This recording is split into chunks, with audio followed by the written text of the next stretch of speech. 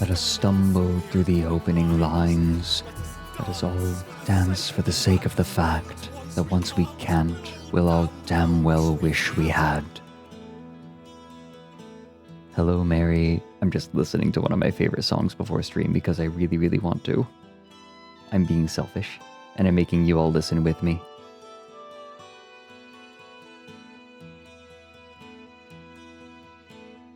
This is Precipice Pirouette from A Forest of Stars.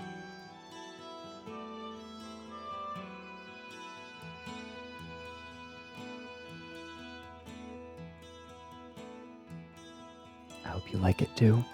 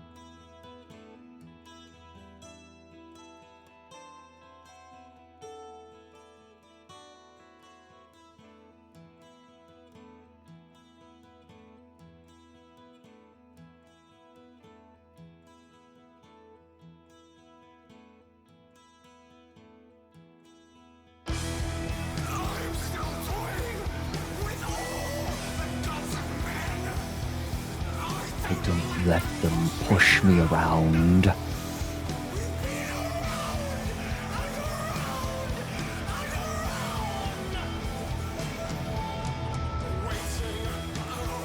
Chance to populate.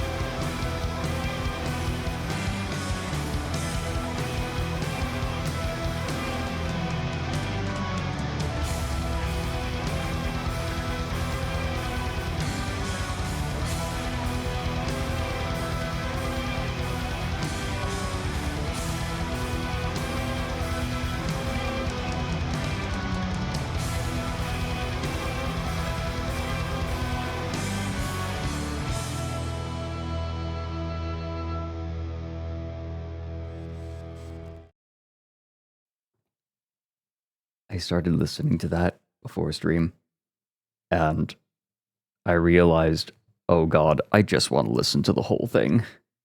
So I decided to I just decided to listen to it for the beginning of stream. I don't think the band will mind. They're pretty chill. By the way, for those wondering, that was Precipice Pirouette by A Forest of Stars. God, that song, ugh. So beautiful.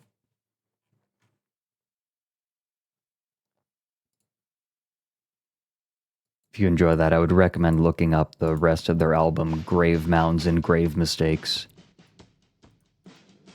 That album is really meant to be listened to in its entirety.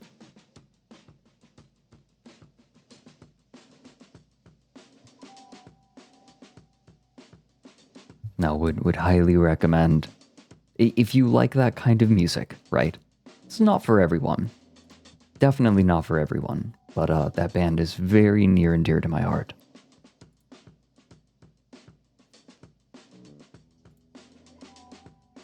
Very close to my heart. Is it cheesy to say that a band saved my life? Their music was there for me during a very difficult time. It is cheesy, but it's true. When someone gives a voice to something deep inside of you that you don't have the ability to, or necessarily energy to let out, bless them.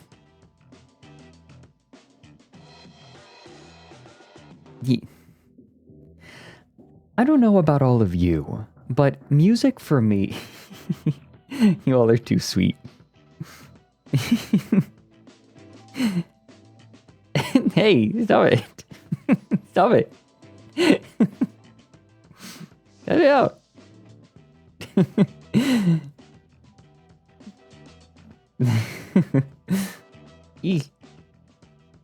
Thank you for the raid, Mary, if you're still here. I'm getting bapped.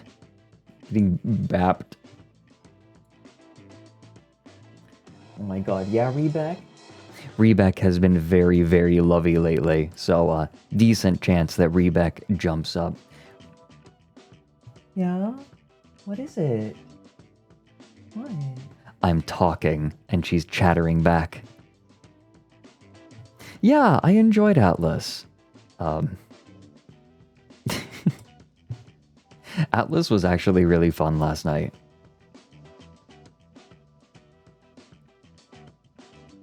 Although, my concern is that combining our chats maybe, I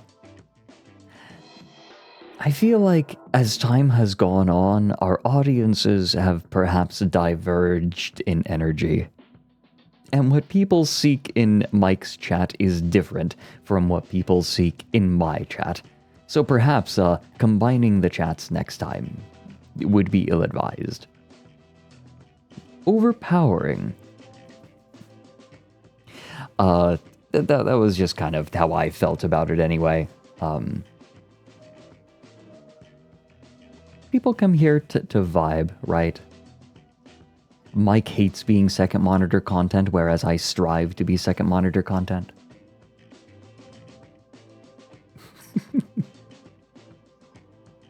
Yeah, we were drowned out a little bit. I'm glad that I tried. I'm glad that I tried it out, and I certainly will use it again in the future. But maybe I hold off with Mike.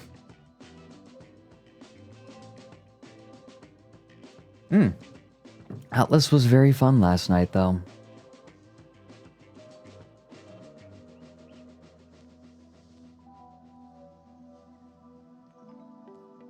Yeah, with more balanced audiences, yes. I don't know about all of you, but rather than using music to counter a mood, I use music to dredge up things that otherwise refuse to reveal themselves. so I can... It's cleansing, right? The reason I listen to such intense music, I listen to a lot of intense music, and the reason I do it is because it dredges up those emotions that are otherwise stuck at the bottom of my spirit. It is therapeutic, yeah. I need it. Hello, Mandy. Yeah,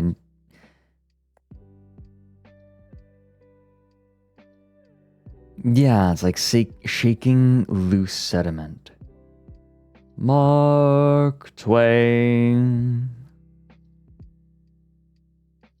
Yeah, me when I discovered Wishmaster.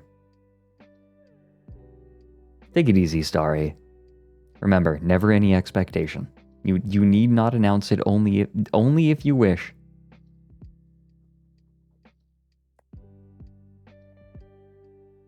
Oh, whoops, I turned off text-to-speech while we were listening to music. Here, I can fix that. You are both of my mind and second monitor content at the same time, cause lately how I'm watching your stream is putting you on the main monitor, but laying down at bed and playing Balatro. I'm main monitor content, but you're not paying attention to the main monitor. New anxiety for Mike unlocked.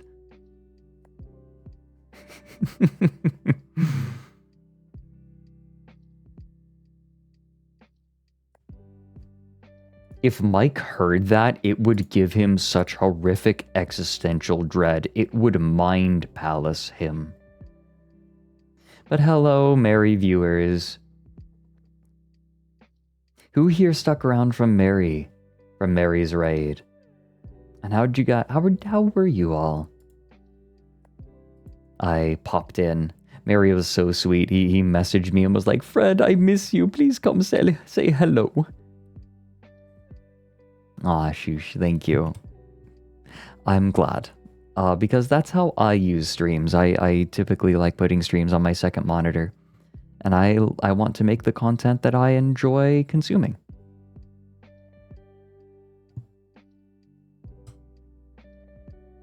I hope you guys were comfy during Mary's stream. I would like to start playing Final Fantasy XIV. I would like to start playing it every Friday, I think. Potentially. Potentially Friday. Might move the day eventually. But I want to start on the 24th.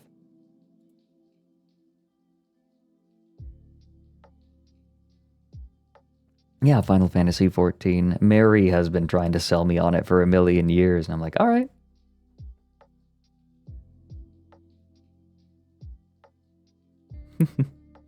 I am torn between making a dragon fella or a cat fella.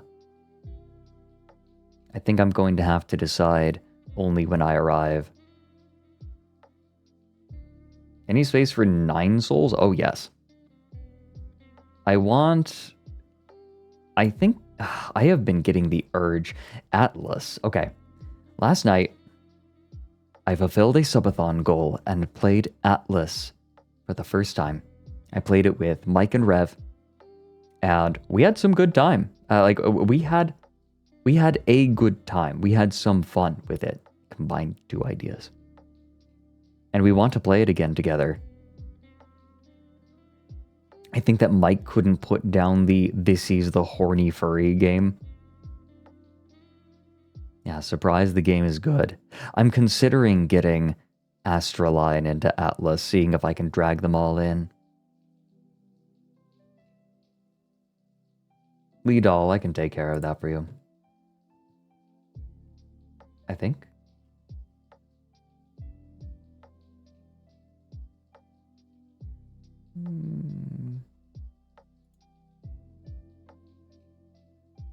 There. Done. If I can, once I have my Andre model. Now I'm getting paid cash with Atlas Earth. Yeah, Yeah. land all across the globe. The next wave is digital, catch me on the way up. The glow up is visible, couple more. Watch mine gon' go up, it's about to go nuts. It's about to go nuts. Now I'm getting paid red in cash with Atlas Earth. Atlas Earth. Atlas Earth. Because we played Atlas last night. Twetch, you know, I was expecting the same thing. I am not a huge fan of MMO grinding, but I think that the combat was just engaging enough. I also harbor a lot of nostalgia for Phantasy Star Online, and Atlas's largest influence is very clearly Phantasy Star Online, to the point where I could tell that the teleportation pad was an entrance into the boss arena. The structure of the world, the layout of the world, is very similar to Phantasy Star. And it also has that, it has almost MMO-y combat with some need for good positioning. How do I put it? Movement tech, I guess.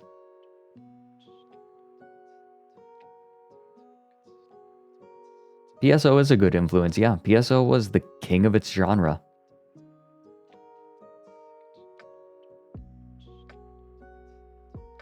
Yeah, the loading screens are also very clearly reminiscent of Phantasy Star Online.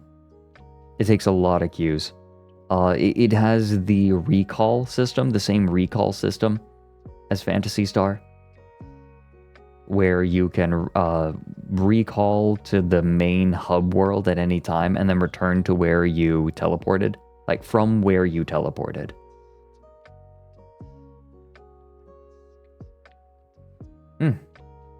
But yes, I always did love, even the healing. The healing is the same, where it is AoE instead of targeted. The music is lovely too. Yeah, PSO makes me happy. What can I say? And I feel like the game had just enough variance to keep me engaged. I'd like to play it again. Though, I feel like the parrying system in Atlas made me want to play Nine Souls again really badly. I'm going to start over. I want to go full parry build. I want to get good at parrying in Nine Souls. Nine Souls is a very tricky game, but it is so satisfying to parry. It also has some of the most badass boss music I've ever heard.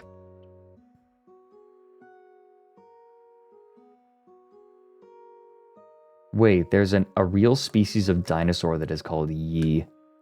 That's amazing.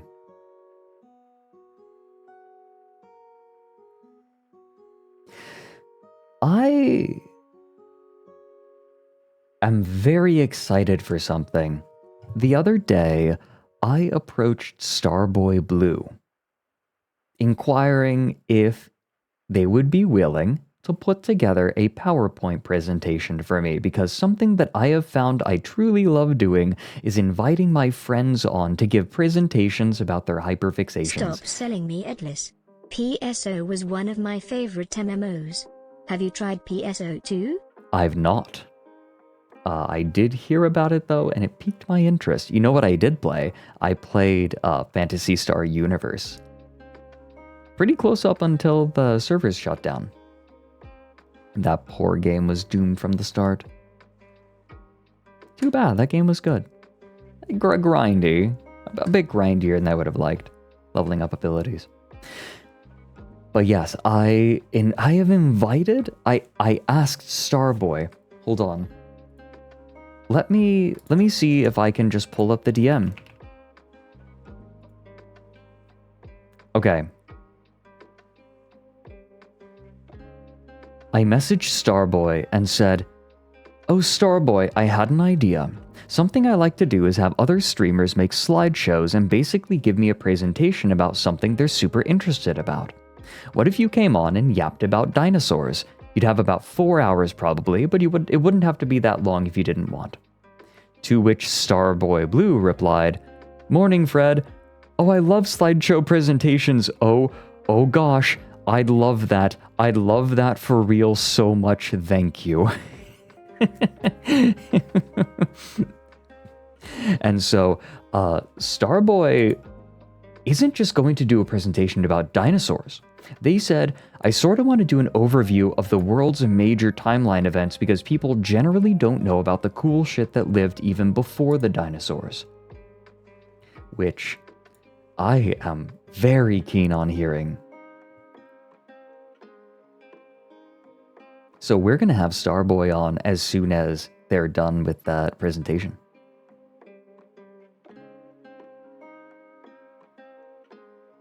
I have very cool friends. So Fred, after you went offline, why did you start playing Atlas again? Was it the allure of the 18+ furry roleplay hot sweaty changbang ERP servers? I bet it was the allure of the 18+ furry roleplay hot sweaty changbang ERP servers. Quiet, shut the fuck up about that. What the fuck, emoji? You're just gonna sell me out like that? I will put you in the dumpster again. You know I will. I have no compunctions.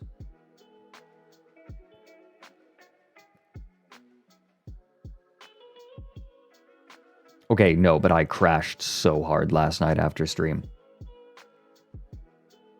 I crashed extremely hard last night after stream. Because I was up until, 3:30 a.m. And then I woke up at 9.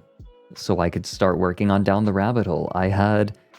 I got some script done today. I started on the script of the second video in production. I'd like to have the script done by the 26th. That's the goal. And I had my first weekly meeting with my team, my full team. We're having weekly meetings now to make sure that everyone's on track, share their progress, and get assignments. With a good time. Aww. I've not seen that emote from Ritual Neo. That is so cute. Please sleep. I will. I'll sleep tonight. I just have a lot to do. My work days consist of 5 hours of Down the Rabbit Hole work and then 5 hours of stream. Is it true that I hired Vex? Yes. Vex is, not hired. Not yet, right? We're in a trial period. They're willing to basically intern right now. I'm hosting a panel with slideshow on Teratophilia, aka Monster Loving, this weekend. Powerful. Monster Mama, you will fit in well here, I think. But yes, it's sort of... Vex has offered to do some research work for me to see if they like it. And if they like it, then we're going to bring them on full-time. So far, they have quite enjoyed themselves, and they have done quite well. They have been doing very, very well. Because really, the research has been the choke point. So having someone on to help research is making things much, much faster. And for this, I am profoundly grateful. I would really like to bring them on. At least part-time. Hey, Viscous. I am thinking... Okay, so actually, Viscous, I need to talk with you because I had an idea. What if I brought on... After I release the Foxhole video, which will have to be at least next month or after, unfortunately. Because I am still waiting on graphics. He's making progress. But I would like to do an Owlet stream where I just pick a front. Like I pick a front and then we fight. And Viscous, do you think you would be willing to organize an FMAT op to help support that? You know, make sure we got our low casters and everything. Make sure we got some mammons.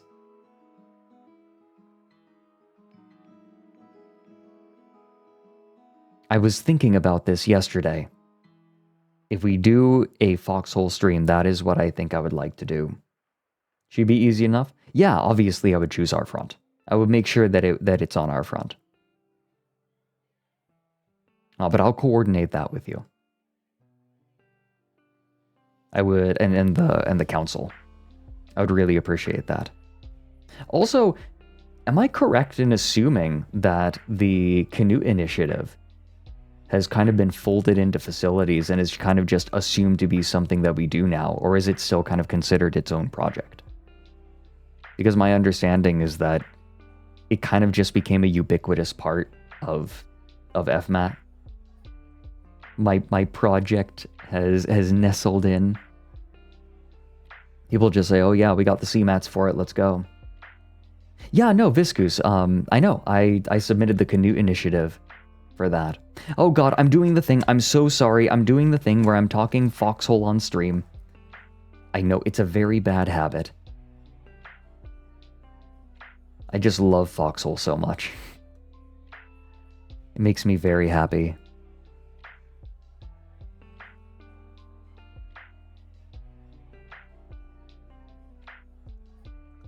Oh my god, Ika Pika. I'm assuming it's like bull semen, because that is expensive. Yes, Viscous, I saw. Cartographer and I were also... Okay, you know what, Viscous?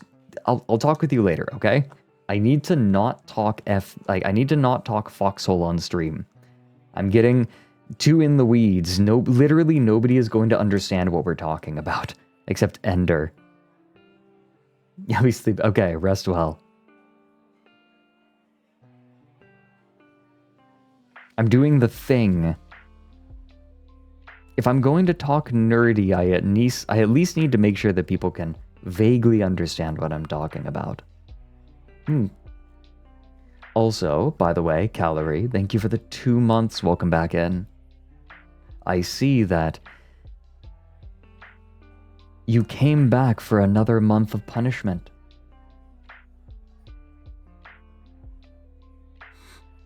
My Discord is sending me memes. Stop posting about Foxhole. My Discord is sending me memes. My friends are sending me memes.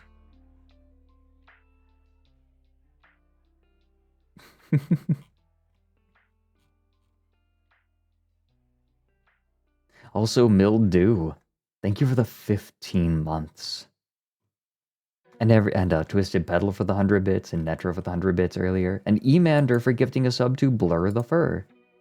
Who dat? Oh, they look cute.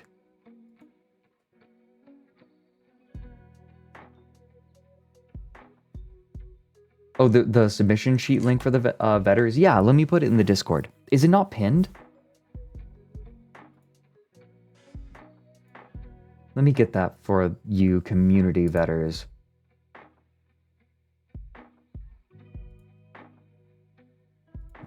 See?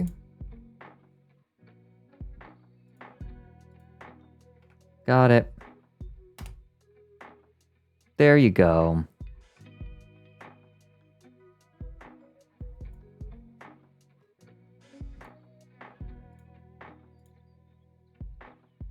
No. Iron Fox. That's the submission form. This is the community vetters okay, so the way that viewer submissions on the stream work is, we have viewers submit things that they want to show on stream day of, and then we have a small cadre of people who like trusted community members, who go in and review the submissions and give it a thumbs up or a thumbs down. So all of the submissions go into a spreadsheet, and the link to the spreadsheet is separate from the link to the submission form. Yeah. The form looks really nice, by the way. Who was it again that made it look so pretty? Remind me. Oh, Monster Mama, I hope that my streams can evoke a similar quality. My streams are strange, sometimes cursed things. Ooh, so by the way, Friday, we're going to have Ryan back on.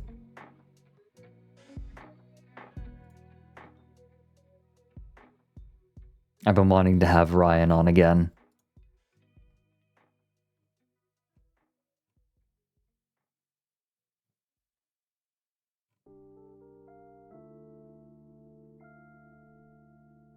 And then Saturday, we are going to get to jingle the keys.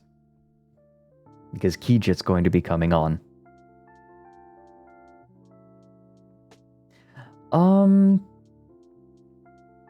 So, Ika Pika, it's tricky, right? Like, that sort of size of content is... It's not really what we're going for on viewer submission days. You know what I think would be nice, now that I think about it? Hey, Owlets, what if we had a viewer-suggested topic channel in the ASTRALINE Discord? Perhaps it would be a channel that's only visible to Owlets, like people who have the Owlet role. So specifically people who are there for this stream. So things that maybe don't fit in the viewer submission size, because viewer submissions are either for very small things, which we can look at very quickly, or very large things as a suggestion for a later stream. And mid-sized things aren't always great. Could make it a thread. I would like a channel that I can peruse. That would be a little easier for me to peruse. Yeah, basically you make a little pitch. Like, it could be a pitch. I think that like a short couple sentence pitch for a topic and then a link or relevant links. That sounds nice because all of you have the goods. All of you have such interesting things to share.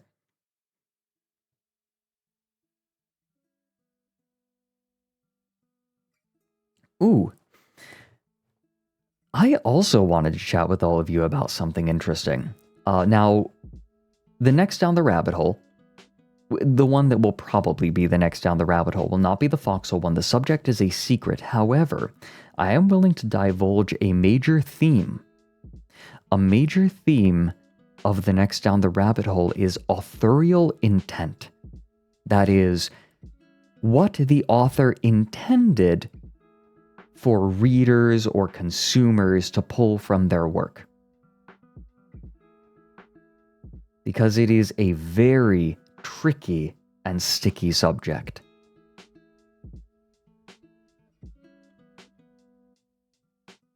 And it has forced me to interface with it in an unexpected way. How much do I divulge? You all can keep a secret, right?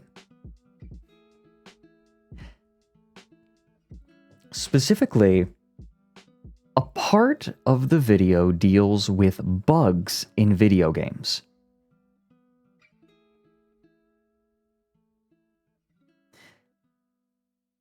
And things get sticky when you look into the code and ask, what was the author's intention?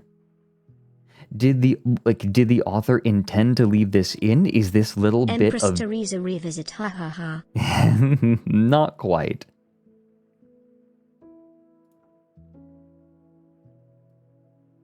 But it makes you, like, you can look at the code and say, oh, there was supposed to be something here. This looks like junk code. But sometimes developers will simply remove the flags that make that bit of code work and leave it in because it's not worth it to go in and excise all of this code. So authorial intent when it comes to coding in games can be very, very complicated and sometimes impossible to parse. And that is something that I had just not really considered before researching this down the rabbit hole. We're talking about not the Foxhole video, different one that I'm working on right now, much smaller. I hope to have the script done in the next couple of weeks. It is a tangled issue. Like, how do you figure out what was intended when there's a bug? Did they just forget to remove all of the flags? Did they forget to excise all the content? Or did they accidentally leave something out? How do you determine the author's intent when it comes to fixing bugs?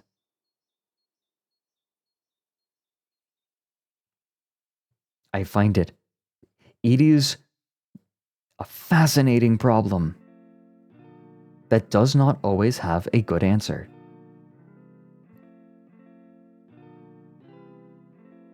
Yeah, this video I thought was going to be a lot more straightforward, but it got quite tangled quite quickly. Not so much in terms of having to dig deeper for research, but more in the themes and the complications. Right, just the material that is there has some very interesting conundrums. And I hope that comes across well. Because sometimes developers purposefully leave bugs in because they like them. Because they're funny, or they add an interesting element to the game. Sometimes bugs can make a game. Think about wave dashing. Well, wave dashing is not a bug in Melee. Wave dashing is also, what do you consider a bug? Because wave dashing in Super Smash Bros. Melee was not an intended idea. It was not an intended interaction, but it comes about as a course of other mechanics working precisely as they should. Rocket jumping was a bug, yes, and it became an important core mechanic of other games. Is wave dashing a bug? Does it not just come out of existing systems? Another example of this I learned when I was watching AGDQ's, I was watching a speedrun of F-Zero GX at AGDQ. In F-Zero GX, there is a technique where you slide, and it looks like you should not really be able to do it. It looks almost like an exploit, but it's faster, and they left it in. Shift boosts. Yes, that's what it is. Shift boosting. Now, you would look at this and think, oh, this is a bug, but here's the trick. In the game, you can race against the ghosts of the developers. So the developers raced their own tracks and logged their best time and recorded their inputs, which you can play back in the game. You can see exactly how the developer played a level. And in one of the F-Zero GX levels, one of the developers used this technique, shift boosting. So the developers were clearly aware of this technique, and yet they decided to leave it and in fact utilize it when they made their own ghosts for their own tracks. So is it a bug? Is it? Or is it a technique that they liked and decided to leave in? Now, the game certainly might not intend for a casual player to do it, but it adds a level of depth. MX Claire, did the ghosts include other tricks? That is fantastic. And this is something that I quite enjoy about gaming as a medium. When someone finds something tricky or interesting, it can become codified as a way to play it. I think about Dota, right? Some things, some interactions that weren't necessarily intended, or metas that weren't intended, eventually became understood to simply be the way that you play the game. Now, does it make the game like much harder to penetrate? Yes. But it's kind of beautiful, isn't it? They see that they created a system, they see that people are utilizing the system in unexpected ways and having fun, and so they allow it.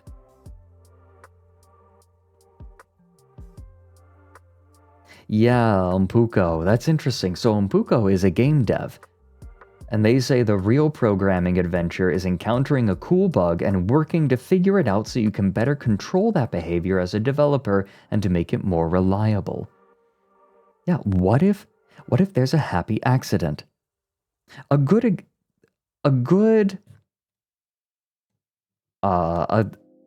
feel like I, as a writer, experience that sometimes, where sometimes I will write something and there will be a nice bit of alliteration or an accidental rhyme or a just some sort of resonance that I did not intend to put there, but then I see it and I say, wait a minute. Wait, this is good. I'm going to leave it. It's an accident, but I like it. So I'm going to leave it. And it works.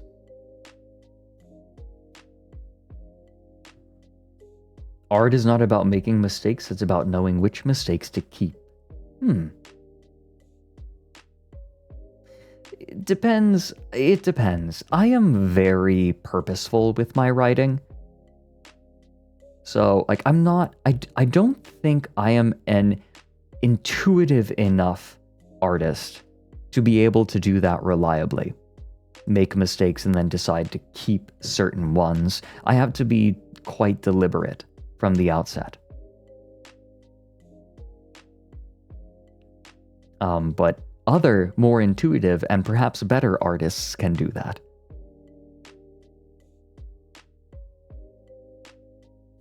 Meow, meow, purr. That was intentional. The meow meow purr was intentional.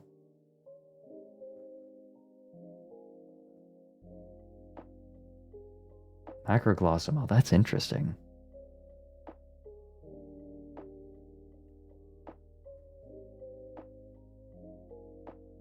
Oh, that's interesting, Snakey. Something I have noticed about people who speak English as a second language is they will have unique perspectives on it. And they can create things that I think English as first language speakers would never think of. They think about the language on a more fundamental level, frequently.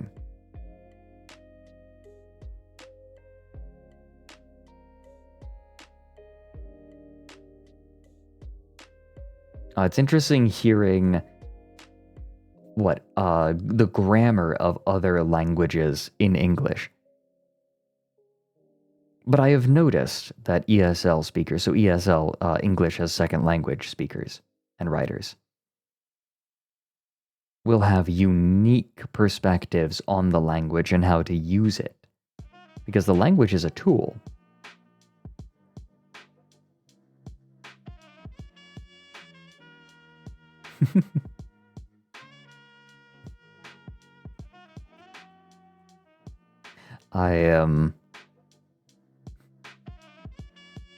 Thank you for indulging me as I talk about very specific and peculiar artistic concepts. Ooh, another thing that I was doing the other day, I was continuing work on the short story. I recall someone suggesting hand tracking to have tubers do sign language. Ah, Monster Mama, thank you for the 7 months.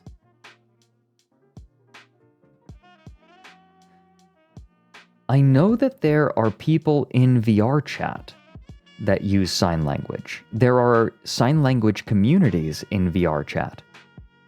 I learned about that recently. They had a small booth set up at their New Year's World.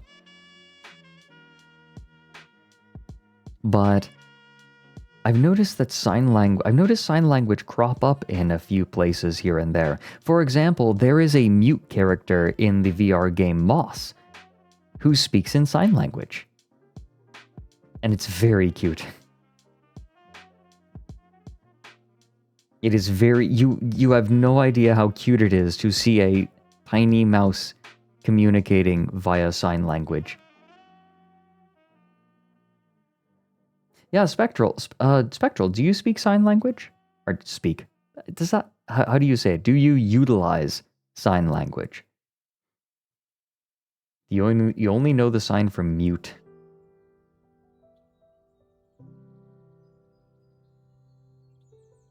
Yeah, Spectral is mute, but is very animated in VR, and it is delightful.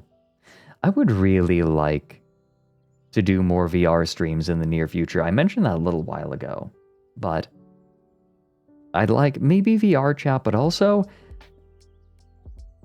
I kind of want to actually finish a playthrough of Half-Life Alyx, because it's satisfying. The shooting in that game is very satisfying. I really wish that Half-Life Alyx had more shooting. Which maybe is a... what? Kind of a meathead take.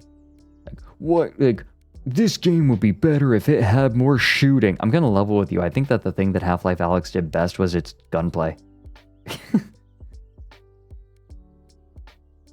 Oh yeah, Soup Spoon. I saw that too. I saw the post a while ago. Is signing with a broken hand a speech impediment?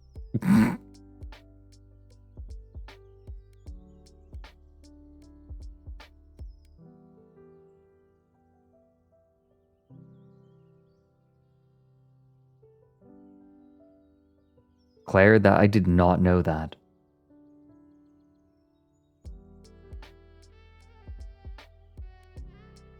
The Combine retrofit. Yeah, right? I really appreciate the way that the Combine assimilate humanity. It's very uncanny in a lot of places. The design of Half-Life is just fantastic.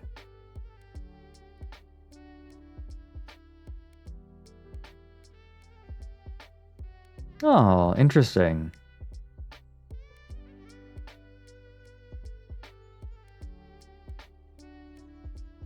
That's interesting. Okay, that makes sense.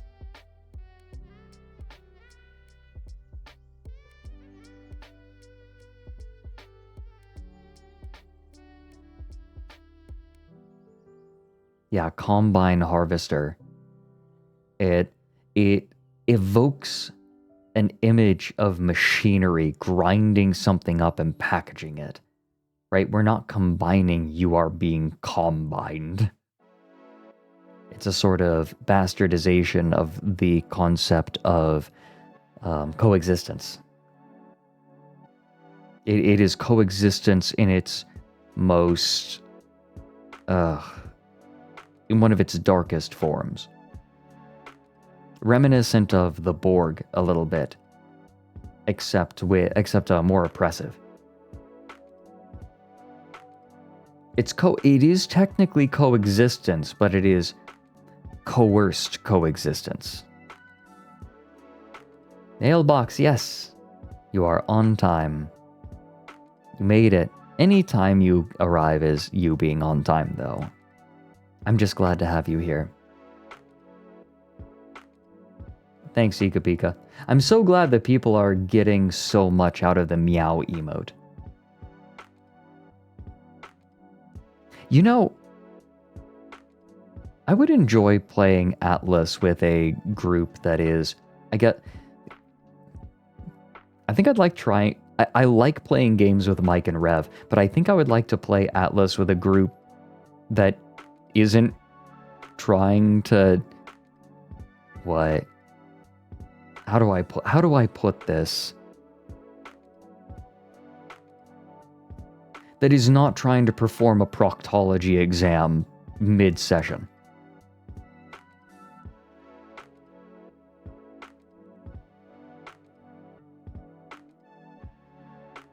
Ooh, Spectral, that's cool. Wait, that's really cool. Okay, Spectral, hit me up with those levels. That might be fun to try on stream. Ask a Demi. Ooh, Demi. Maybe I could get Demi and Maple on. Maybe get Alfie on again, please? Absolutely. I wonder if Alfie would be down to try Atlas. Or would she simply shrug? Ah, wait, that's the wrong button. Ah, wait, do I even have a button for what I want? What does this do? Oh, that just moves me there. Why did I have that? I have a bunch of vestigial buttons on my stream deck. Chikubiratus. Oh yeah, that's true. Ompuko. We could get you on. Finally.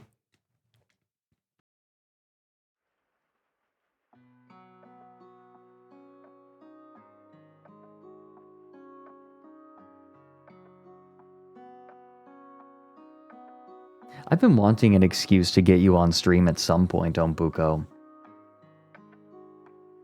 Yeah, we've been talking for ages about getting you on stream. I'm excited. I'm excited to be doing collabs again. It's something that I haven't gotten to do a lot of for a while. I'm glad to be streaming with other ASTRALINE members. I'm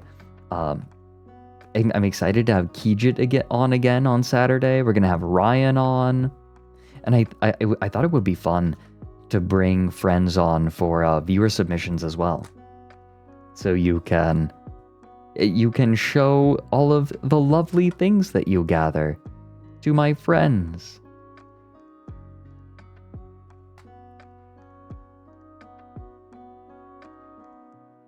Ooh, okay. My throat has been horrifically dry today, so I am going to be careful with myself and make another cup of tea. I am having some sencha today, in a mug. So I'll be right back, everyone. It'll be just a couple of minutes. Just need to heat up the water. So I would highly recommend that if you have not done so yet, you stand up, stretch your legs, stretch your arms, get yourself a sippy. Maybe a blankie, if it's cold out today. Blankie. Yes, that'll do. I'll see you all in just a couple of minutes. Don't be long.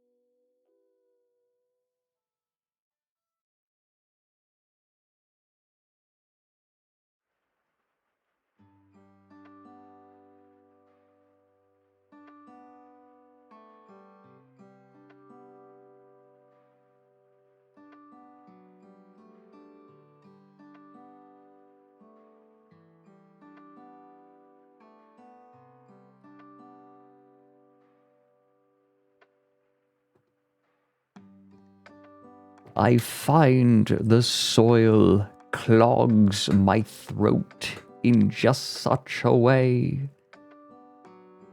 Hi. Ooh, that band that I was sharing when we started stream, by the way, they have lyrics that consist entirely of banger lines.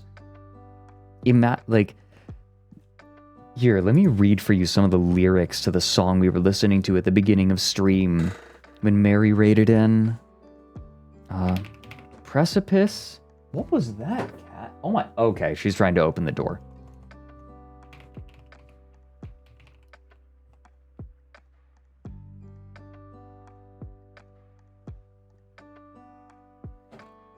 Here. I wonder if Dark Lyrics has it. Right. This is all rot, and oh, how we dance and pirouette amongst it all. Wouldn't dream of feigning smiles whilst carrying your dead weight through life's circus. If this is human nature, concrete it over and have done. Every single line just goes hard. Ika Pika, what are you talking about? We are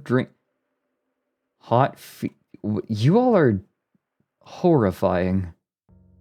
It's just a wall of it.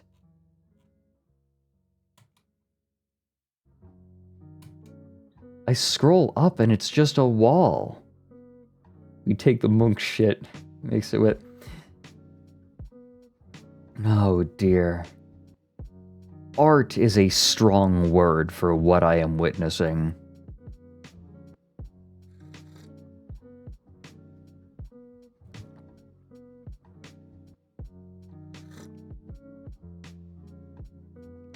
I appreciate the person who just decided to replace the copy pasta with the word twink over and over.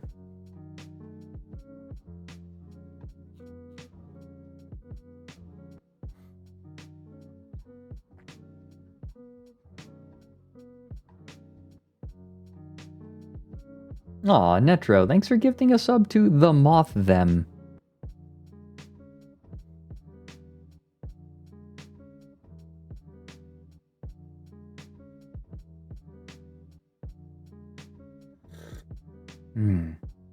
I absolutely needed to make sure that I got tea because on days where my throat is feeling dry, hydration, especially then, hydration is always important, but on days where my throat is especially dry and I'm streaming, I must hydrate. I must make sure.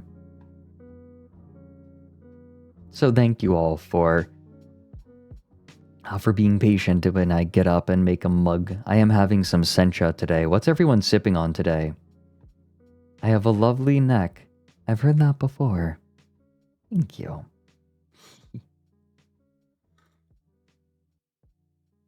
I have been told that my skin is very soft. My hands especially. Fun time. Chocolate truffle tea. Ooh, right. Yeah, you get a lot of blends from Adagio, right? Cinnamon black tea. Flavored black tea is good. I can't complain. Earl Grey. Earl Grey is quite strong for me, much of the time. I have Earl Grey, but mostly to make sure that when I offer tea and someone asks for Earl Grey, I can, I have it. Right. It's such a classic. It's funny, right? Because Earl Grey is the classic Picard tea, and I don't even like it very much. Even as a tea addict.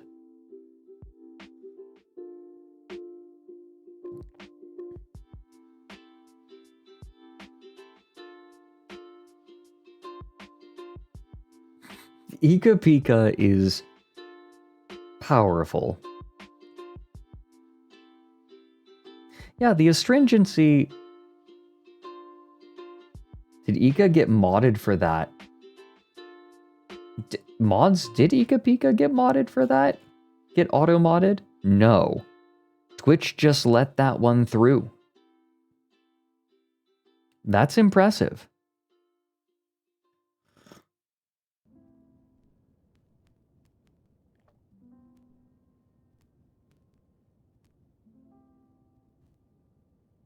Yeah, so Soup Spoon, I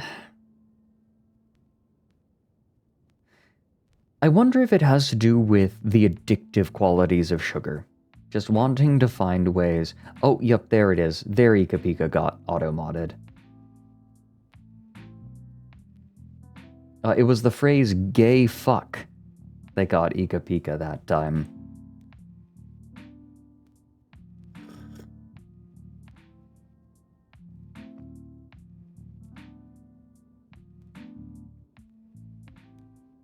Ooh, Fat Nuttin Park Planet Coaster construction going good. Your underground mine train ride is done. Ooh. A dark ride a la Haunted Mansion with floating books in a moving library. Ooh. That's cool. Wait. Can I make a request? Is it possible for you to make a slow ride based on Willy's Chocolate Experience? That terrible, terrible, attraction.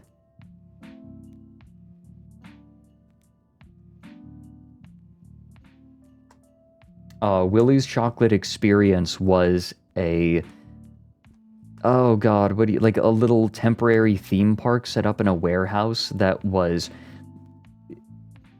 had advertisements made with AI and a script written by AI that was completely impossible for the actors they hired to perform.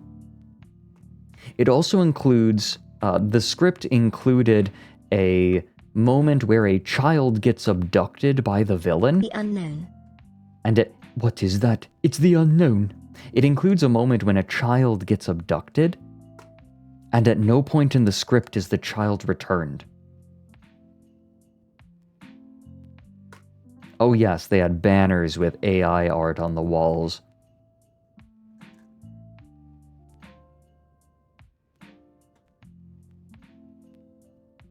Yeah. You end the attraction -1 child.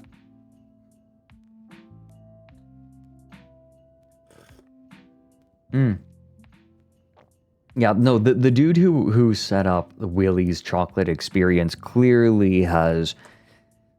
what? He's one brew short of a 6-pack, we'll say.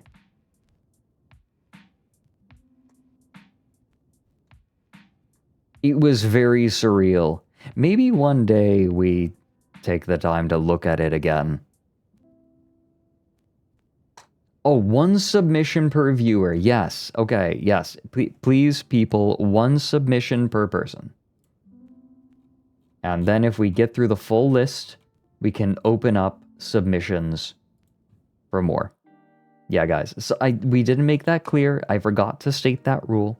1 submission per person for viewer submission day until we get through the whole list.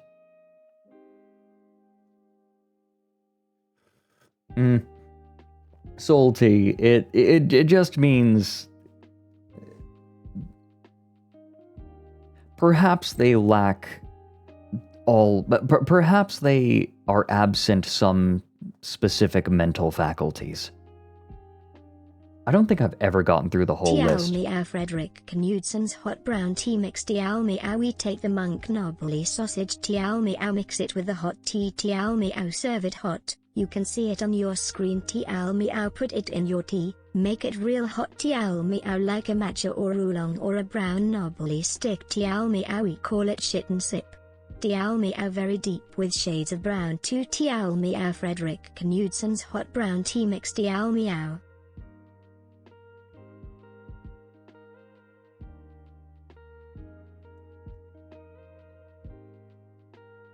You done? You done, you little shit? Okay. That's quite a yapper you have on that face of yours. Oh, what day is it? Wait a minute, wait a minute. We are... Tial me out twink, tial me out twink, tial me out twink, tial me out twink, tial me out twink, tial me out twink, tial me out twink, tial me out twink, tial me out twink, tial me out twink, tial me out twink, tial me out twink, tial me out twink, tial me out twink, tial me out twink. Wait, this is a sick beat. Tial me out twink, tial me out twink, tial me out twink.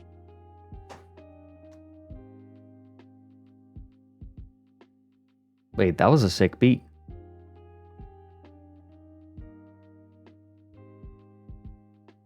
Lobsop because they need to remind me of my place, apparently. New beat just dropped. Yeah, it's the last bit where the inflection changes. Always. Ooh, okay. On Saturday, I had an idea. Because we're going to have Kijit on. I have missed Kijit.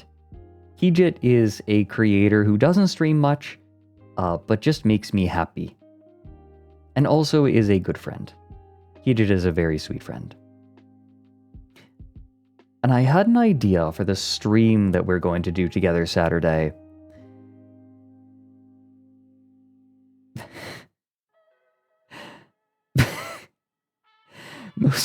I'm sorry, I'm laughing just thinking about it.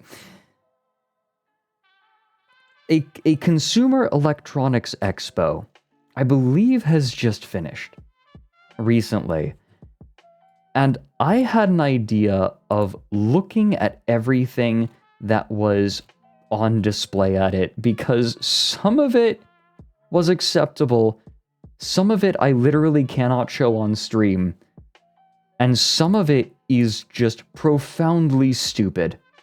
In fact, I want to show you all the stupidest thing that I saw coming out of that expo. Because I want you all... Like, I feel like I need to get this out. Let me see if I can find this. I believe Vex DM'd it to me. Uh-oh, did they? There's a girlfriend robot there. Also the LGI demos and re funny and scary at the same time. Oh yes, Netro. Those robot girlfriends are peculiar. Is this it? Oh, no, that's not it. Not that. That's for work. Not that. That's just a cool little game. That's a adorable gay comic. That's kind of funny. Is this it? Nope. Okay, I'm gonna have to Google search it.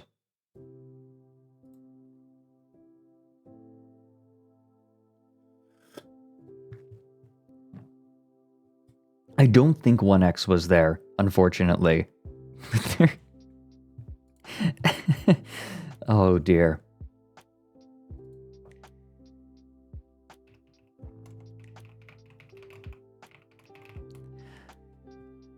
The stupidest thing. Okay, here we go. CES 2025. Are you all ready to see the most pointless invention that I have ever seen in my life? The worst idea. Earnestly, this might be the worst idea that I have ever seen. Earnestly. The worst concept for a product. And I'm not talking like stupidest. I mean like this is completely pointless. Like I cannot imagine a situation in which you would want this. Allow me to introduce you to the Fufu. This is a little It's a little bit of plastic with a fan inside of it that gently blows air out of its mouth, intended to be used on hot drinks to help cool them down. Now, here's the problem.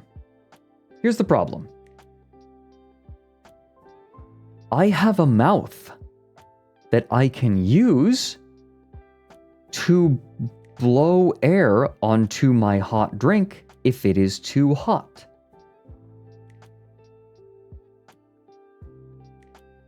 Now you might say to yourself, but Fred, what if this is an accessibility object? What if this helps people who maybe don't have the capacity to blow on their drink?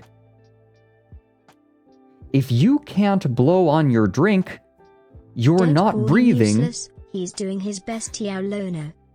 If you cannot exhale on your drink, you cannot breathe, and you are either dead or locked in an iron lung.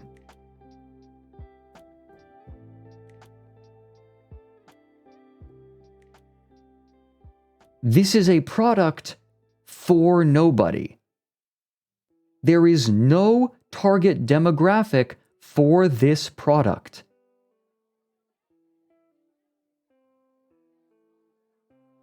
Oh yeah, polio is coming back, so maybe there is a demographic of people who won't be able to breathe soon.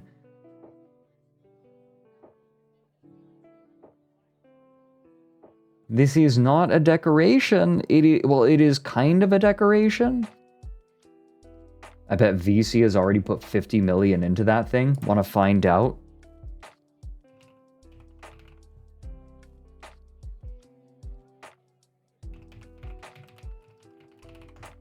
Let me see.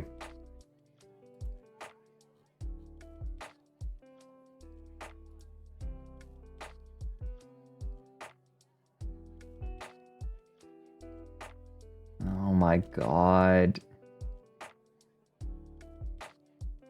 It's selling for about 25 bucks, by the way.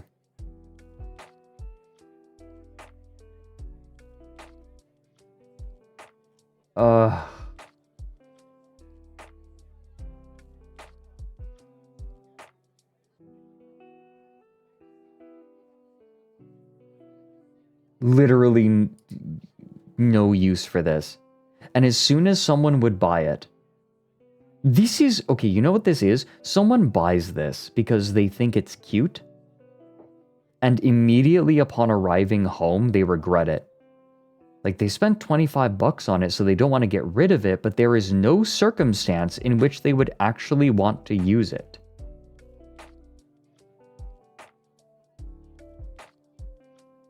This gives me a stream idea. Looking through old Sky Mall catalogs. This is a sharp Arimigas item you would buy for $50. Does the Internet Archive have Sky Mall catalogs? You ready to find out together?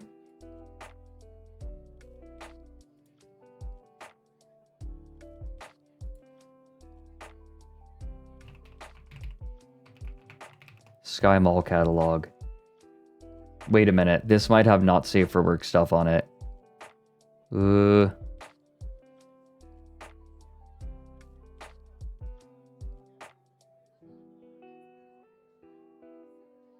USB mug warmer. All it did was get slightly warm. It did not keep beverages warm. Yeah, no kidding. I don't think we got wolf-cocked. I think we're fine.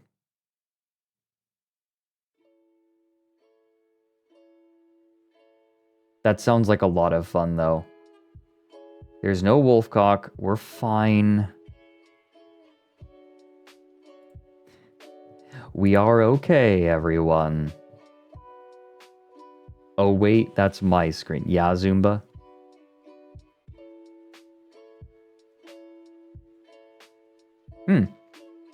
Mailbox hosers, you're in luck. You can submit one of their videos for me to watch on stream. We'll be doing that in about half an hour. So feel free to share. If it's good, if it's over a minute, but the vetters say, nah, it's worth it to go over a minute on it, then it'll be let through. Honestly, if you think your submission is that much of a banger that you think it should be allowed over the 1 minute limit, then you can submit it, but like, don't be surprised if it gets rejected. It's gotta be quite Fredcore to bypass that limit. What is wolfcock? Okay, let me explain. I'm so sorry, I just use that term and people are like, what in the world are you talking about, Fred? Oh yes, images are just fine, Odoso. Images are just fine. This is not just a video submission.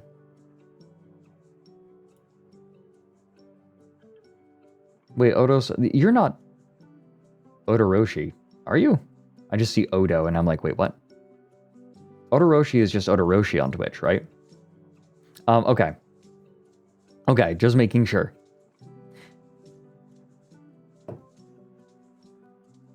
A while ago, I saw a funny animation of a fake Game Boy game that someone made. It was a video, it was a fake introductory animation for a fake game called Somebody Stole My Cum. And it had a bandit fox with a like bag full of cum and a gigantic schlong out. And I saw this and I said, you know what? Mike would love this. Jabroni Mike would love this. So I linked it to him in Discord.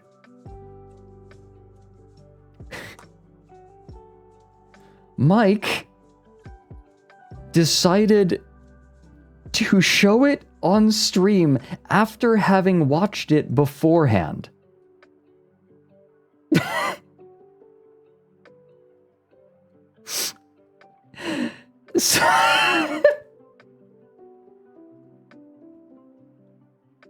And so he's staring.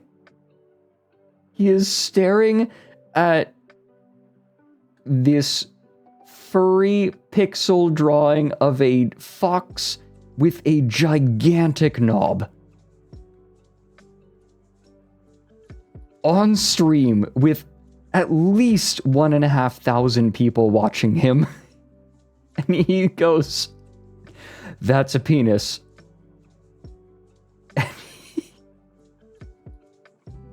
And he immediately nukes the VOD and the dozens of clips of that moment.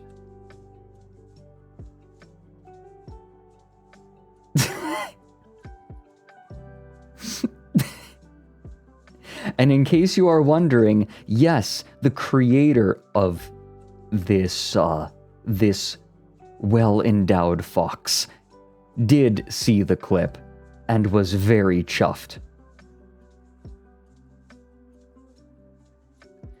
I think the thing that was most remarkable is how he missed the massive phallus staring him in the face. It was returning his gaze with a one-eyed stare.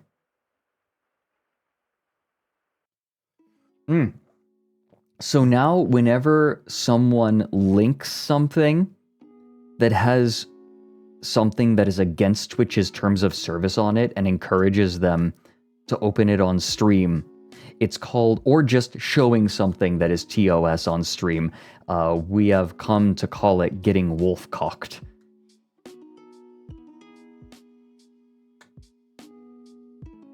Because I sent him the link, and the assumption, of course, is that I'm sabotaging his stream. And we have the link. That is technically against Twitch's terms of service, because I would be linking pornographic material. So I cannot, no. But I'm sure that if you do a couple of quick searches, you can find it.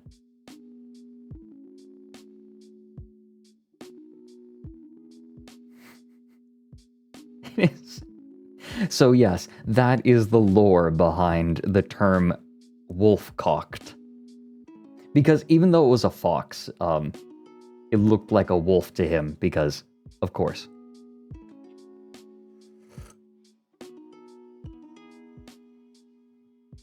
It is very funny. If you can find it, it's very funny. I find it funny, but then maybe my sense of humor is just a tad juvenile still.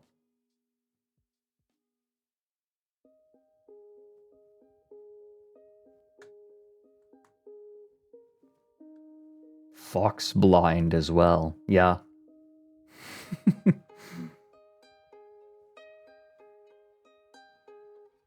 No, yeah, no pretzel. I wouldn't blame you for thinking it's related to wolf job. You'd put a little wolf job there.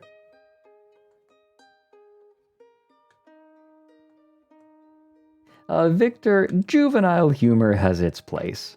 I think it has its place. Hey, it was good enough for Shakespeare. Whenever I get self-conscious about having a mildly juvenile sense of humor, I just remember Shakespeare. How did I end up meeting Mike? I met him at a convention. I met him at the Too Many Games convention, at a creator party held in the lobby of the hotel where all of the guests were staying and all the staff were staying. Big party, lots of drinking. And I met Mike there. In fact, I think it was Vinny. It was Vinny Vinesauce that introduced me to Mike. And we just were chatting at this party, and we ended up spending almost the entire party just hanging out and chatting. And we vibed so well that we said we gotta keep, like, chatting and hanging out. And so we did.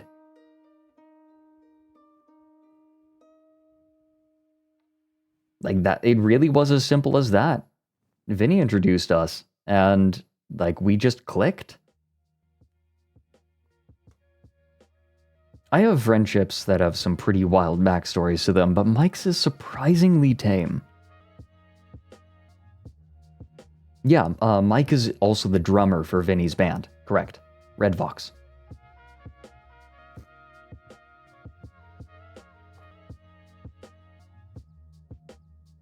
It took us a long time. It took Vinny and I a long time to actually talk again. But Mike has been a steadfast friend ever since.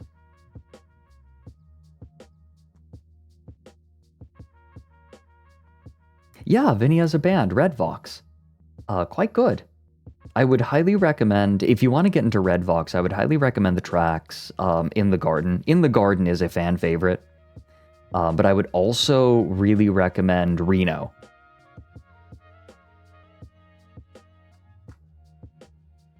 Yeah, Vinny handed me a physical copy of Another Light. And it was in my car ever since.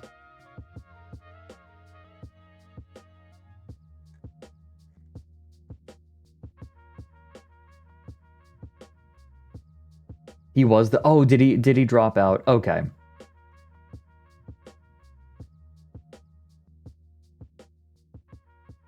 Gotcha. Yeah, he has back problems, and drumming exacerbates them. Okay.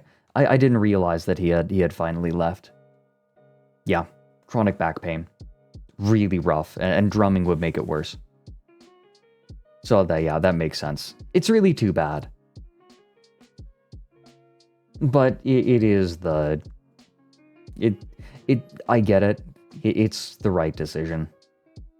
He has had back problems for quite some time. And it's definitely the right decision. It just is really too bad.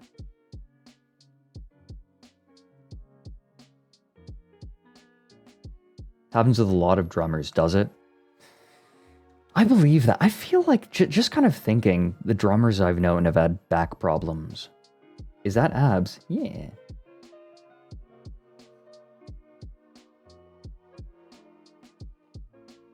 Yeah, Chaos Entity. That's super valid. Yeah, it's too bad. Hello, Manly. And Clown Pubes. To the both of you, welcome in.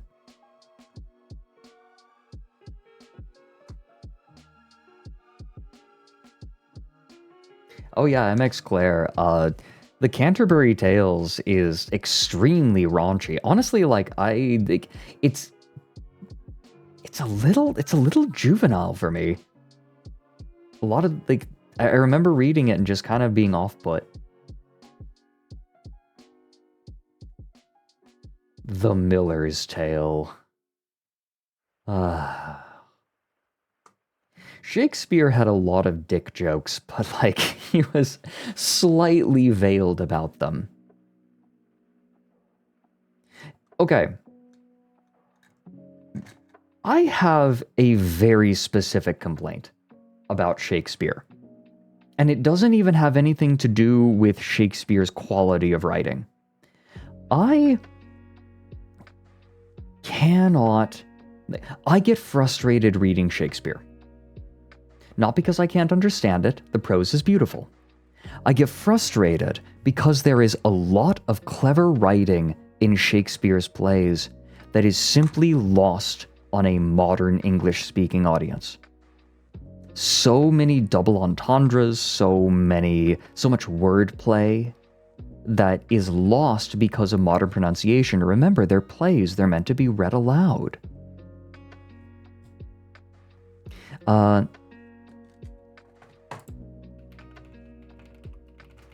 Let me see if I can find the particular bit. Here we go.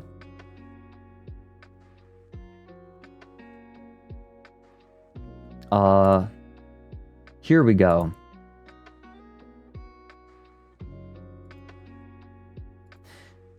A fool, I met a fool in the forest. A motley fool, a miserable world. As I do live by food, I met a fool, who laid him down and basked him in the sun, and railed on Lady Fortune in good terms, in good set terms, and yet a motley fool. Good morrow, fool, quoth I. No, sir, quoth he, call me not fool till heaven hath set me fortune. And then he drew a dial from his poke, and looking on it with lackluster eye, says very wisely, It is 10 o'clock, thus we may see, quoth he, how the world wags. 'Tis but an hour since it was 9, and after 1 hour more 'twill be 11, and so from hour to hour we ripe, and then from hour to hour we rot, and thereby hangs a tale. There's a lot of wordplay going on there, but there's a particular bit there. See, the word hour did not used to be pronounced hour. It used to be pronounced or. Can you see the wordplay going on? And so from ore to ore we ripe, and then from ore to ore we rot. Whore. From whore to whore we ripe. Right? We go from whore to whore and rot a little bit more every time. Oof. Brutal. It's beautiful, and the thing that destroys me is that I will not be able to appreciate the cleverness and the beauty of Shakespeare's writing because I was simply born at the wrong time. And so, instead, I try to appreciate the great writers and artists of today. I tend to enjoy more modern work because it is written for the time period in which I exist. I think that there are a lot of literature buffs that talk about the great writers of yesteryear, but I have good news. There are just as good of creators today. And you can enjoy, and creators who have learned from the vast body of work that has come before.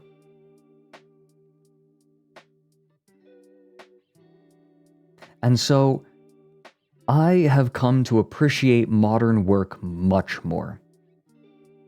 Like Joss Whedon. I'm bringing the party to you. Shut up.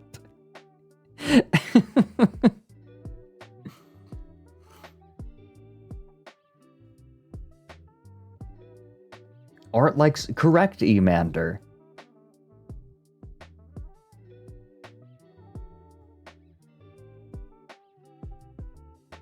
What modern works have I been reading? It's not just reading, right? Remember, there's lots of other forms of media. I think that there are masterpieces in gaming. I think that there are masterpieces of film, of television, of music, right? Appreciate masterful compositions of today. In terms of reading, though, lately, what masterpieces have I read? Let me think. What have I read recently that I would consider a masterpiece?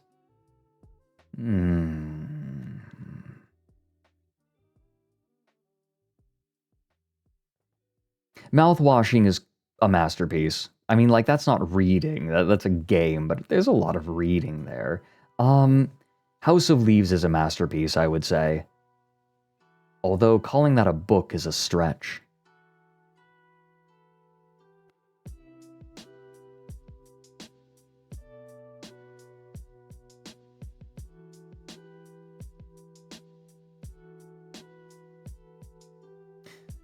What do I consider modern works? That's a good question. Modern is a very relative term. I would say one of my favorite masterworks, it's something that I bring up frequently, politics and the English language. It's like a 70-year-old essay, but it is a masterwork. And it is something that will be taught in English classes hundreds of years hence.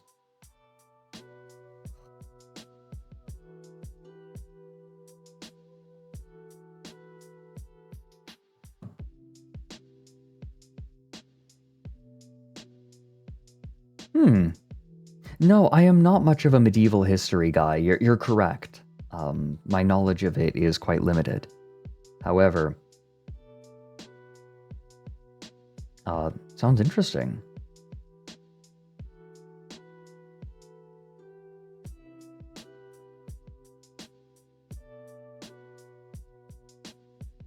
Edgar Allan Poe. Yeah. Let me... I'm trying to think of any stories that I like. Like, he definitely had some masterful stories. But I don't know if there's anything there. Let's see. I'm trying to think of what I've read that would really qualify that I would place that highly, right? He was very good. One of the best. But I'm trying to think if he had a masterwork. I was thinking of playing Kentucky Route Zero on stream, but I also kind of just want to play it on my own. I'm on the fence. It would be a good game to stream. I've played a little bit. I have not played Pentiment.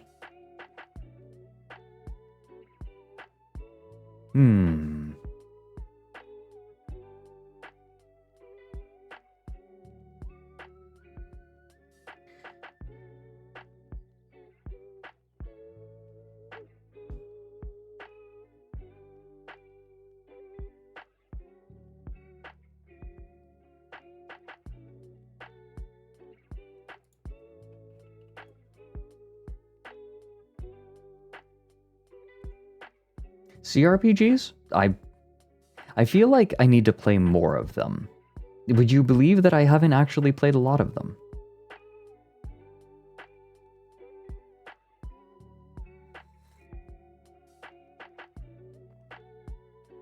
Good to know, Punch Tiger.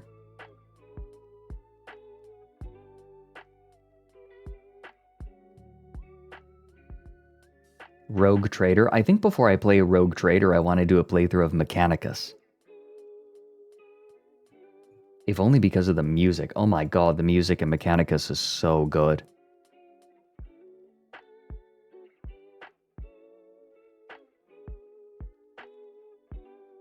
Starboy, we were just talking about you a minute ago. A dino documentary before. What, you mean a documentary about dinosaurs ever? Or is this a specific series? Yeah, I was talking about how excited I am to have you on to give your presentation.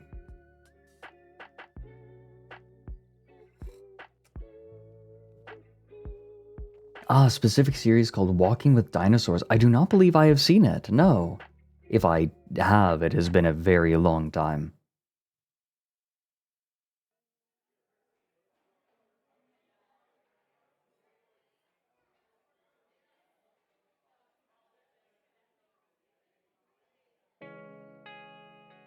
I am trying to think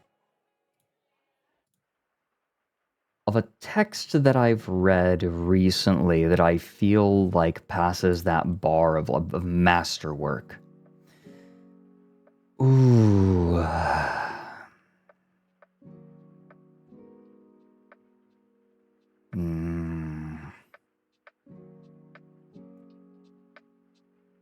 Kaleidoscope, maybe. Kaleidoscope from The Illustrated Man.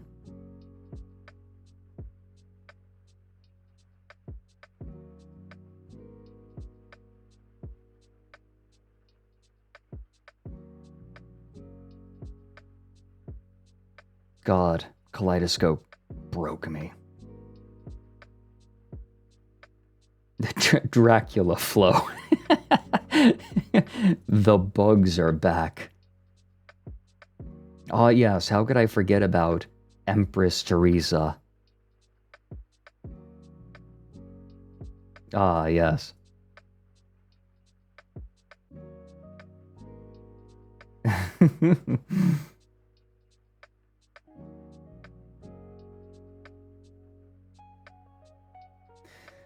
I think that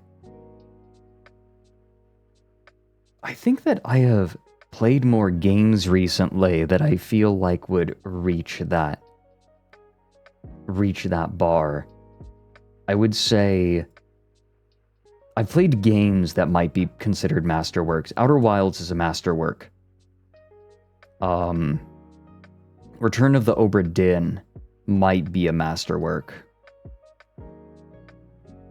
Disco Elysium is absolutely a masterwork. Have I ever rage quit a book? Yes. I don't even remember its name. I remember, like, finding... it was a fantasy novel that was needlessly and pointlessly brutal and, like, you know, killing characters left and right, but not really to any end, mostly just to feel mature. I remember getting sick of it and just giving it to a friend. Like, here, you have it. I haven't finished Hypnospace, so I can't tell you. I couldn't tell you if it's a masterwork, but it's on its way.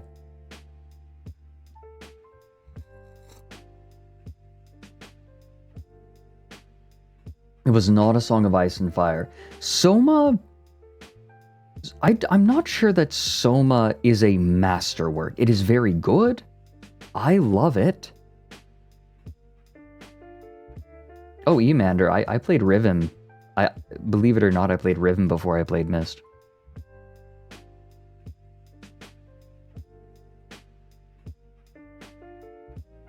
The books within the Elder Scrolls series, I mean, they're set dressing. And they work well for that. 9% of the book were the characters being tied to a chair and having zero agency.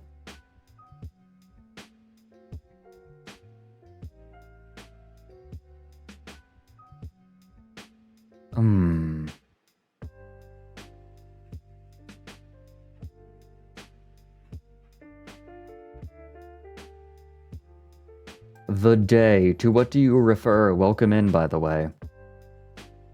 What's your definition for masterwork? Something that on every level works. And works on one of the layers. Works on one of its narrative or thematic layers.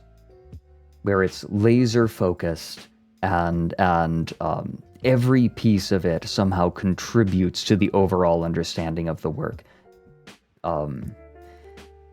and something that is timely but also timeless. Something that explores an idea, if not completely, then so effectively that it's difficult to deny.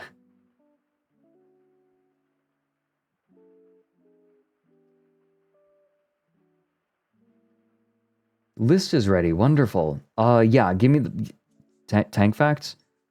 Don't.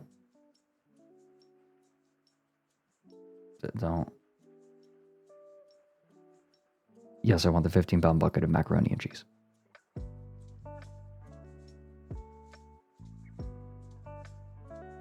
Balatro could be considered a masterpiece in its addictive property. Thank you for the 23 months, Paraseki. And Balatro is a game. It's not it's not communicating an idea. It's fun, right? And that is not to diminish it.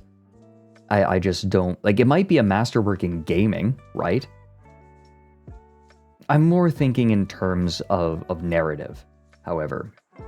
You know what else I would consider potentially a masterwork? Potentially. Inscription. Inscription, I know that it loses a lot of people at Act 2, but it is a game whose game mechanics even are a part of the story, right? Act 2 is less compelling than Act 1 because it is based on game mechanics of a game that failed. So the game mechanics can't be too good. When someone is so good at their craft that they can purposefully make something substandard at the right moments, that shows mastery of the craft.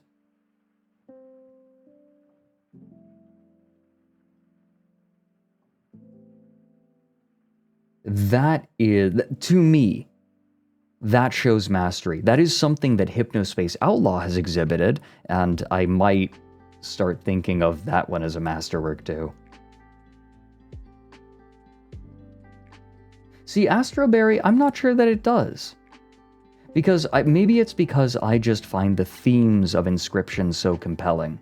I've talked about this before, but Inscription is a fascinating game, if for no other reason than because of how hyper-focused it is on a single theme. I've talked about this on stream before, and those of you who have heard me talk about it before, please forgive me. But Inscription has one core theme that I have identified around which everything revolves.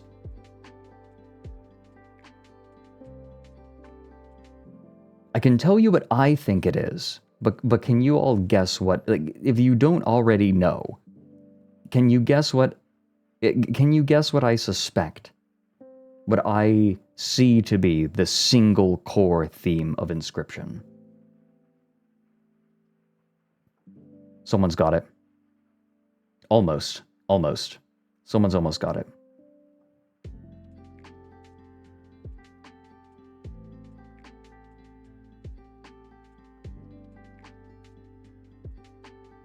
You're getting close. The theme that I identified in Inscription, it took a while. Kippy got it. It's cruelty. Inscription is at its core a game about cruelty in the many forms it takes. Nature's cruelty in how uncaring it is. The brutal cruelty of efficiency and what it means, right? Each of the 4 scribes embodies a different kind of cruelty. Leshy embodies the concept of the cruelty of nature.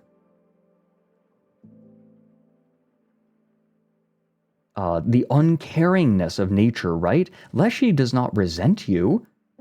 Nature is just cruel. It just is. Grimora is about the cruelty of death. and the way that you cannot avoid it and it comes for you no matter what. She is perfectly kind to you throughout the entire game until, spoiler alert, at the very end she decides to kill everyone. And in that moment, no matter how kind she was in the beginning, she seems so cruel. Poe, P03, P03, the robot, is all about efficiency and the cruelty of efficiency and the people who must be destroyed in the name of efficiency. The suffering that comes with making something as efficient as possible. And Magnificus embodies the cruelty, embodies suffering for your own art. The cruelty in order to bring about a greater good, right? He is the quintessential suffering artist, except he has found a way to make other people suffer for his art instead of him.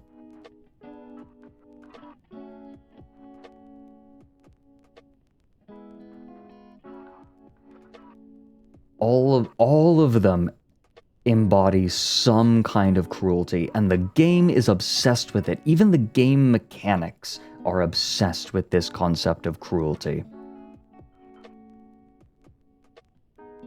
Yeah, Iron Fox, exactly.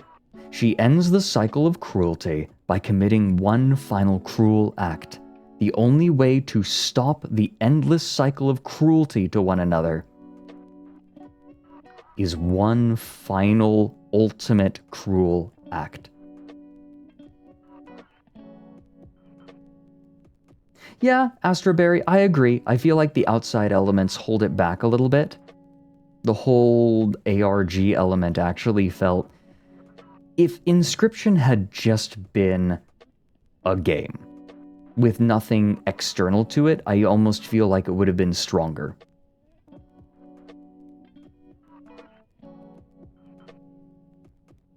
Yeah, Crate Lamp. Parts of it are not a great game because it's purposefully bad in places.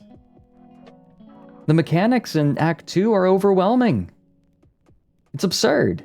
How are you supposed to keep track of everything? How are you supposed to learn everything so quickly? It's a nightmare. But that's the point. The game sucked. The game failed. Like, the game wasn't even released. And I find that incredibly compelling. A game that is purposefully bad in order to tell its story. How beautiful is that? And Vex was pointing something out. Hi, Vex. And Alfie. Hello, Alfie. Why do you miss me? I'm right here. We chat like every day. Goofus. But Vex is correct. One of the hardest things to do as an artist is to make something purposefully bad. That is so hard to do. But I digress. It's time for viewer submissions.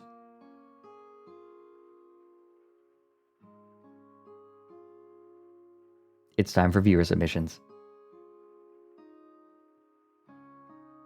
And our vetting team has gone through all of the submissions. Now, to be clear, submissions do not have to be videos. They can just be good posts. Vex good bird. Vex very good bird. Vex has been very helpful with the research process of the new video.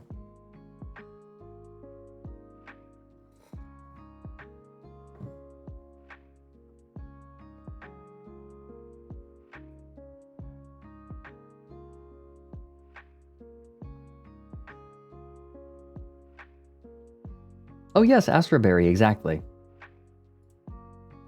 Okay. I must move on or else I will ramble about this forever. I have strong opinions, and I do not expect everyone to agree with me.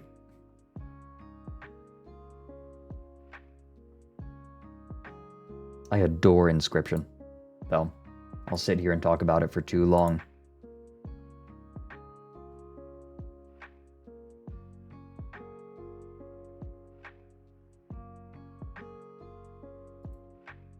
What the fuck is this?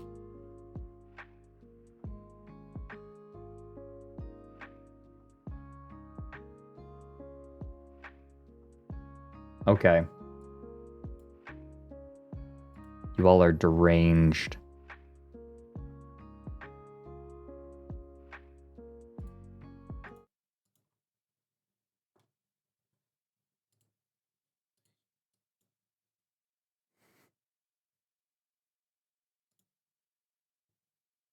Oh, that was a bit loud. That's fine.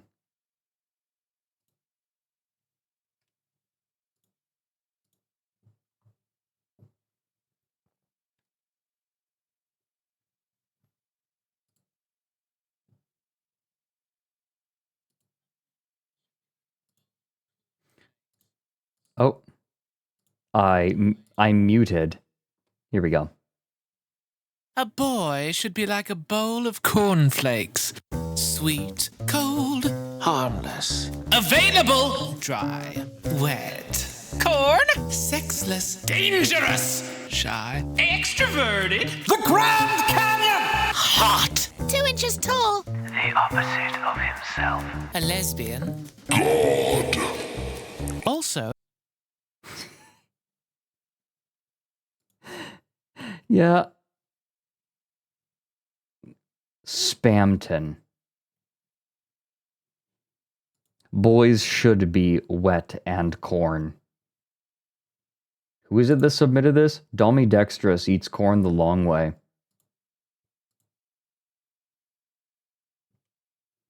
Now, what is this? Oh, these are classic. I forced a bot to watch over 1,000 hours of infomercials and then asked it to write an infomercial of its own. Here is the first page. Interior garage. A man uses a saw to cut up a different saw. Has this ever happened to you?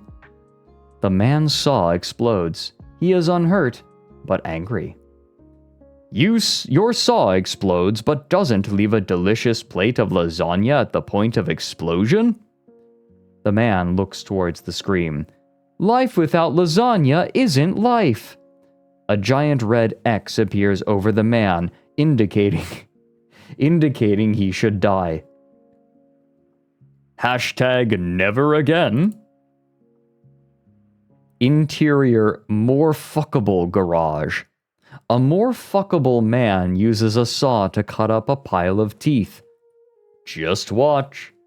The man continues to saw. Keep watching. The man continues to saw. Any second now. The man's saw explodes. After the smoke clears, there is a delicious plate of lasagna on top of the pile of teeth. These teeth can stay. Whatever product that makes this happen is never mentioned.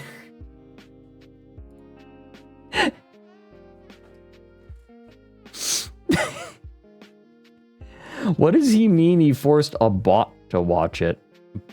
Buy one. Whatever it is.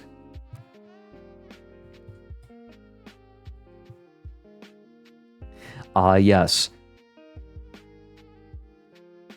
It's a really good thing Starry Feathers isn't here, because they would simply draw the man as me and the more fuckable man as Nick.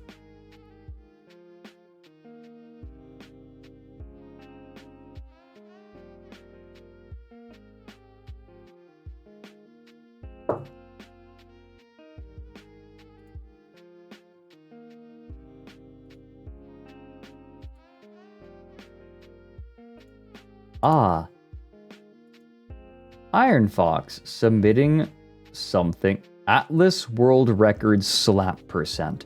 Yes. I was informed that there is a speed run for Atlas where people try to get the ass slap.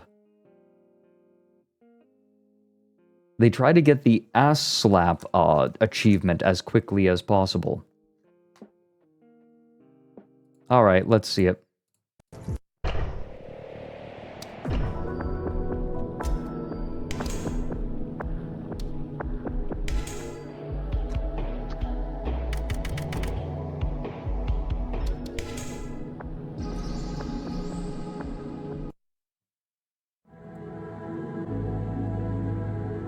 Yeah, that is so telepipe. Yeah, you can even move it.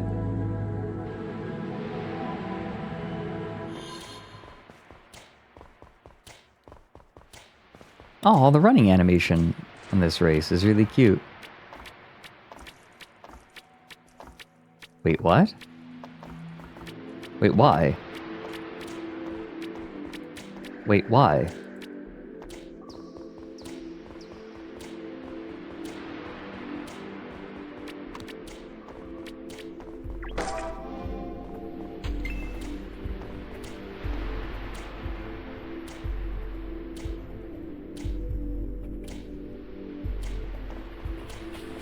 Wait, what?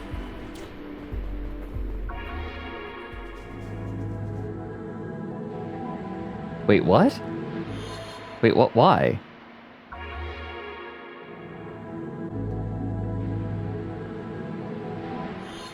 Just take notes. Ah, yes.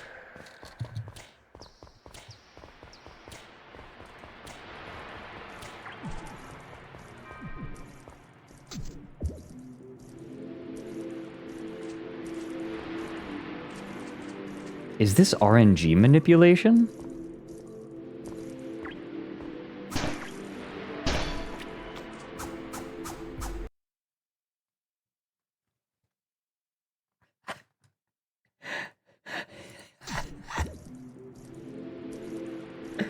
She...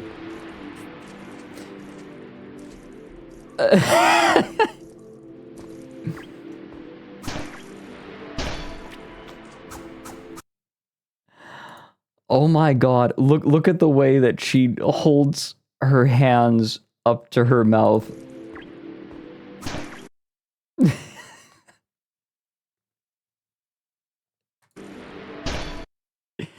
Oh, wait, what does she hit you with?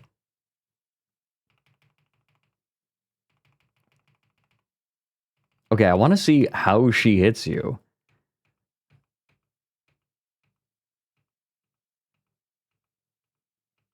Oh, she just, like, backhands you. The achievement is called Rude. Good. 325,000 views on this speedrun, I should note.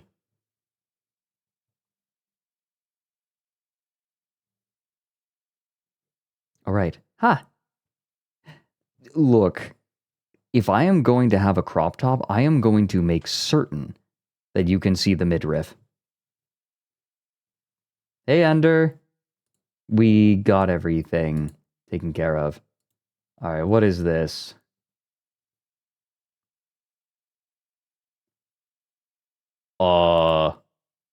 What?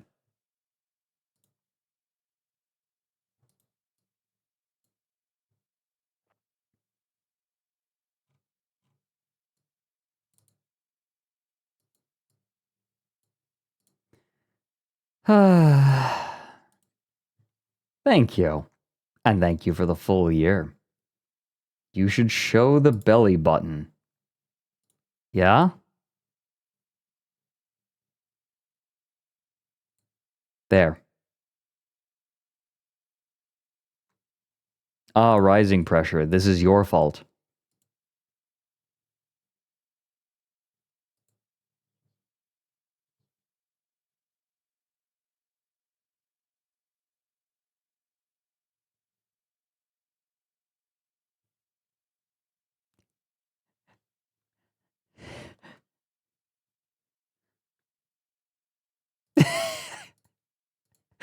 It's a defunct land.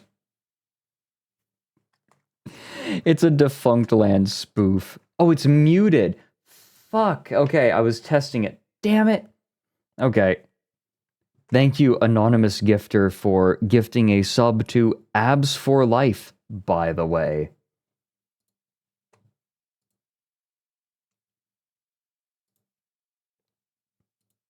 The cum slide was a massive success, but there was one problem. They were running out of cum. Enter Michael Eisner, who had a radical idea to save the attraction. It did not work, and Disney lost $17 billion in the process. It's so defunct. This is literally just a Defunct Land episode. Enter Michael Eisner, who immediately lost Disney like $1 billion. Somebody stole their cum. The duality of my chat. Sometimes you are just so nice and sweet and kind, and other times you're this. And I don't know what to make of all of you.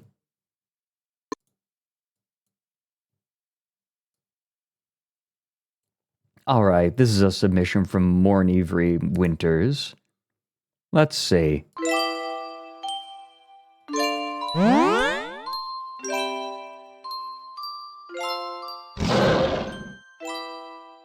Log collected. Wrong log. What? Log collected again. No. Wait. No, wrong one. Are you fucking stupid?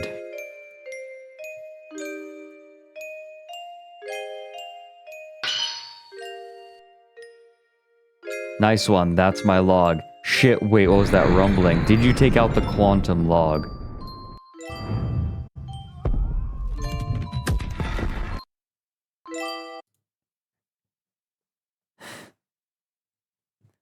There's a particular brand of humor that is unique to game designers. I swear to God.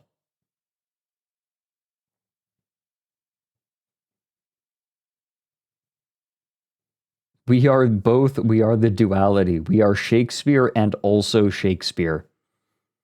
If dick jokes were good enough for Shakespeare, they're good enough for me. Seriously, some of you don't understand just how many dick jokes Shakespeare made.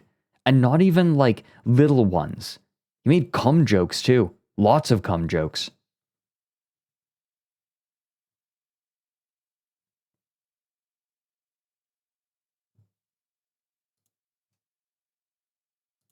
Ah. Poker. What is this? Oh my. Beautiful dried yogurt bowl tutorial shaped like a woman. Ah, yes. This will be banned content for America in a few days. What's the music? Heart chakra. Alright, we're leaving this muted.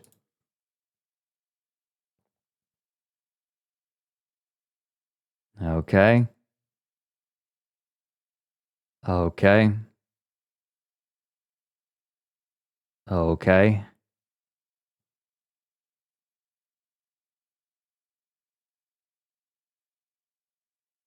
Ah, yes. Honor God by making an angel out of dried yogurt. I guess it's not an angel, huh? I thought it was. Why pomegranate? I mean, this looks tasty. Those are also freeze-dried, or freeze-dried strawberries. I am muting it because there is copyrighted audio on it. Oh, this just looks tasty. See, like, I thought this was going to be a bit, but this just looks tasty.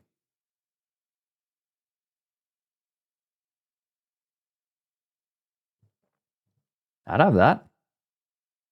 Dried yogurt looks like it has an extremely satisfying mouthfeel. The content is the audio. Oh. This is how you make a dry yogurt bowl the safest way possible. Begin drying the yogurt late at night when everyone else is sleeping, because as soon as he hears the sounds of yogurt, he will come knocking. And once you hear him knocking, there's not much time left.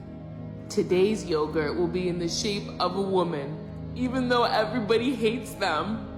But for the slight minority of us who don't, we find this beautiful yogurt woman very inspiring. And we respect her. And so respectfully, we will cover her in his favorite toppings. And now the beautiful woman-shaped dry yogurt superfood bowl is almost ready. So when I hear his large footsteps approaching the home, I feel virtually no anxiety at all. I can tell by his shadow that he is at least a foot taller than when I saw him last week.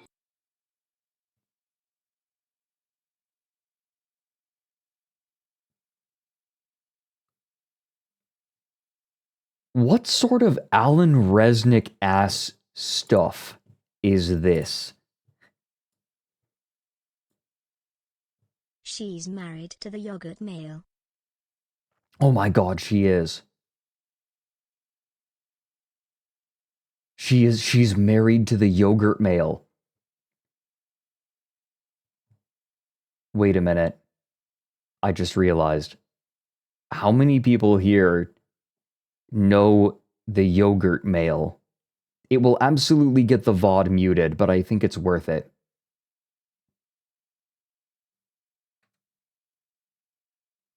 How many you don't know the yogurt male? Okay.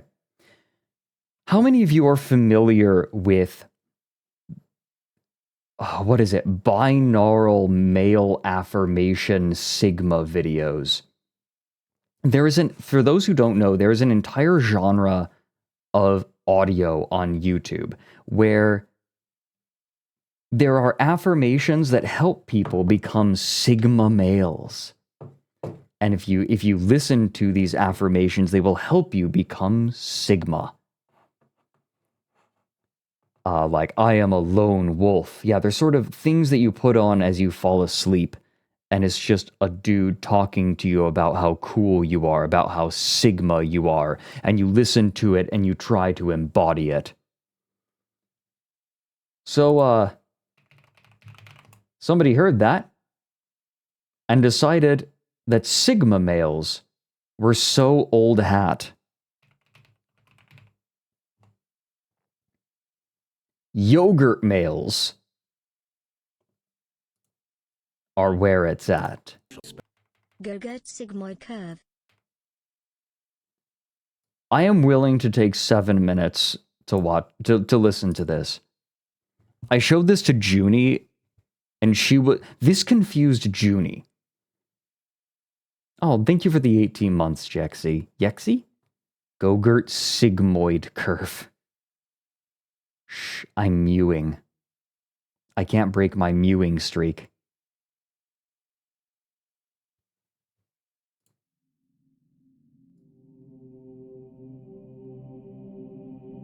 Not sure why you're special. This is Kolos from No Limits Fun. Many yogurt males don't know why they're special. We have a unique set of tastes that set us apart within the social hierarchy. In many ways, we are the most interesting and attractive type of man.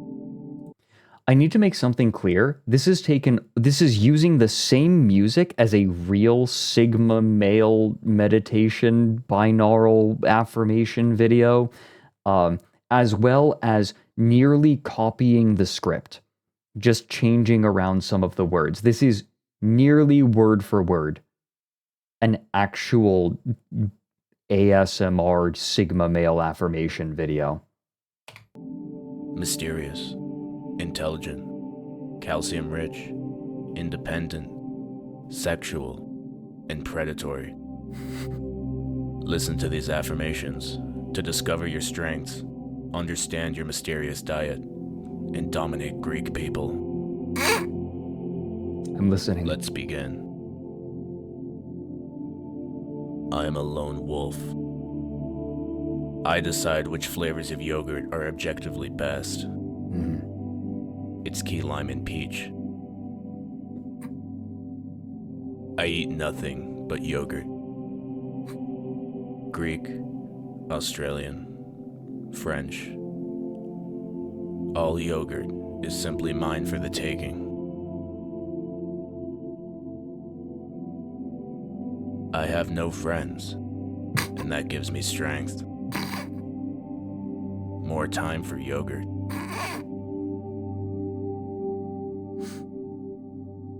The friends I once had were intimidated by my power and couldn't handle the idea of me stealing all the yogurt from their fridge.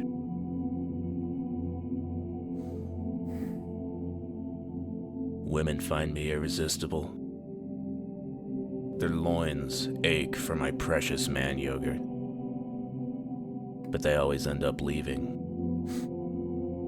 They will never understand that they are far less important than my yogurt consumption. Men, on the other hand, are filled with bitter jealousy. Their inferior grain-brain diets attract only bottom feeders. Pathetic alphas and sigmas could never fully commit to the yogurt cuisine.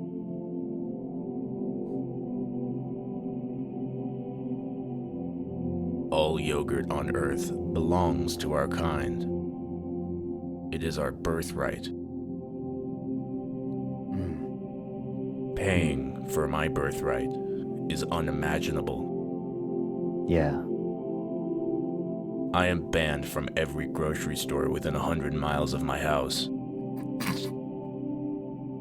The beta store managers simply cannot comprehend that their yogurt is actually mine. I have stolen literally millions of dollars worth of yogurt from supermarket chains, and my powerful exploits have forced 3 local dairy farms into Chapter 11 bankruptcy.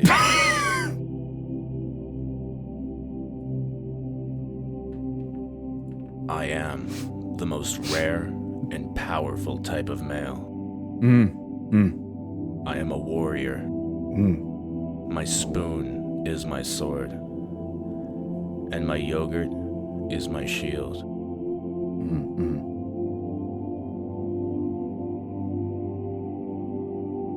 Lactose-intolerant subhumans begin to feel indigestion and flatulence while standing within 50 yards of me.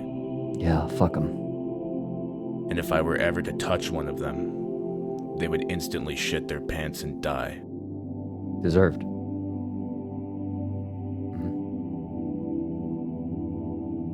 My bone cells have been studied extensively by top universities, and the calcium from yogurt has made my skeleton 83 times harder than diamonds. I am impervious to physical and emotional damage. Emotional damage. My yogurt obsession is hard for inferior beings to abide by. I am not allowed within 500 feet of an elementary school. I have been caught offering children candy in exchange for their yogurt, either from the cafeteria or the lunchbox. He couldn't keep a straight I was also face. caught scouting for future yogurt males with powerful binoculars. He broke. And my pants just happened to accidentally fall down. I tried explaining this to the judge, but he was clearly a low-life sigma or beta and couldn't understand. They never.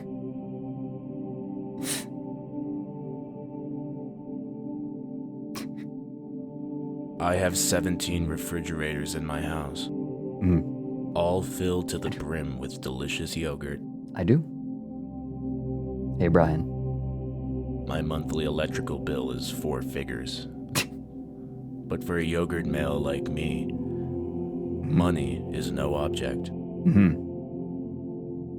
Thanks to the multi-million-dollar military contracts to use my bone cells to develop weapons and armor, I can easily afford my yogurt preservation. Yeah, no problem. And bail when I get arrested for stealing or child stalking.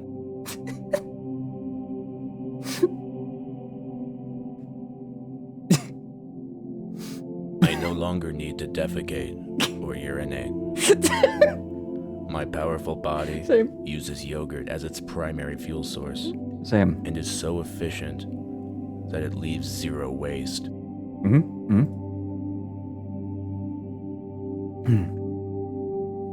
My semen is literally yogurt. Uh-huh. So if I was ever lost in the wilderness, I could suck myself off for nourishment.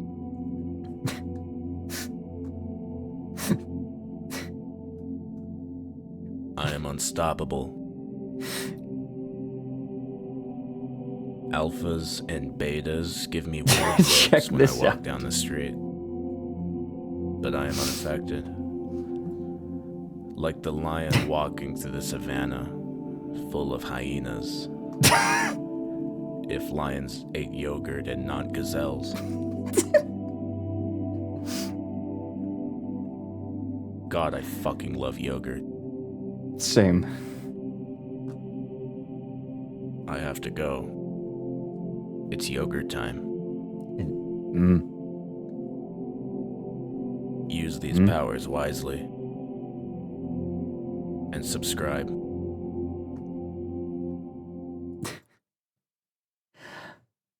I kind of got bored of it, but for a while I found alpha males to be extreme, like the whole alpha male, sigma male movement to be extremely funny.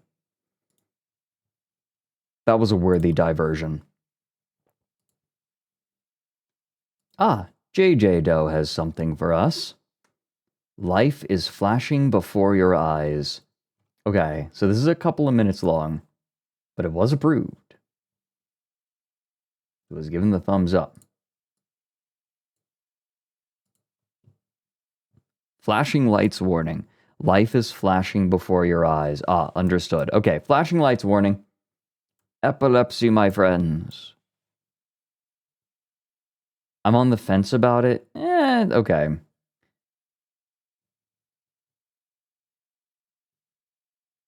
What do you think? The flashing lights are too much. I'm going to play it safe. I'll watch this on my own, though. I'll save this one on my second window here. I'm sorry, JJ. X-Pack? Your submission is just X-Pack and your name is a URL.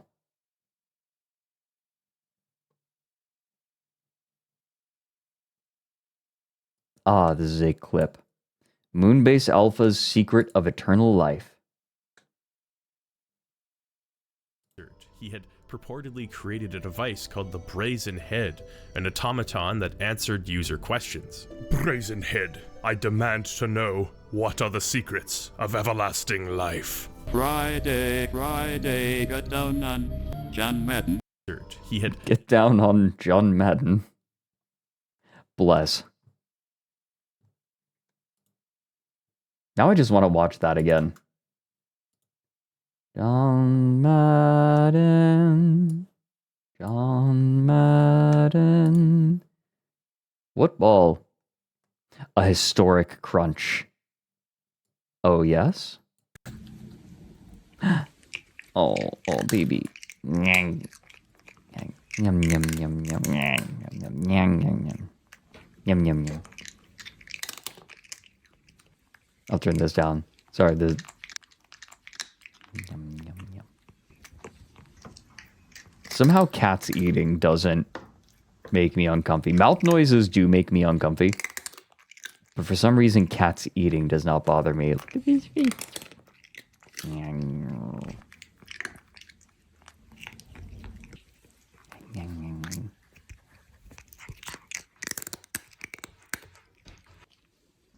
Oh, I was holding Gabbro's head today during window time. For those who don't know, my cat Gabbro loves to be held in the windowsill.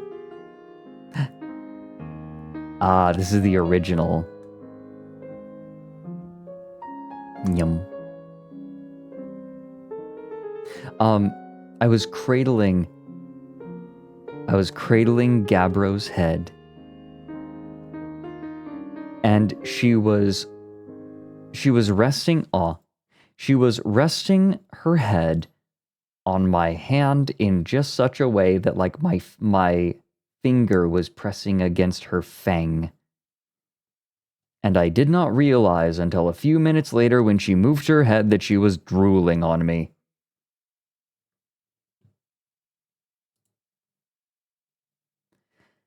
Ah, cats. I love that cat so much. Thank you, Cerulean, for the historic crunch.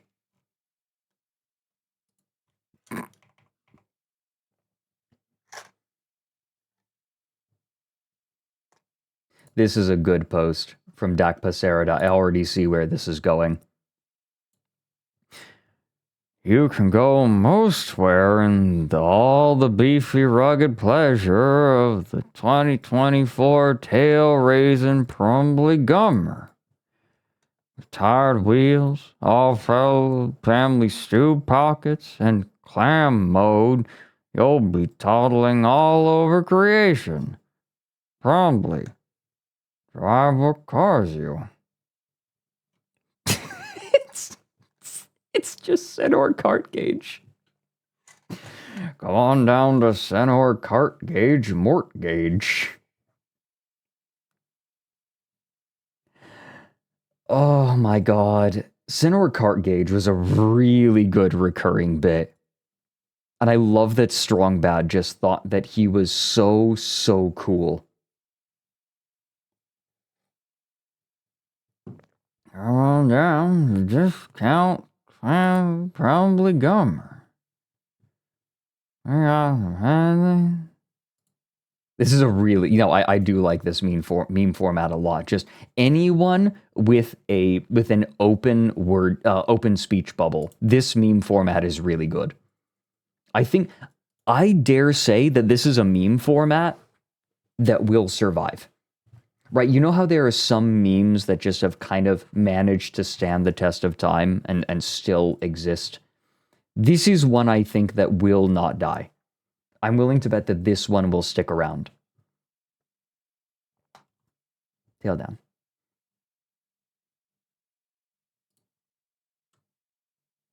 It's really good. Nerdwolf has one. What's this? Rizar summons Nyx because of a confession. Okay.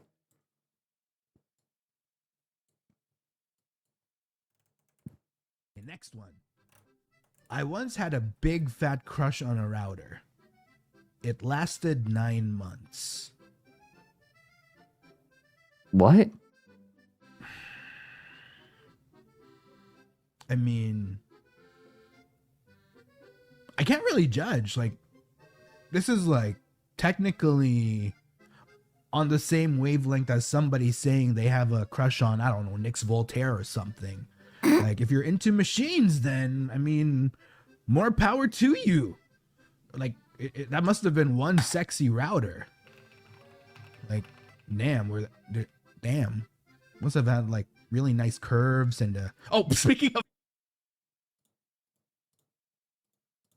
Hold on.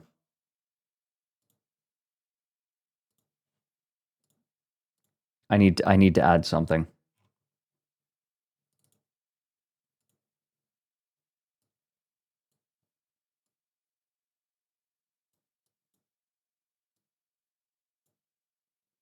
Okay. Nyx. What the... What did chat all of a sudden? What the fuck? Oh, Nixie. In case you're wondering, oftentimes streamers will just be lurking in the chat of other streamers.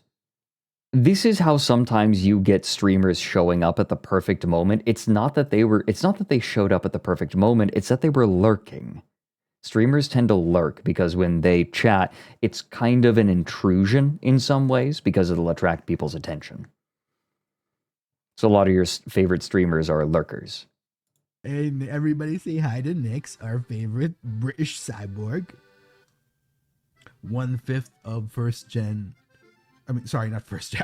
I mix first stage production and second gen of first stage production and second generation Ravenous. The comedic timing for real. Powerful. Or you're Joel and you terror. Yeah, no, Joel just spreads chaos. Thank you for that one, Nerdwolf. Ah.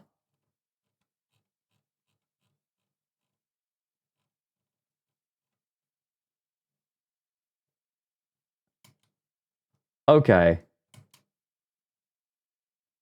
Okay.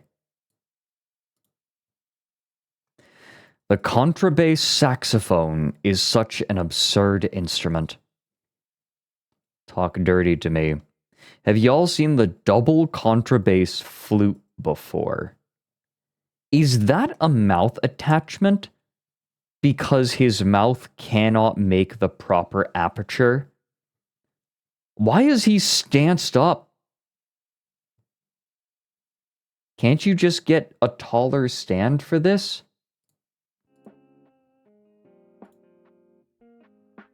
Relax your shins.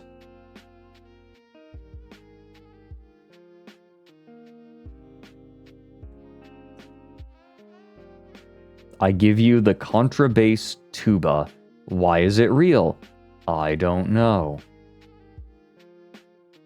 Yeah, no, this feels like the kind of object that would be used to crush someone in a murder mystery show. And they're like, was this an accident or was it murder? Hyperbass flute. What is this MC Escher nonsense? Is that PVC pipe? My counter. Piccolo trombone. Aww. I'm both glad and sad that string players are only limited to violin, viola, cello, and bass. Can you imagine a contrabass or a piccolo violin? String players are not limited to... Wait, can you imagine a contrabass? I mean, yes. The octobass. It's so big that it needs keys to hit the strings. And in the reverse direction, there exists the poquette. Translated from French, it means pocket, as it was a pocket-sized violin-like instrument.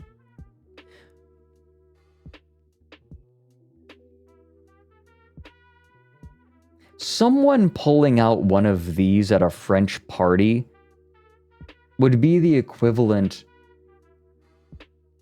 Oh, what would it be the equivalent of? It would be the equivalent of somebody pulling out an acoustic guitar and saying, now here's Wonderwall. God, could you imagine how disgusting and shrill this would be? It's literally the world's smallest violin. You would feel this in your eardrums. Yep, world's smallest violin. Someone post the arch lute. Wait, no, that's a... Wait, is that an arch lute? This looks like a, Oh, shoot. I remember there was a YouTuber who did some videos of something that looked a lot like this. I don't think no, this is different. This is... Is it Rob Scallon? What? No, it wasn't Rob Scallon.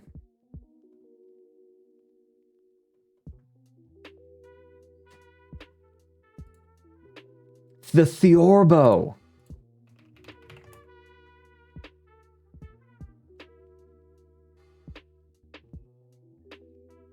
Let me see if I can find the person.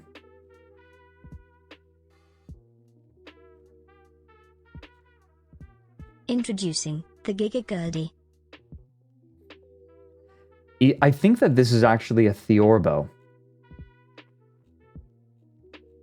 Let me see if I can find the old videos.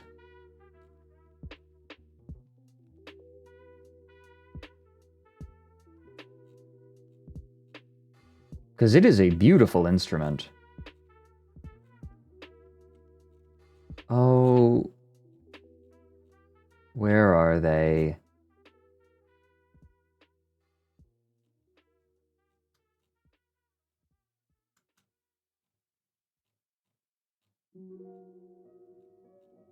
Hmm.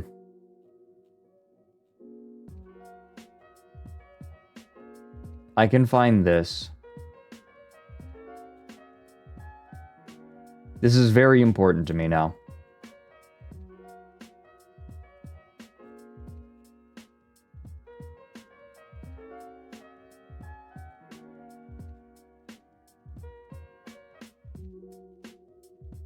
Ah, where are they? Did he take the videos down?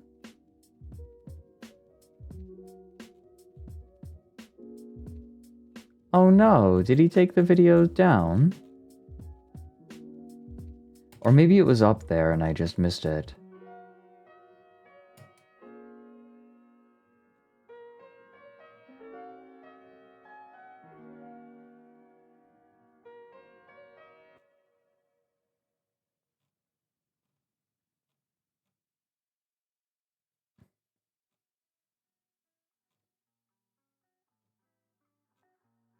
I'm going to go crazy. There was a video that I saw.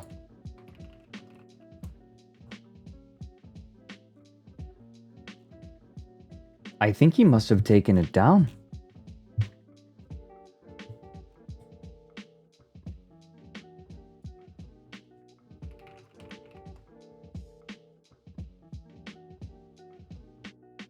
I'm so sad.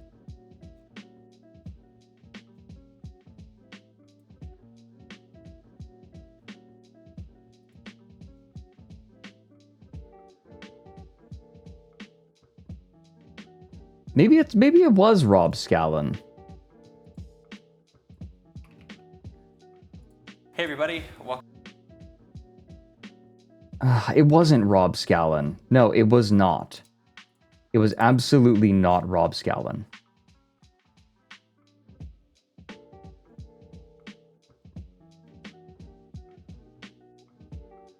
You know what? I'm just gonna pick one. I'm sad that I can't find the one that I'm looking for, but this will have to do.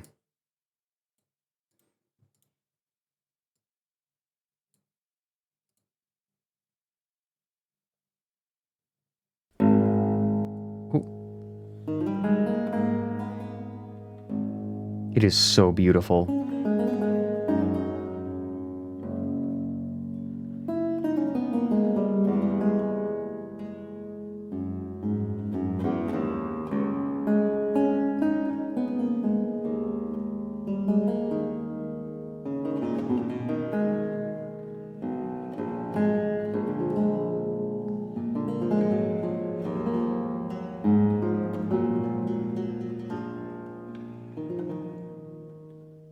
Yeah. So for those wondering how you play, how you adjust the note on the fly on those lower strings, you don't. You just play music in specific tunings, in specific keys. Excuse me. Wouldn't a giant hurdy-gurdy be a piano with a wheel? Oh, someone did that. They called it the hurdy-grande.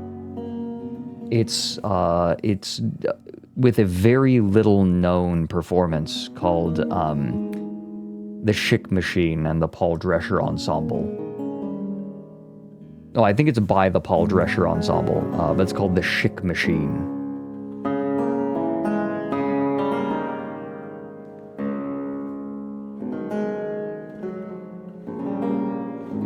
Why do I know that? Because I saw it live.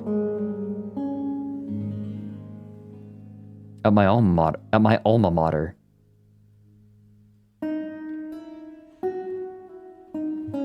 Ryan saw that it was happening and he's like, hey, this is happening at your old college.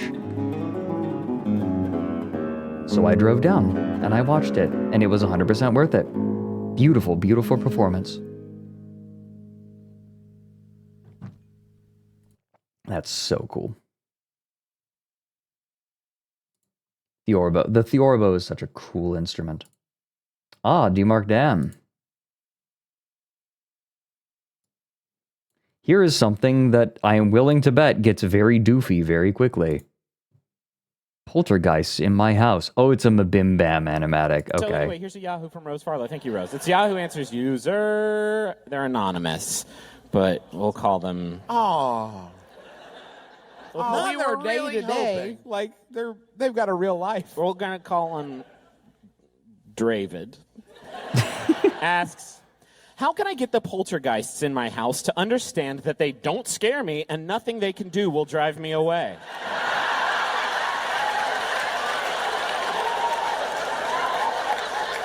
All right, Dravid.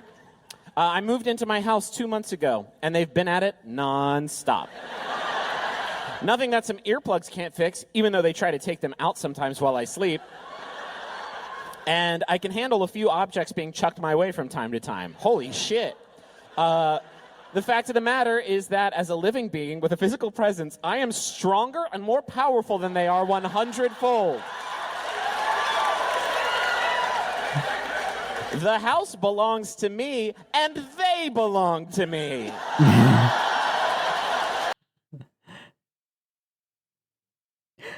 This person is like the opposite of Nick, right? Like Nick is fascinated by this kind of thing. And this person takes an opposite stance. Also, we didn't finish this post. We missed the sub-contra bass C ocarina. I'd like to see Link pocket this one. Nick, if he was based. What lungs do you need to play that? I don't even know. You play one note at a time.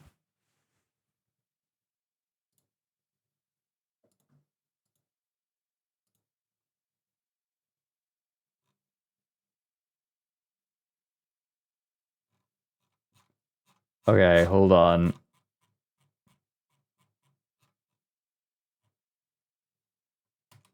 Okay.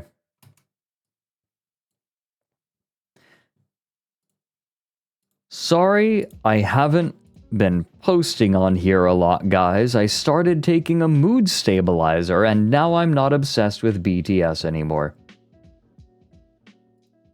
Thank you for this one, Grimbo, by the way. Are you still a TJLC believer? I don't know what that means. Wait a minute. Oh no. Are you still a TJLC believer? No, actually, I am on meds now. Hope this clears things up. I'm sure that that abbreviation means something to someone.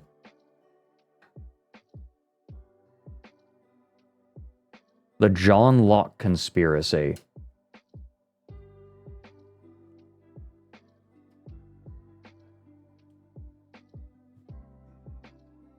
Wait.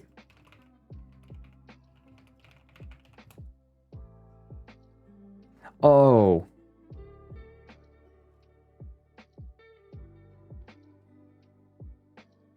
Right. The shipping. Life update. Hey guys, life update. So they found a bunch of mold in my dorm vent, and since I've been home and on antibiotics, I noticed how much better I am really feeling. And also I feel like I can think more clearly now, and with a heavy heart I have to admit I think being a no-stunt Larry was probably the mold talking.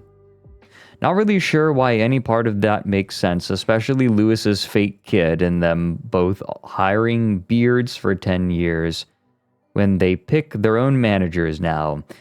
Guess black mold can really affect your brain, ha ha ha. Anyways, I'm so grateful for the friends I've made through this community, and I hope all of you reach the same clarity as I have, heart emoji. Get your vents checked, everyone.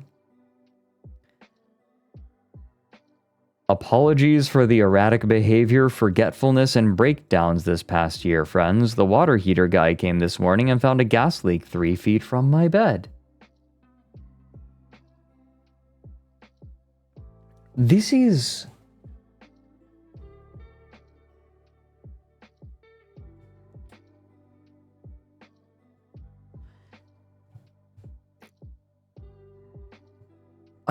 Seeing that this kind of event is occurring in the modern day makes me feel so much more connected to people living in the latter half of the 1800s. Wait, when did I change my handle to Poison Junior? No way, no way, no way. New handle, new me.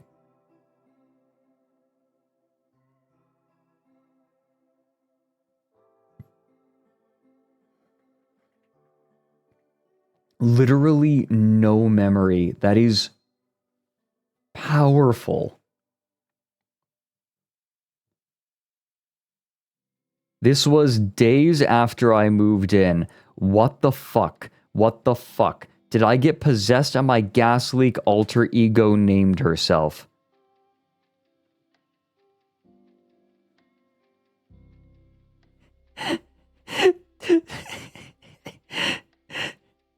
Days after they moved in.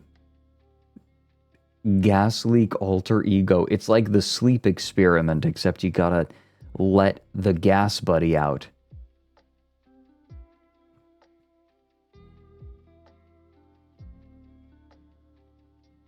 Wait a minute.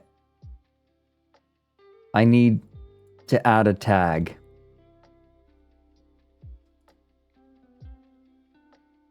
I need to add a tag to my stream. Carbon monoxide streamer. I'm not doing that. I'm the streamer that you hallucinate when you have a gas leak.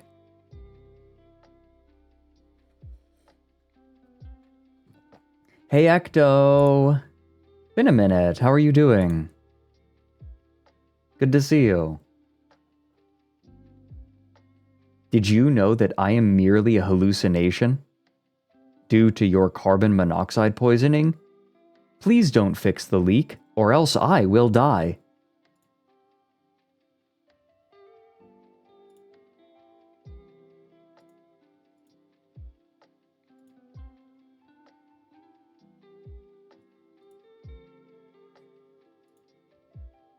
Okay, we have a submission from Emander. This is called the ending of every 7-hour video essay. Now here's the question. Okay, place your bets. Am I personally going to get called out in this? I am going to say no, if only because I don't really make video essays. I wouldn't call them video essays.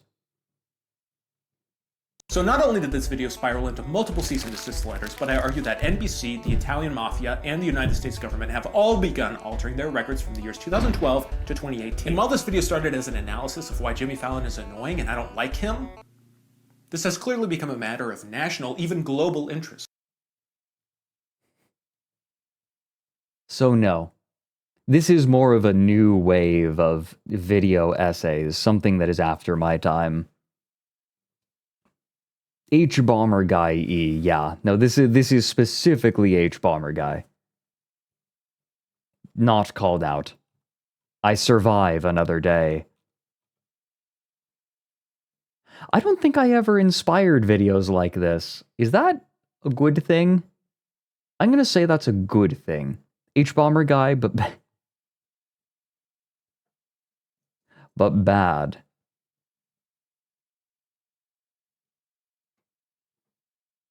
Wait a minute. Okay, Never Trust a Cat said, doing Galaxy Gas just to check on my hallucinations I haven't seen since they fixed the gas leak. I have an image in my mind now of someone who was hallucinating someone and then got their gas leak fixed, and then they get a pipe wrench and then they unscrew the pipe just a little bit so they can say hi again and visit. Do you want to? I think I'm fine. Do you fear another H-Bomber Guy theft video? No.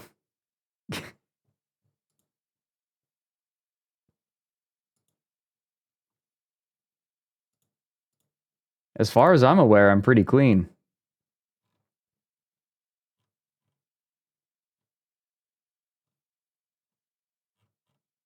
Oh, this is a good one.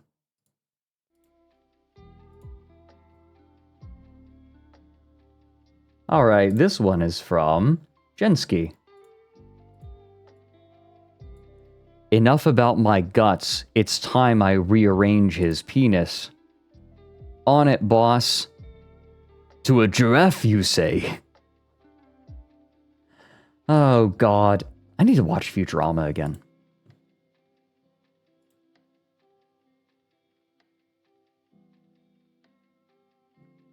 Yeah, no, Vex, I agree with you. I think that there are more and more H-Bomber guy wannabes, unfortunately.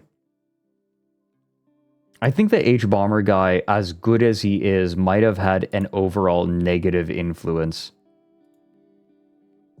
on content of his kind. It only works because he's very good at it, right? And there aren't very many people who can do that. Like, you need a threshold. Kind of like how you need a threshold to be able to fly a plane, right? Like, someone who can just kind of intuit it. You don't want flying the plane, right? Like, there are some kinds of videos that will work even if someone isn't, like, super experienced or doesn't know much about it, right? Look at me. Right down the rabbit hole was kind of that way. Oh my god, my old videos. But someone trying to do what H-Bomber guy does now from the beginning with no experience just does not work. Starman in regular show. This comes courtesy of Claire.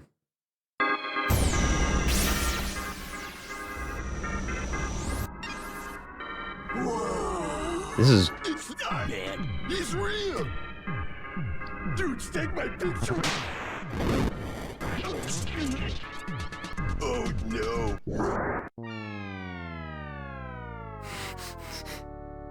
You know who else likes to get their head handed to them?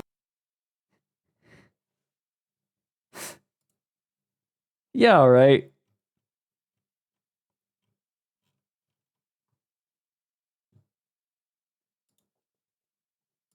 I have little to add. That was just good. Ah.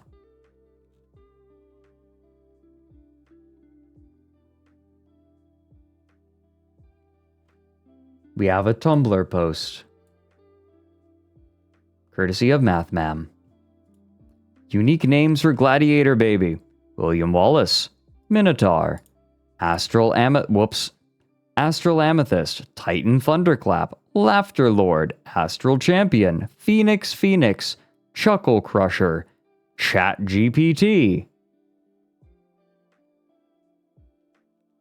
Yeah, alright.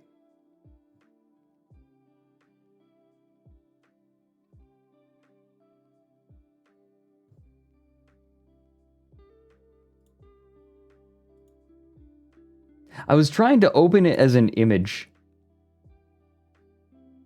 If I can open the post just as an image, then it's better. Just so people can focus on the content. TM. But I haven't been able to do that. I was hoping that was an image. It was not. This next one comes courteous of Ashit. How is it possible to cut this using these? My man looks like he's thinking hard. The conspiracy theorist treats these granite sarcophagi like they were created in one step. So they have to jump to conclusions like, oh, they needed a circular saw to do it, or it was done with lasers. Thinking this way, they overcomplicate it so much that the only seemingly possible explanation is something totally improbable. Are you ready to see how close he comes to figuring this one out? Copper is 3, granite is 6.5. Right here by quartz. This means that in order to cut granite, you would need something harder, such as quartz. Bro, you are one synapse connection away from figuring this one out. Only the Egyptians had large quantities of quartz. Copper didn't do the cutting, the quartz did. Very willfully misleading to be showing these tools. You wouldn't use tools like this to create something like this. Used copper saws. They would put sand into the crack, and the copper blade would work that aggregate and cut through the block of granite. It's been tested and proven time and time again. I don't care if you have a hard time believing it. Yes, it would have been incredibly time consuming. Yes, the people that worked on it were highly skilled craftsmen. Let's not go crying alien tech just because you have a hard time understanding it. How is it possible to cut this?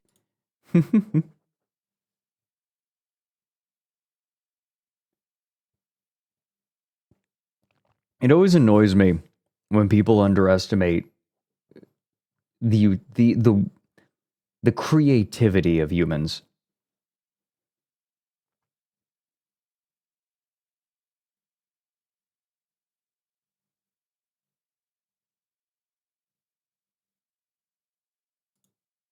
No, just a good video.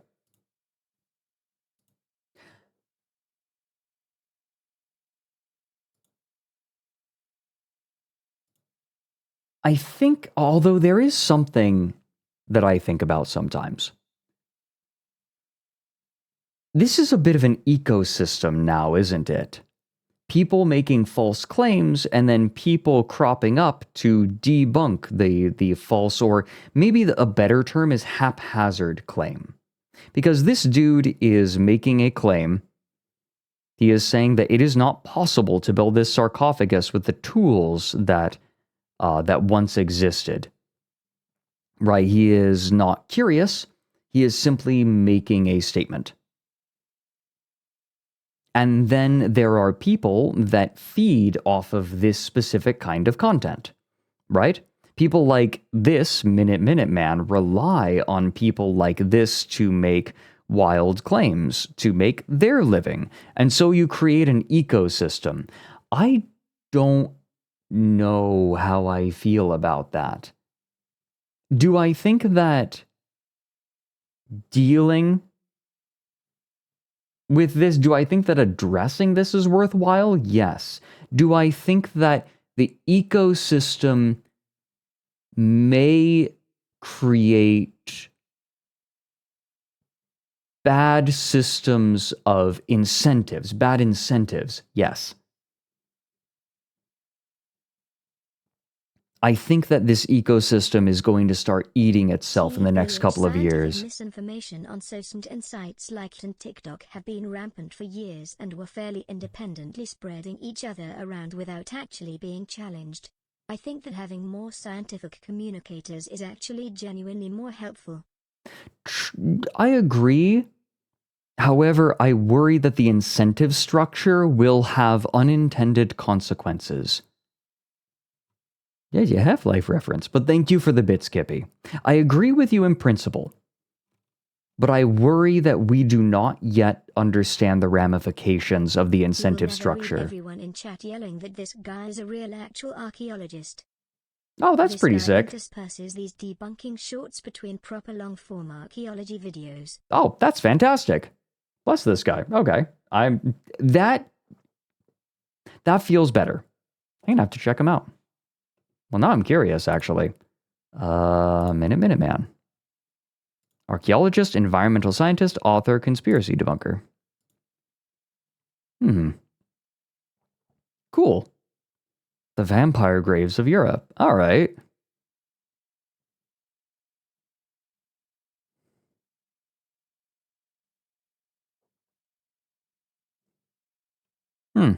Okay. Looks kind of interesting. I bet he's great. And to be clear, I enjoy debunking videos, right? I am not speaking as a hater here. His community is called Google Debunkers. I'll check him out.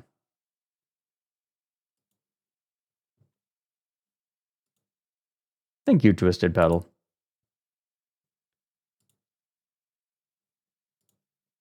It's not that I'm hating, it's that I'm worried about what might happen. I think that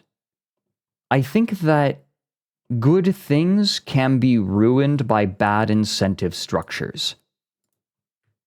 That is how I feel.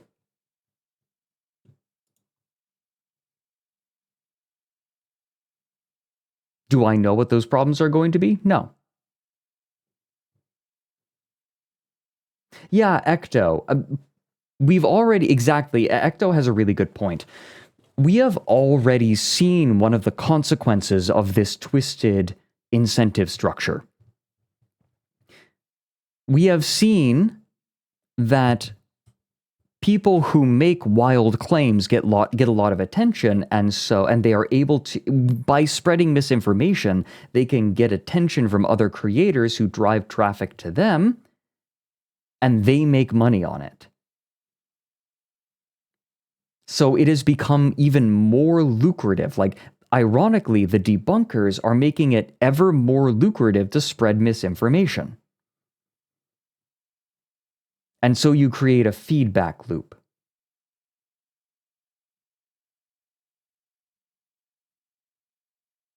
Is there a solution? Is it better not to debunk them? I don't know. Do I have a solution? No. This is an observation. Anyways, this comes to us courtesy of Bork. Bork. Is that Ark? Ark, are you here? It's true, Madigan. I do love you. I love you more than life itself. Oh, Robin. Would you still love me if I were a worm? Yes, Madigan. I would. I would still love you if you were a worm. Oh, Robin. Would you trade me in if in a hypothetical situation there was a laser ray pointed to the rest of the earth and you had to choose me or either the lives of everyone? Well, that's a pretty tricky one, Madigan, but I guess my love for you is stronger than every living innocent person. Oh, Robin. Would you still love me if is your love stronger than me than if you had one of those rare Xbox Mountain Dew Mountain Dew Xboxes and you had to give it up or you had to give up me? Which one would it be? I'd give up the Mountain Dew Xbox, Madigan. For my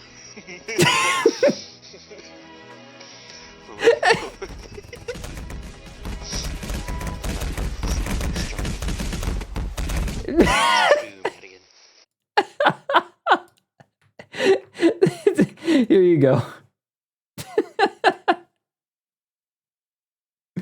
Holy shit. Okay, that was really good.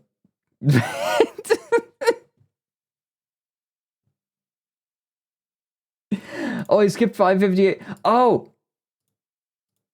I did skip one. Okay, no, we'll watch that one. We'll watch that one. Oh my god. You all have the goods. Thank you, Ender. Oh my god. Yeah, no, God bless Newgrounds. Newgrounds fulfills an important role in the internet. Simply its continued existence is important. Kind of like, how do I put this? How do I put this? Newgrounds is kind of like that old car that your family keeps because they don't know if they're going to need it, and you don't want to get rid of it just in case, and you also actually have to use it sometimes.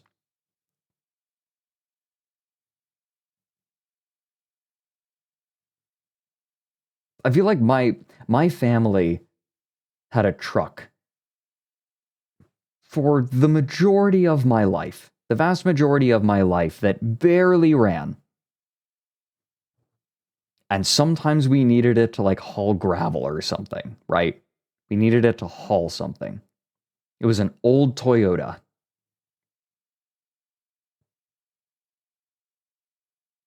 And that thing barely ran, but it ran just well enough. And you always have that there, just in case everything goes tits up.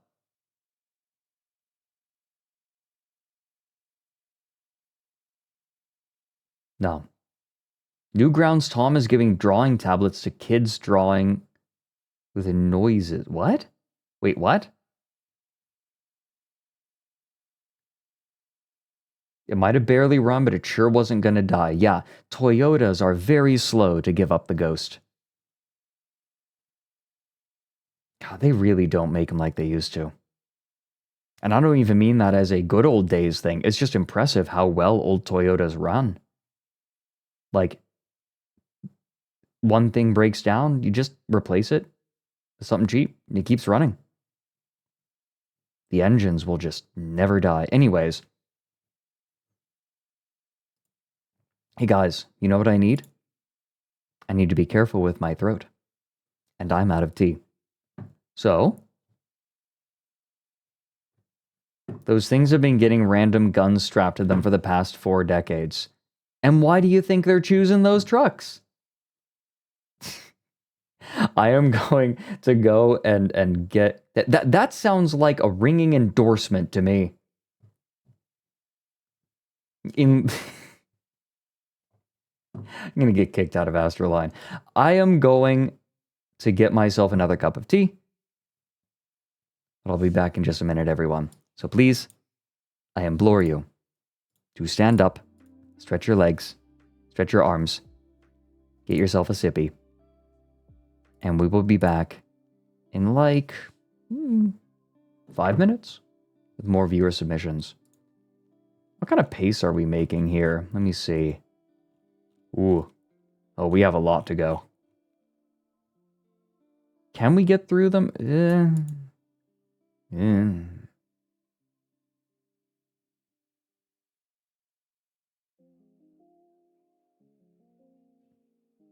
We'll get through most of them. I don't think we've ever gotten through the whole list. Wait.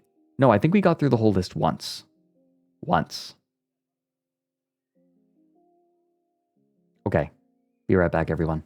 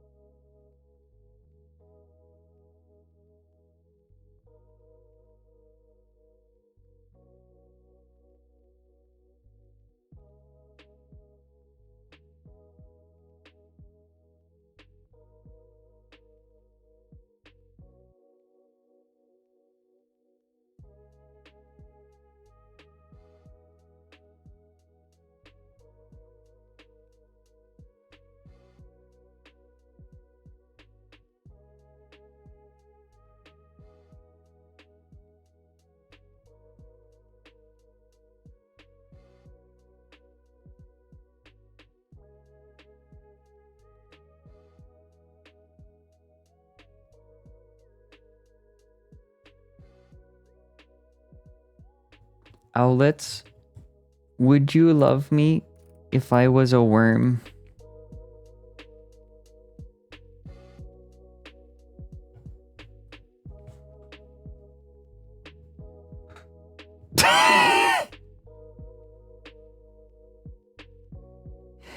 Instant, unanimous no. A wall of no's.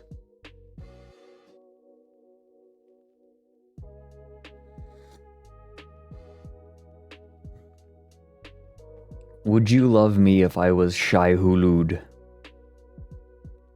Would you bless my coming and my going?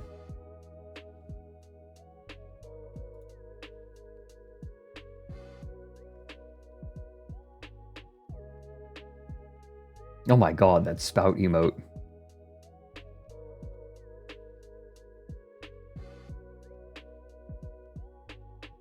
Welcome in, Suppoet. Okay. We missed one.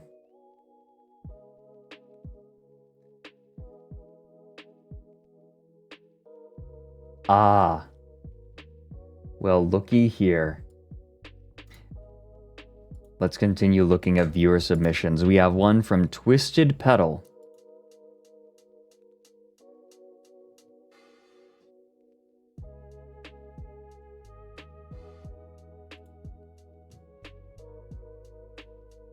Oh, and by the way, before we watch this one, I want to mention. I was not criticizing when I was talking about the ecosystem of people making claims and then debunkers. It wasn't a criticism of the creator. It wasn't a criticism of any individual person even. It wasn't a call for people to stop doing it. It was only an observation. I have no value judgment at all. It was not a value judgment at all. I know people were saying like I was hating.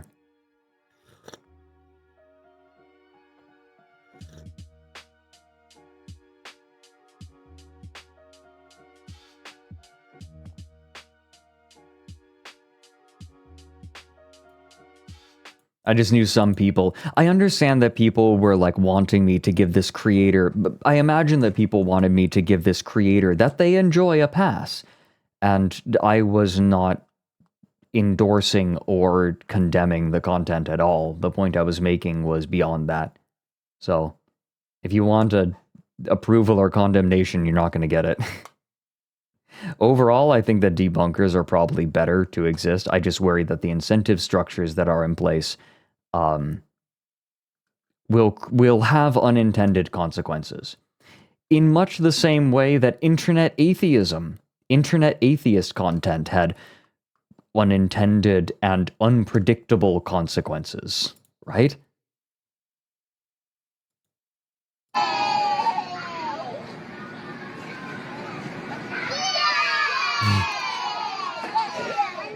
Oh my god.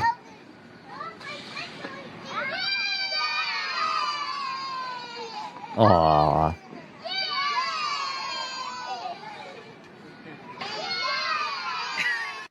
You need to get these children into a recording studio, because that right there is a stock sound effect waiting to be recorded. Also, this is very cute. Mulch. Oh, they're so excited to be getting fed their mulch. They're being kept out of this part of the enclosure until it's feeding time. Kids treat you as a mailman like this. Aww. Okay, wait, that's lovely.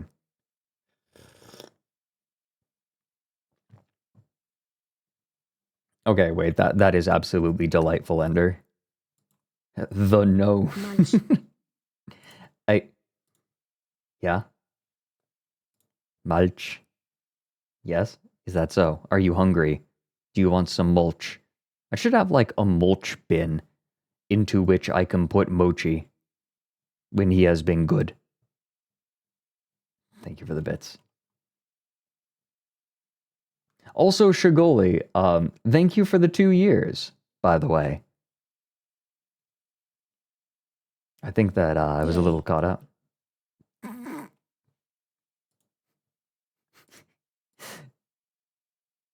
Hate Choosing Names has something for us. YouTube Poop Trog Remake. How did eggplant get its name? Oh god. Oh right. Hey. I promised. There.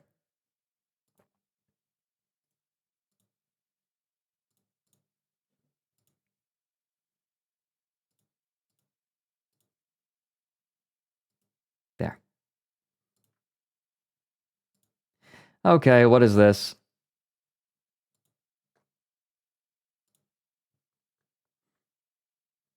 Dude, it's like if Pooh Bear hit the Zaza and then dressed up like a cat.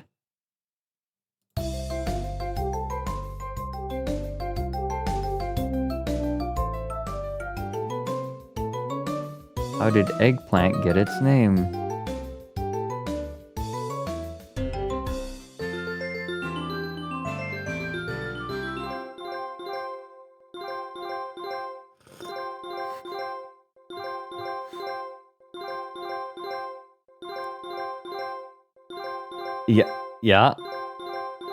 Yeah. This sounds like a ringtone and it's giving me anxiety. Ringtone. Vegetables. Vegetables. Vegetables may be good for health, but eggplant.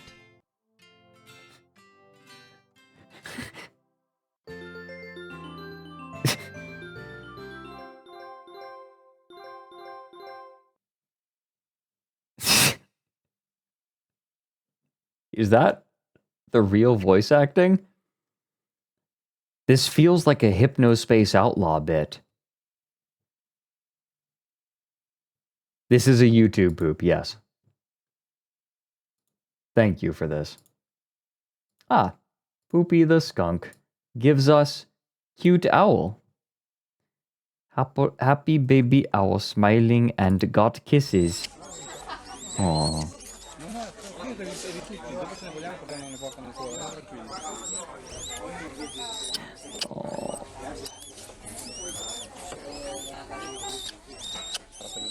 No, yum yum yum.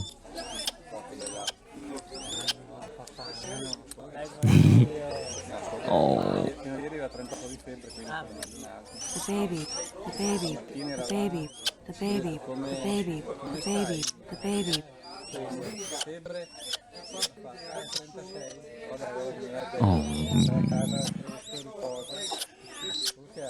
Isn't it lovely that we live in a world full of animals that like to be petted?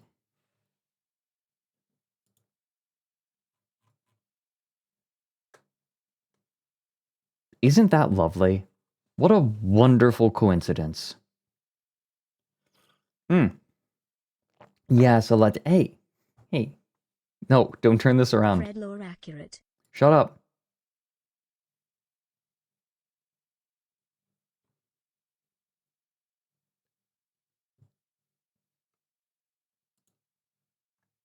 Mildew. Oh, wait, what the? Wait, what the? Hold up. Okay, I accidentally almost deleted that. Ah. Mildew has a cute thing for us. Wait, what the? Birdie. Nice birdie. Good birdie. Wait.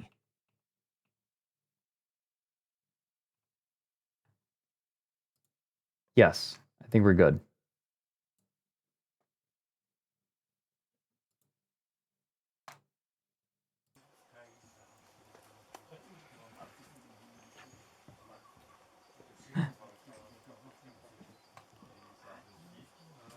This is a Malagasy ring-tailed Vonsira. I have never heard of this. If you told me that that was an animal in Starfield, I would believe you.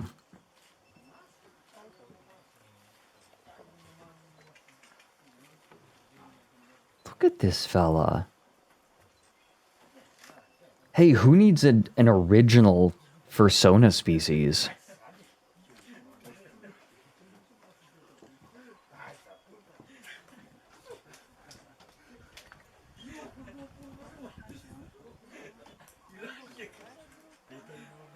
What a pretty fellow. What a pretty fella. Thumbs up.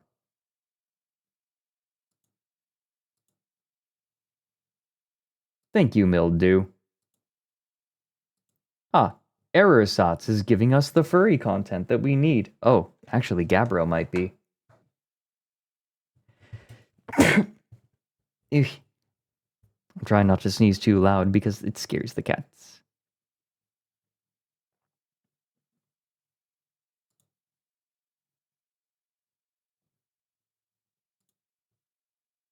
Oh, yep, Gabbro jumped up on the table. Yeah? Are you gonna come down onto my lap? No? Okay, bye. Just up on the cat highway. Bye.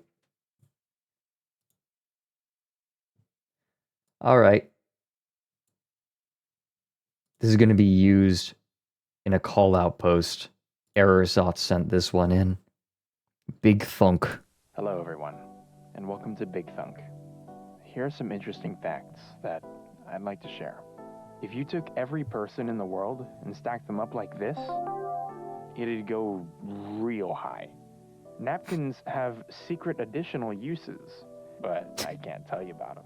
Contrary to popular belief, the popular... Hold on. Yeah? Are you gonna give people... I guess you're fluffy. You're very fluffy. Do you want to jump up? Hold on, just in case. Do you want to jump up? You want to jump up? Hold on, she's standing there. Yeah? You want to jump up? She's thinking about it. She's right there. Come on.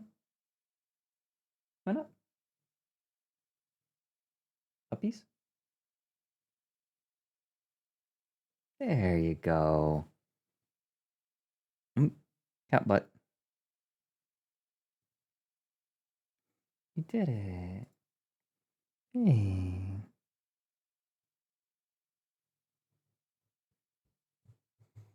Right there.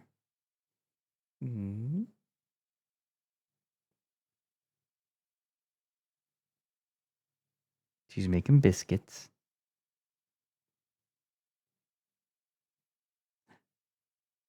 Yeah. Oh. This is Gabbro.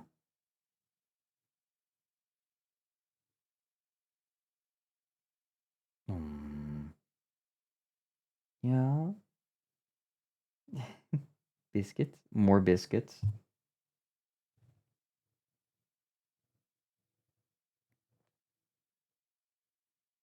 Well, and she's sticking her tail in my mouth. She's thinking about it.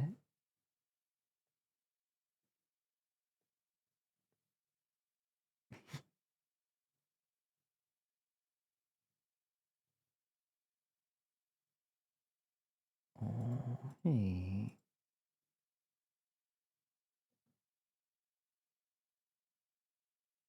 Hey there.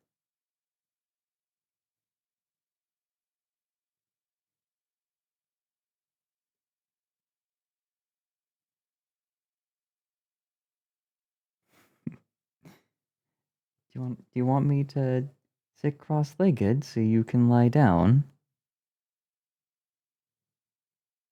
Or are you just here for some neck scratches?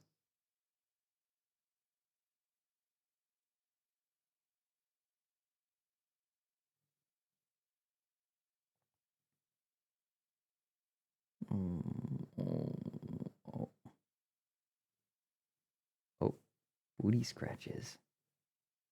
What if... Oh, she's purring. Here.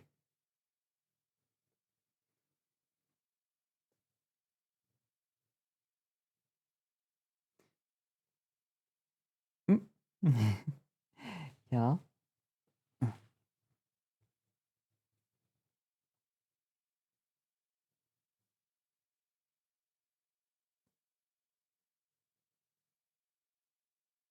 I discovered something about Gabbro the other night.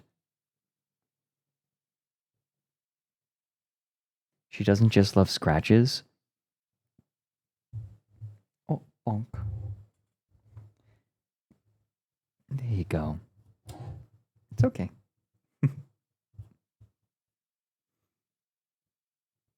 She loves getting massages.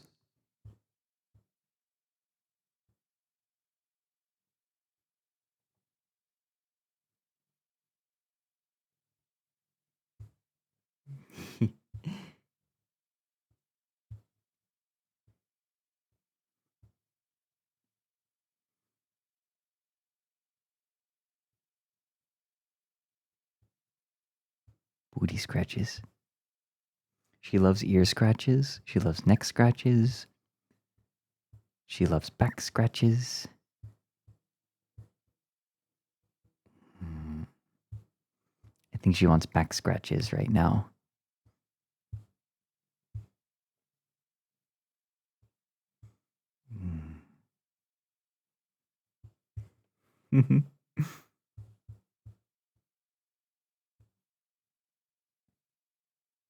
Got you.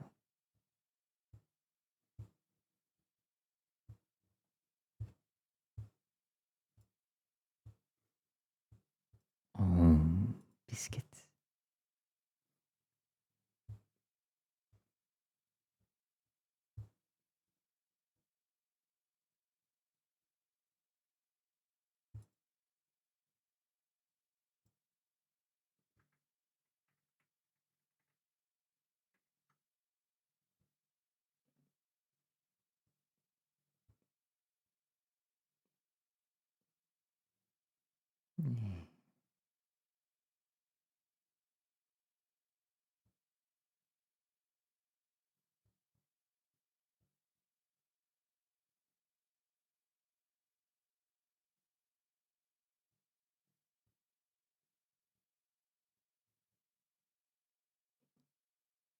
For those who are new here, anytime my cat wants love and attention, I will stop stream to give it.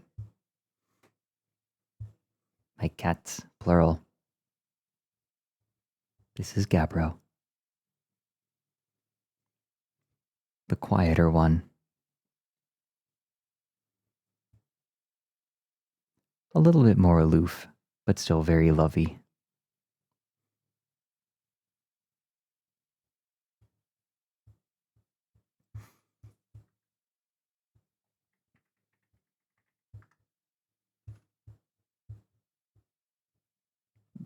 Booty scratches. No, she wants neck scratches. She wants both.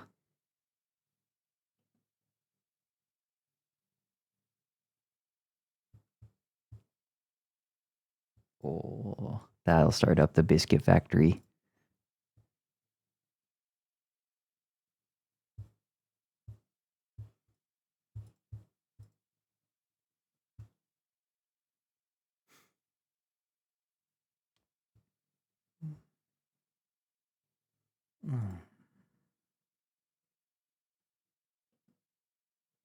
Oh, done? Yeah, please don't get cat hair in my tea. Just gonna move that. There she goes.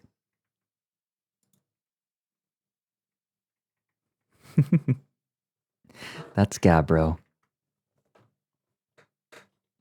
Needs lots of love. While I'm petting her, she'll look up at me. Nice shirt, thank you. I like this shirt and jacket. We'll start this video over from Kitsune. Hello, everyone, and welcome to Big Thunk. Here are some interesting facts that I'd like to share. If you took every person in the world and stacked them up like this, it'd go real high. Napkins have secret additional uses. but I can't tell you about them. Contrary to popular belief, the popular Nintendo video game Super Mario Galaxy was actually developed entirely on Earth. Gasoline is not actually a gas, but a liquid. Many people are confused by the difference between a hotel and a motel. It's actually quite simple. Motel starts with an M, whereas hotel starts with an H. Oh, thank God. Also, motels suck ass. Minecraft was a warning. Around the United States are many army bases, colloquially known as forts. Their names are quite misleading, as not a single one of these forts are actually big forts. I checked. Bottle openers were originally developed as a self-defense weapon before the public realized how good they were at opening bottles. Dogs actually have cleaner mouths than humans. If you let a dog lick the inside of your mouth, it's as good as brushing your teeth. 7-Eleven got their name because they're open 7 hours a day, 11 days a week. A group of sex offenders is called a fondle. The fastest car in the world can meet and even exceed most speed limits. The TI-83 calculator has 6 times more processing power than that of which was used to land the Apollo on the moon. And my gaming computer is like way better than that. If a pumpkin gets embarrassed during initial growth, it becomes an apple instead. NASA claims we've been to the moon. I don't buy it. Some people think that the Earth is flat. Sounds pretty far-fetched.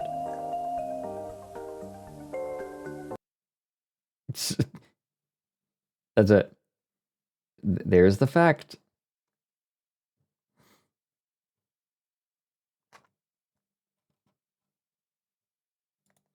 That was really good. Thank you, Aerosats.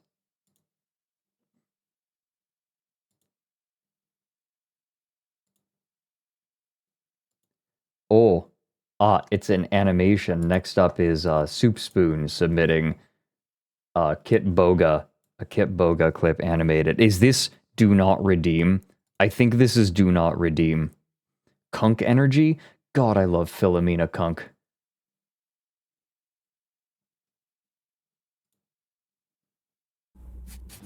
Okay, redeem. Oh. Ma'am, do not. Enter the code. Do not redeem it. No. Okay. Oh, that's easy. Okay. Ma'am, why did you redeem? Ma'am, why did you redeem? Hold on. Let me go ahead and do the next card for you then, Steve. Are you mad? Why are you redeeming cards? Hello? Steve? Why the fuck are you redeeming the cards? Scratch off the next one. Why are you redeeming? Hold on. Why are you redeeming? Steve, you told me you wanted the cards.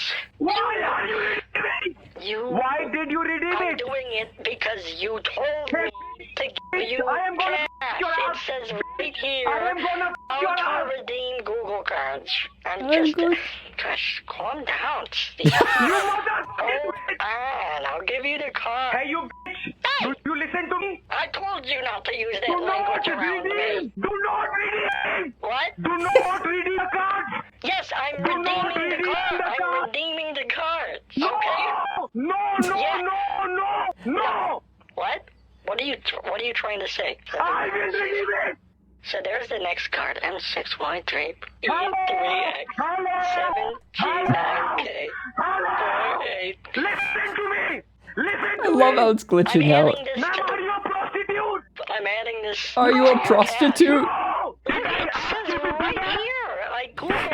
It says how to redeem Google cards for cash. It's right there.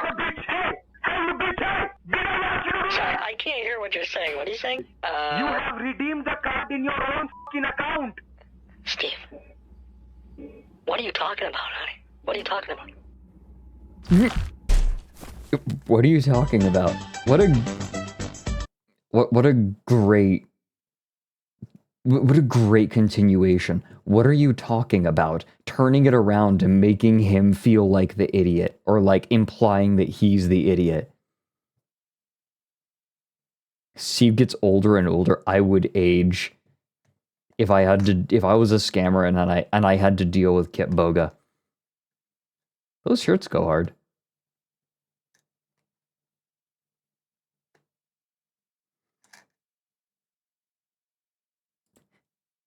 Very good. Thank you. Hey, Misa. Wait, what is this? Website is run by a friend of mine. Church of the Christ Hawk. I'm not making the joke. I'm not making the joke. I know that some of you are thinking about it just hearing the word hawk. Okay, Church of the Christ Hawk. We've added a new leader. Welcome Nighthawk Jordan. Fly with Christ. Christ Hawk home. Church rules. This page contains a brief overview on the beliefs of the church. This is not a replacement for Cries of the Christ Hawk, but serves as a useful guide for new members. Pray on that thing. I knew it was going to happen. I just thought that at least maybe my mods would know better. This has hypnospace energy. General commandments. 1. The Church of the Christ Hawk believes the actions of God are less important than the actions of humanity. The story that the Church Hawk revealed to Hawkmaster Thomas Stambo is irrelevant in the face of being a good person. Whether God walked on water as the Christ or flew through battle as the Hawk, or even if none of the supernatural elements of the church are grounded in reality, the most core belief of the church is for all of us to be the best people we can. Wait. Misa, I'm gonna level with you. This rides a very fine line. Is this satire? I went in assuming that it's satire. But I'm kind of on the fence.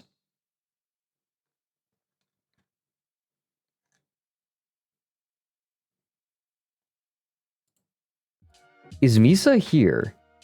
It's 100% a shitpost that's recognized by multiple states as a real religion. Holy shit, what?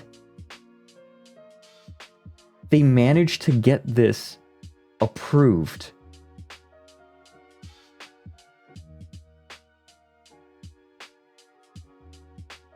Wait.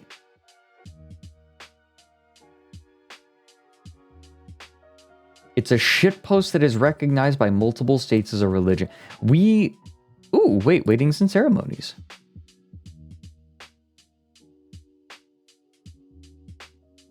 Hawkmaster Thomas Stambo is legally registered as an ordained minister in the state of Oklahoma to perform and certify these ceremonies.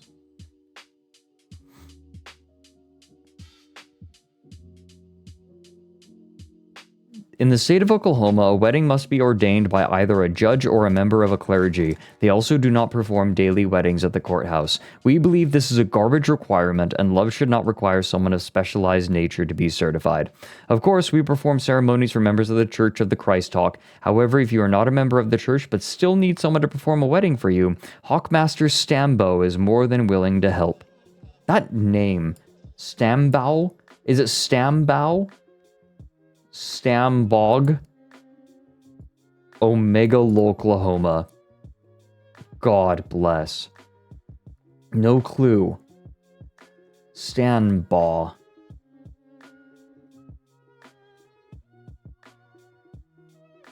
I think, okay, this is awesome. I am going to bookmark it.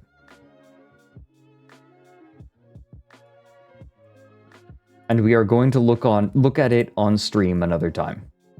Good deal? Contraperry has a Tumblr post for us. What the hell is this?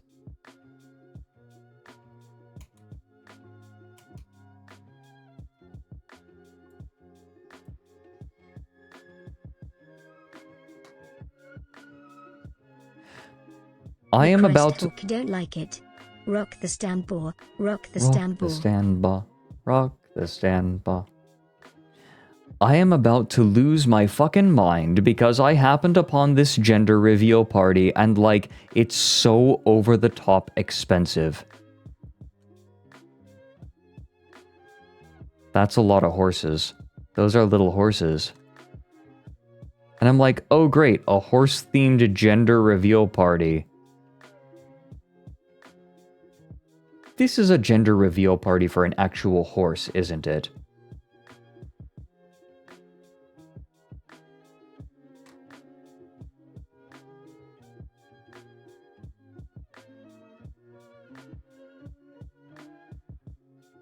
A bucket of oats to kickstart your day. Thank you for celebrating Lily's foal, who is on the way. Complete with, like, just truly excessive foods, and of course, themed cocktails. The colt and the filly.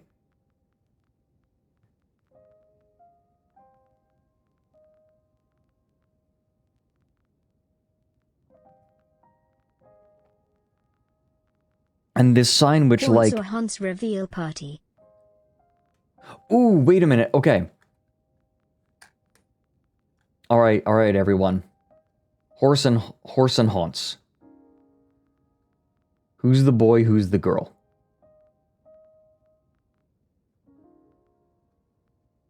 Hi, Hans.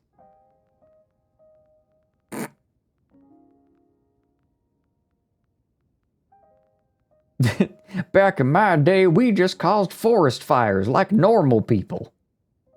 That is a... Vinter, that is an incredible first message. That is an incredible first-time chat.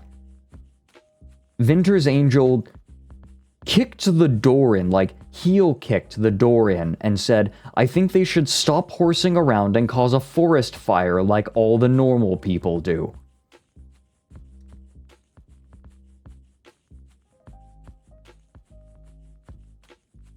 What a first-time chatter.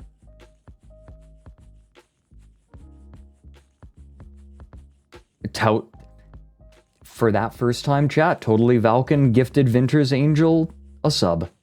Welcome in. Enjoy your froggy.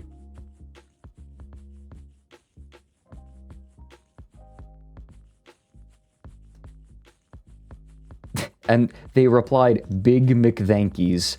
I think that Vinter's Angel is going to do well here. Enjoy your froggy. Wait, this guy's great. No, right? And this sign was like, the fragility of not italicizing the word cult. Imagine being this weird about gender. It's almost time to see what Lily's foal will be, a bouncing little colt or a pretty little filly. With like a bucket that eventually revealed the gender. But like, the picture that really just completely undid me for this party, which surely was more money than many weddings, it's not a horse-themed gender reveal party. It's a gender reveal party for a horse. I can't even, like, imagine the life that would lead to a horse gender reveal party for a not yet born horse. Think about getting an invitation to this.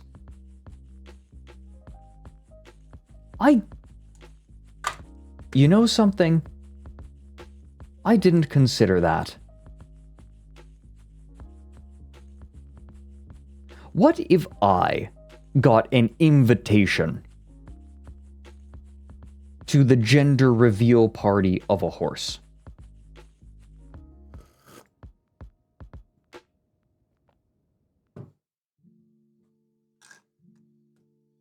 Yeah, Ecto, you'd be in the, like, you would be in the very much attending camp. Of course you go, too weird to pass up. You're right. Oh my god, could you imagine the weirdness that I would get to witness? I have gone to events specifically just because I know it's going to be weird. There is no universe in which I say no. Jessie Kitty 123 hits the nail on the head. This horse is having her own special day, and you treat her like this. Fair. I have legitimately been to events just because I know that they're going to be full of weird people, and I just want to see what happens. I just want to witness it.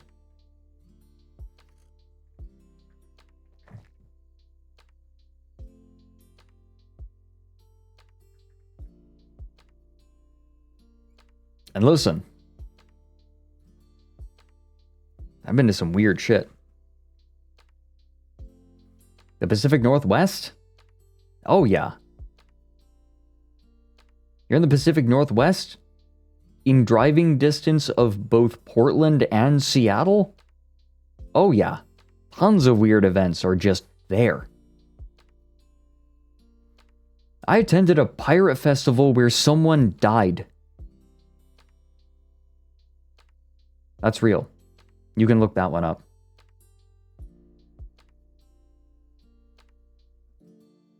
That was actually an extremely unfortunate accident. Yes, I'm the person who died.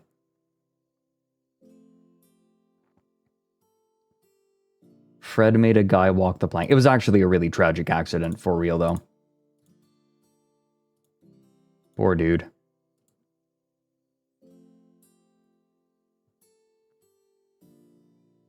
Joshua Tree, California. Yes. I am familiar with the location known as Joshua Tree, California, because that's the place where that weird long glass trailer house thing that's supposed to look like a fallen skyscraper is.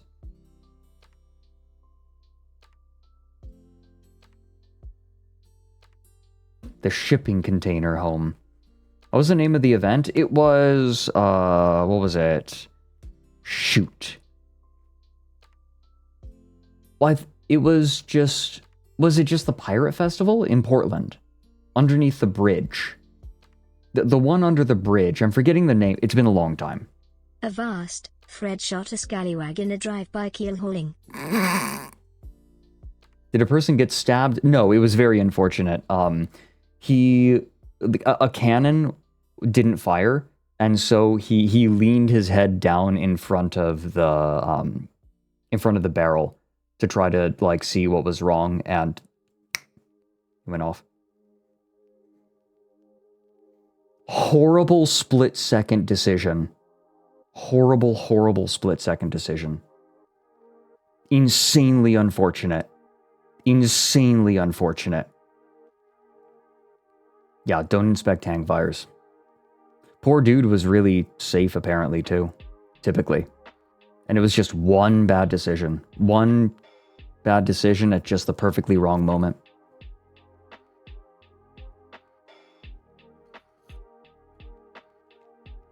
It's a cannon that fired blank, so the blank was enough.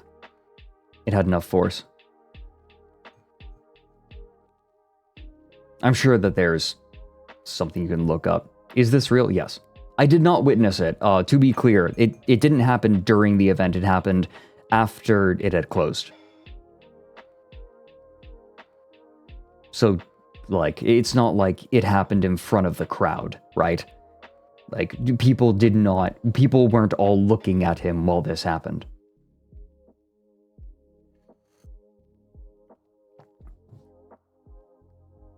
It was after I'd left.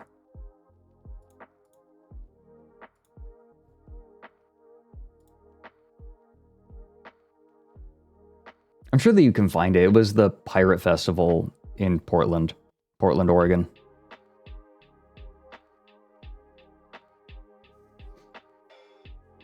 I don't know. I have no joke. It's not a joke. It just happened. You'd like us to believe that? I'll look it up.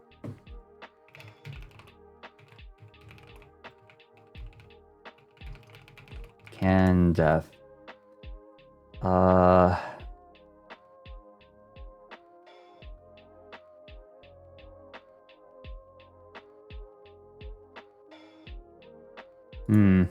Wait, I'm not finding it.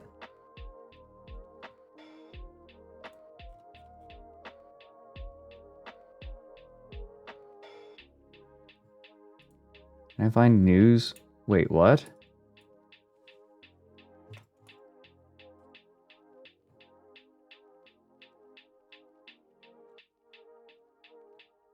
Wait, what? Did they not report on it? Yeah, it's under the St. John's Bridge. They found it. It's just called the Pirate Festival. The Portland Pirate Festival.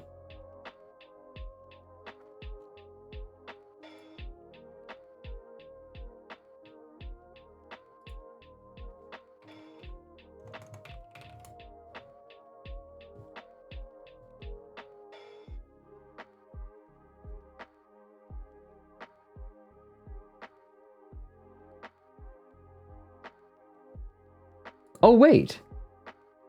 Okay, interesting. So it's not covered on the news, but I think that OHSU... No, never mind. What the heck?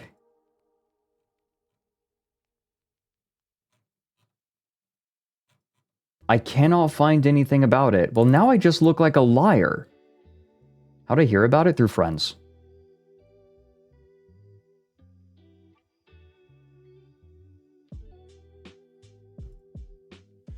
Who, like, were involved with the festival. This wasn't like, it was secondhand, but it's from people who are a part of the festival.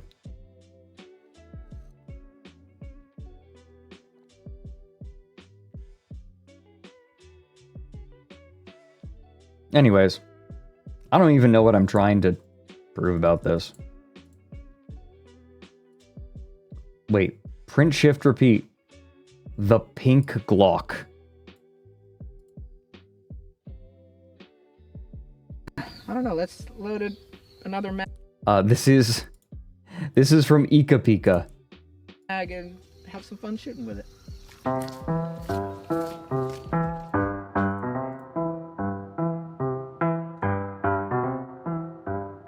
It's a nice looking mag. Oh, it's weighted, isn't it?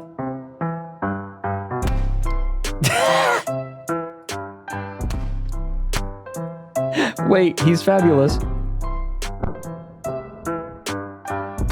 Wait, he's fabulous.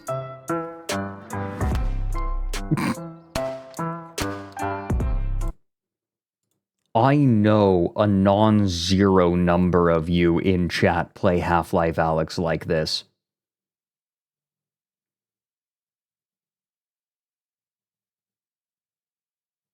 You got the laser sight attachment and started serving.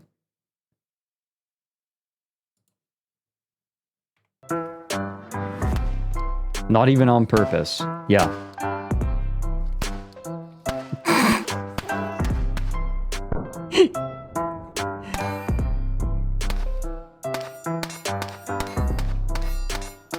Ooh, I hear him hitting that target.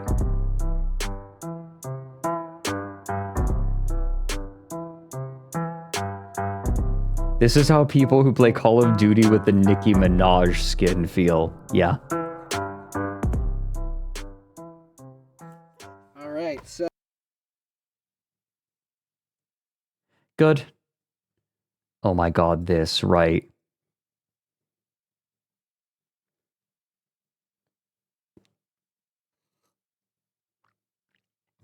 Wait, Spectral, that's awesome.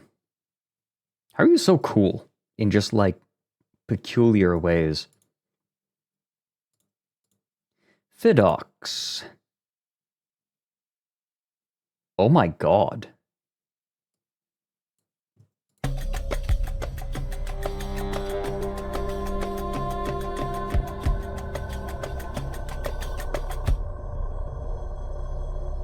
That was gorgeous. That was just the intro logo. That was gorgeous.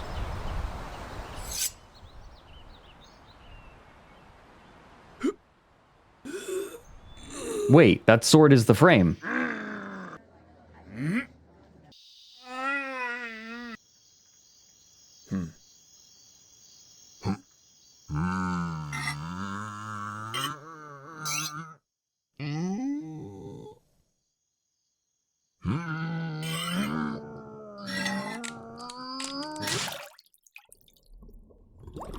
Tetsuo!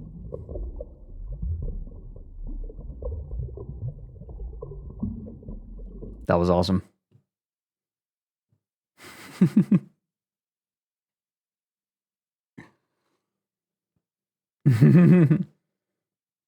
Cinema. No, that was awesome. I love weird little animations like this. Can I watch the intro again? Yes, I can. It's my stream. That's awesome. Good submission. Thank you, Fidox. Raven the Raven brings us Tumblr.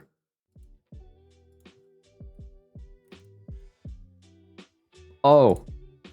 Oh, this is a classic.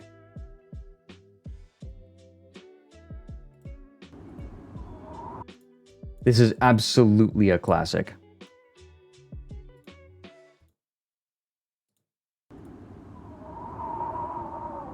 Snow. We need more snow. Can't have enough snow. Indeed.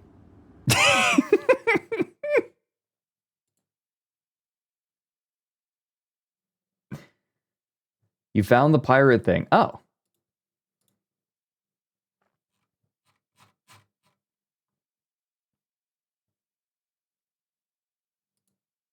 Five most bizarre events. Well, I mean, people know that the Pirate Festival is real.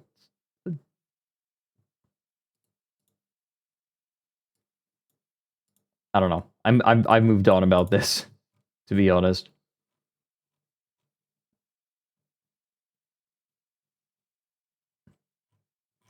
I mean, like, the existence of the Pirate Festival, like, I mean, the Pirate Festival's existence is not in debate. One more time. Snow. We need more snow. Can't have enough snow. Indeed. Indeed.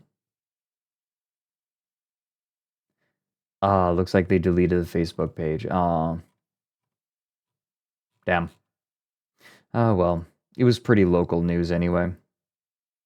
Indeed.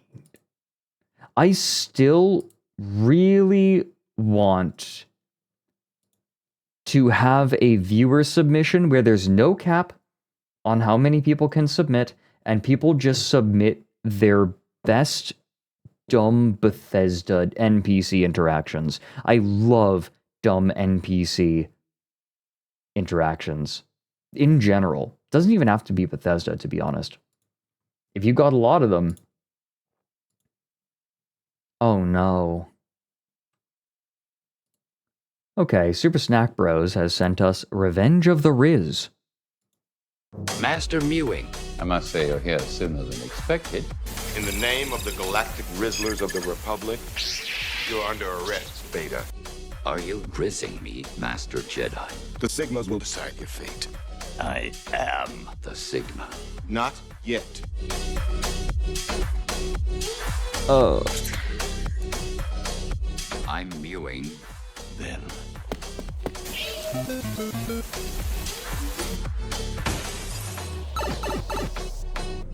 You're shorter than I expected. That was insanely dumb. Thank you. Yeah, that's fine, Cryptid Martyr. Monster Mama has something for us. Automaton Eggman. Ah, it's the real Sully G. Oh no. It's Eggman's announcement. Oh no. Is Shadow a bitch?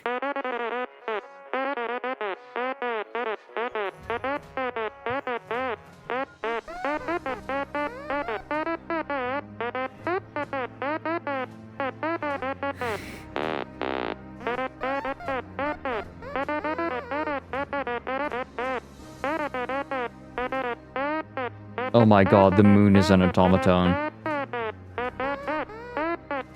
Is it gonna be a face? No.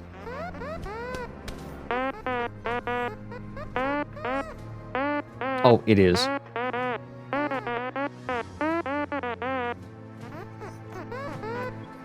He just got me in a different way than I expected.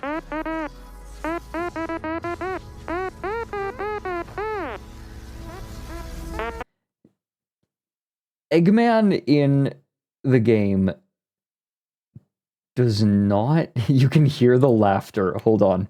Eggman, you can tell that this is I'm going to piss on the fucking moon because Eggman does not talk when the laser is being fired.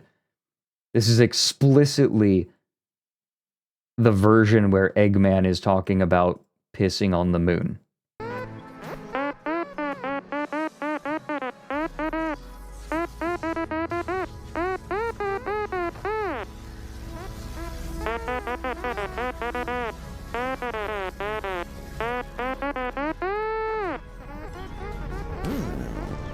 They got the laughing.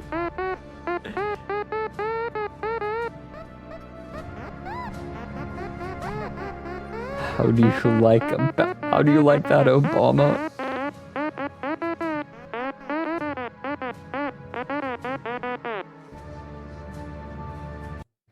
This is so brain rotted. Incredibly brain rotted. Oh, there's a side-by-side comparison. Yeah, that's...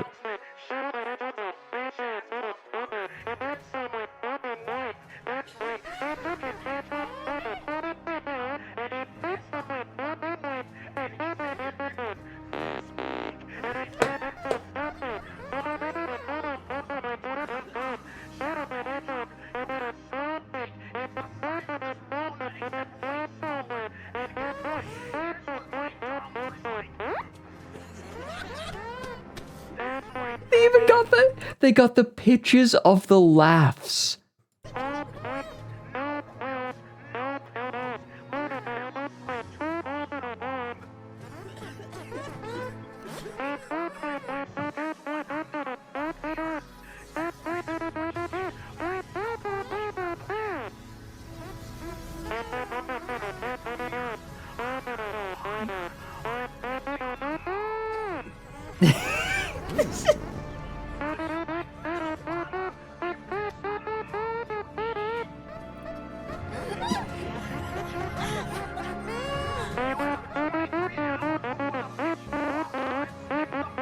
Droplets.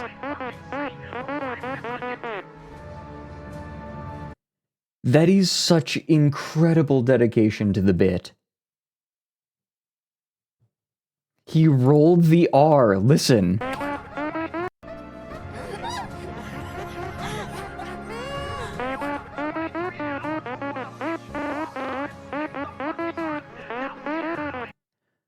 That is unreal. He practiced this.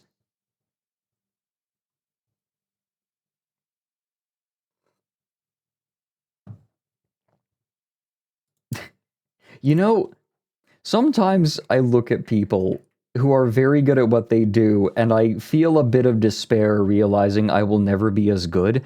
I will never be as funny as the people who did the live reading. I will never be as funny as the man who played Eggman in this.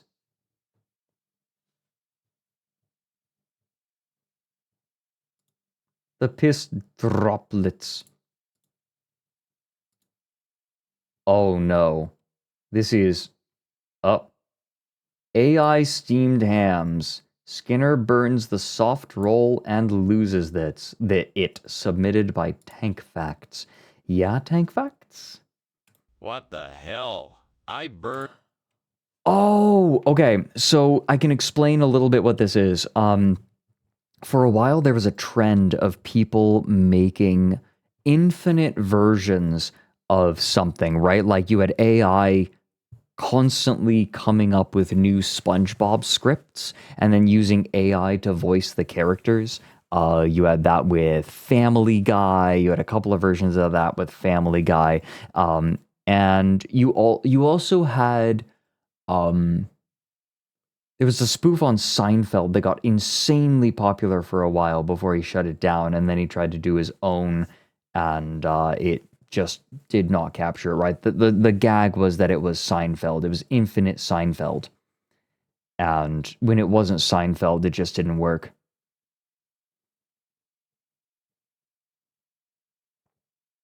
Watch Me Forever, yeah. But someone did this for steamed hams as well, just making new steamed hams over and over again. What the hell? I burned the goddamn soft roll. Now I'm all by myself and I have to fucking eat fucking bread all night. Fuck you, God, you asshole. Why did you make me burn the goddamn soft roll? Now I'm all by myself and I have to fucking eat fucking bread all night.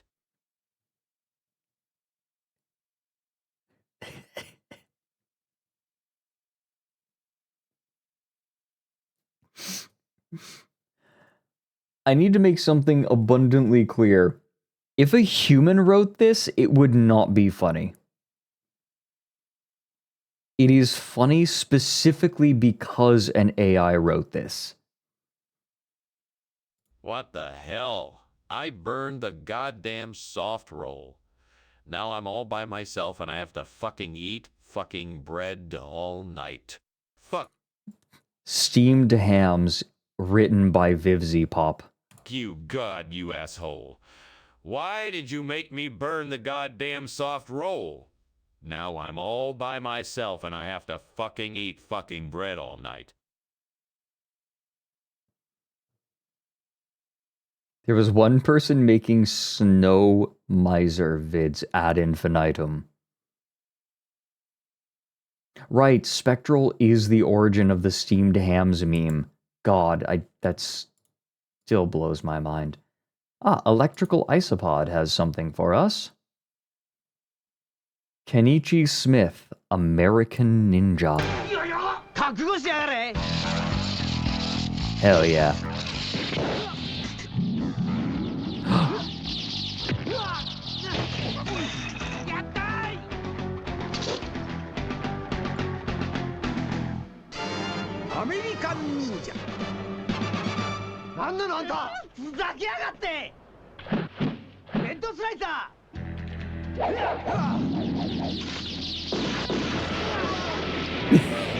Wait. Hey you!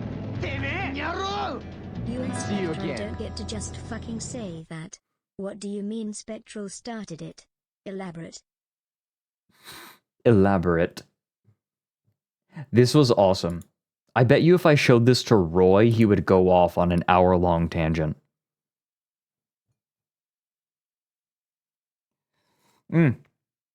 Spectral, I don't remember the details. You're gonna have to give them to Ender for me. Do it? I will. We need to have Roy back on to continue the presentation because we only got partway through it. I should really message Roy about that. Mont Blanc.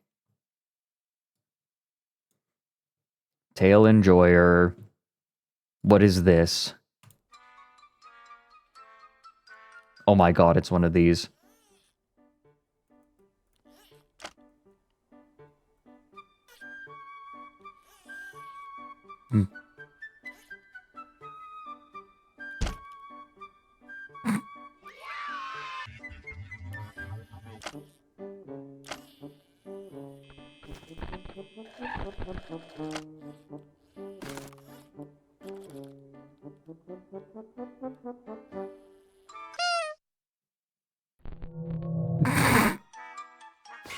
The Markiplier. The Markiplier.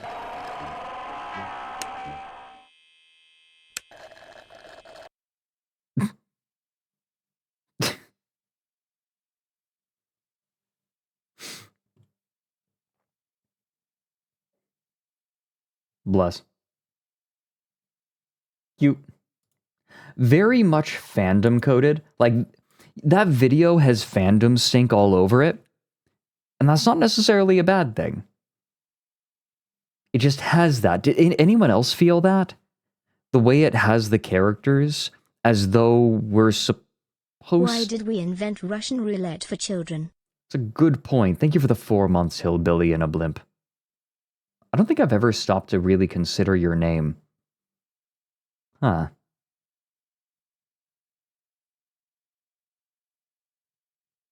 What is he doing there? Thank you for the 4 months. I think it's because the characters are being used as stand-ins for particular personalities. And I, as the viewer, like, part of the humor is knowing these personalities. They're not even characters, even. They're stand-ins. Does that make sense? Also, the OC. I believe this is an OC. Am I not mistaken? And just the inclusion of Golden Freddy, right? Like, he's there and there's just kind of a reference there. It has that particular feeling to it.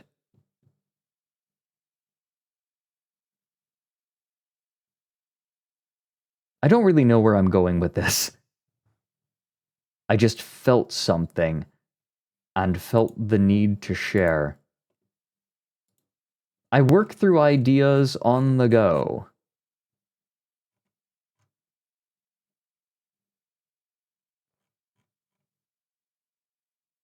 Ah.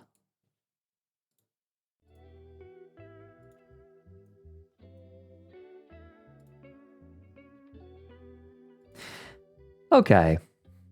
This comes to us courtesy of Macroglossum, a Tumblr post. There's something endlessly hilarious to me about the phrase hotly debated in an academic context. Like, I just picture a bunch of nerds at podiums, and one's like, of course there was a Paleolithic bear cult in northern Eurasia. And another one just looks him in the eye and says, I'll kill you in real life, Kevin. Commedia dell'arte. Contraperi?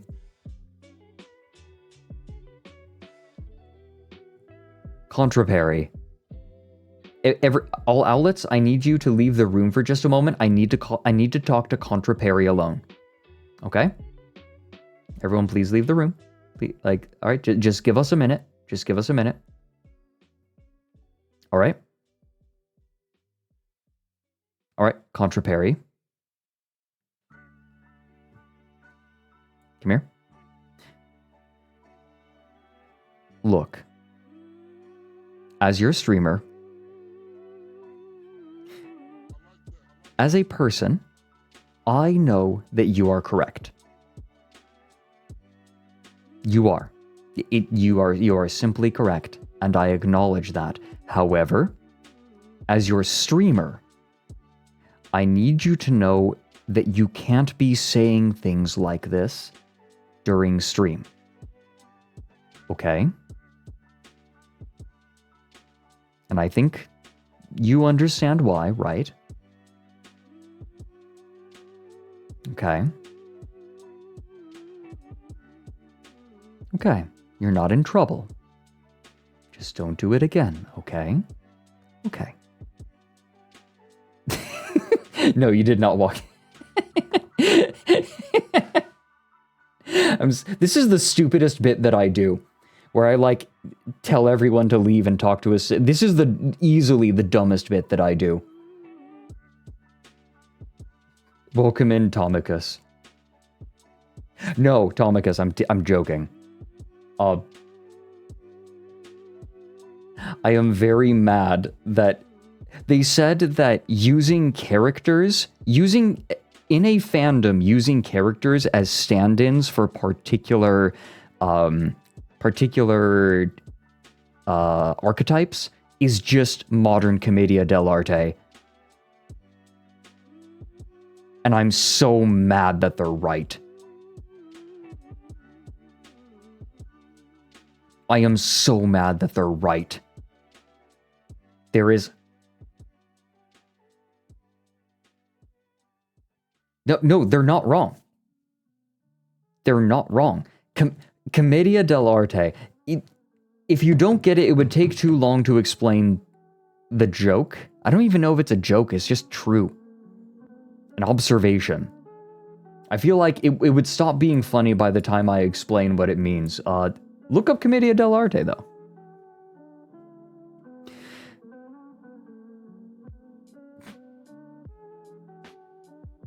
Right, you can't just be saying that during stream.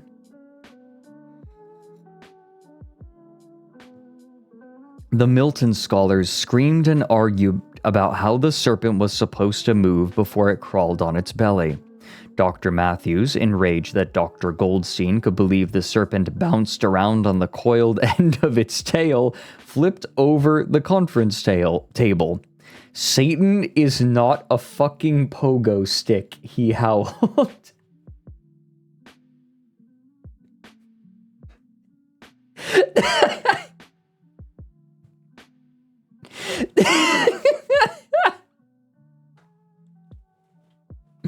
Satan is not a fucking pogo stick. I heard a story once about two microbiologists at a conference who took it out into the parking lot to have a literal fist fight over taxonomy. Have I told this story yet? I don't know, but it's good. The orangutan story. My American lit professor went to this Poe conference. Like, to be clear, this is a man who has a doctorate in being a book nerd. He reads Moby Dick to his 4-year-old son, and Poe is one of the cornerstones of American literature, right? So this should be right up his alley. Wrong. Apparently, Poe scholars are, like, advanced. There is a branch of Edgar Allan Poe scholarship that specifically looks for coded messages based on the number of words per line and letters per word Poe uses.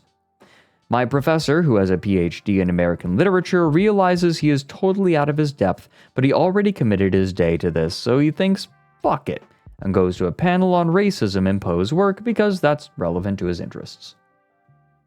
Background info. Edgar Allan Poe was a broke white alcoholic from Virginia who wrote horror in the first half of the 19th century. Is this info for Euroids? Even Euroids know who Edgar Allan Poe is generally, right? Well, I guess he's in English. He wrote in English, so... Rule 1 of horror academia is that horror reflects the cultural anxieties of its time. See my other professor's sermon about how zombie stories are popular when people are scared of immigrants, or that Purge movie that was literally about the election. Since Poe's shit is a product of 1800s white Southern culture, you can safely assume it's at least a little about race. But the racial subtext is very open to interpretation, and scholars believe all kinds of different things about what Poe says about race, if he says anything, and the Poe stands get extremely tense about it. So, my professor sits down to watch this panel, and within like 5 minutes, a bunch of crusty academics get super heated about Poe's theoretical racism. Because it's academia, though, this is limited to poorly concealed passive aggression and forceful tones of inside voice. One professor is like, this isn't even about race, and another professor is like, this proves he's a racist. People are interrupting each other. Tensions are rising. A panelist starts saying that Poe is like writing a critique of how racist society was, and the racist stuff is there to prove that racism is stupid, and that on a metaphorical level, the racist philosophy always loses.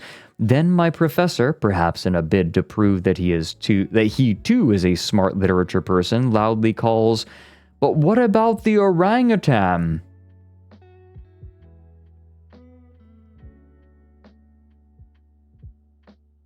Some more background. In Poe's well-known short story, The Murder in the Rue Morgue, two single ladies, a lovely old woman and her lovely daughter who takes care of her, aka super vulnerable and respectable people, are violently killed. The murderer turns out to be not a person, but an orangutan brought back by a sailor who went to like Burma or something.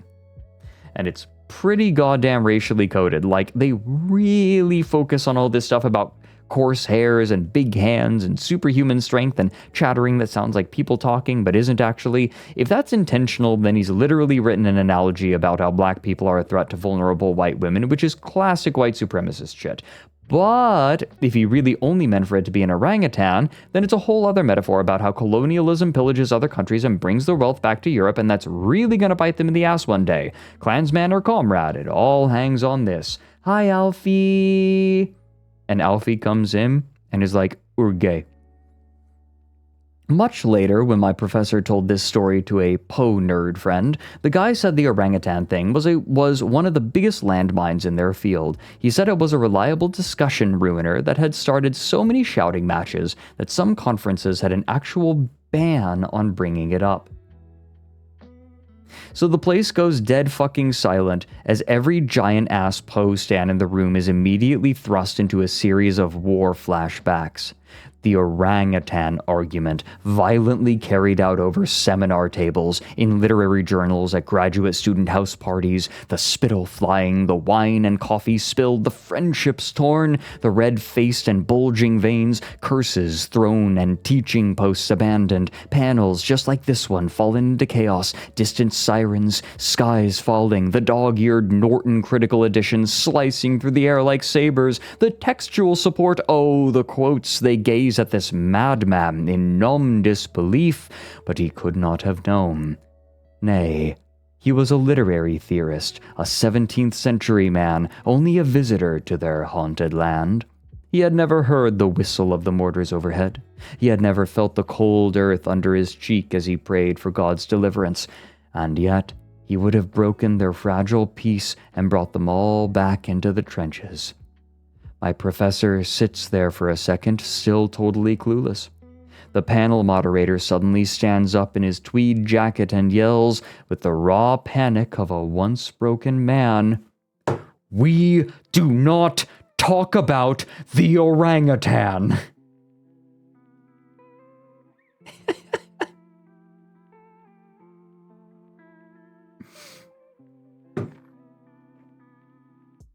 That is 100% a raid message. That is our raid message. Cinema.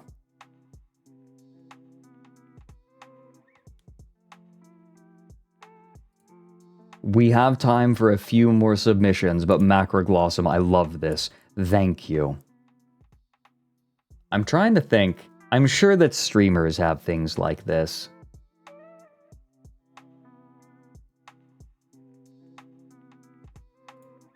I just can't think of one.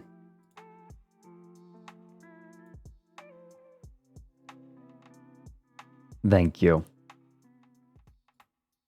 Alfie, how are you doing?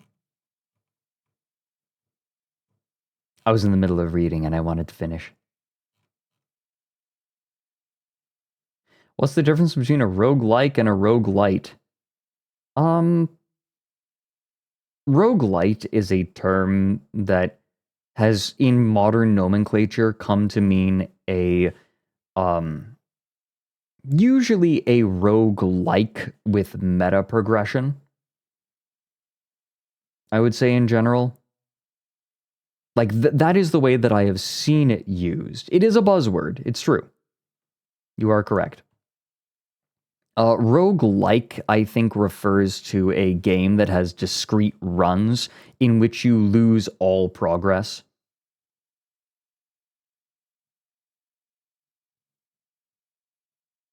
And a roguelite typically has some sort of meta progression, so that even when you lose a run, there is still some progress being made. And roguelites have generally become more popular because even when you lose, you're making progress. That is the modern usage. I think the origin of roguelite generally came from hardcore gamers who didn't like easier games like Rogue being made and they wanted to feel superior. But it has since come to actually have a minor definition.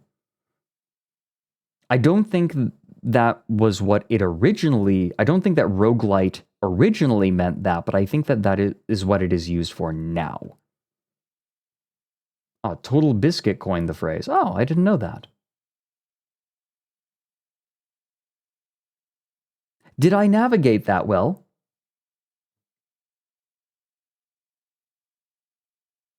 Did I navigate that well?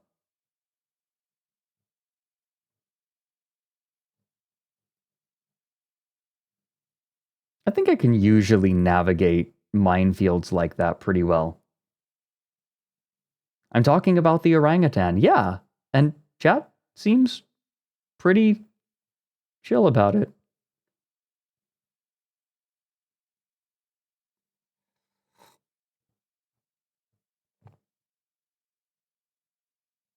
Orangutan. It's orangutan. We have a submission from Reggae Shark Wins.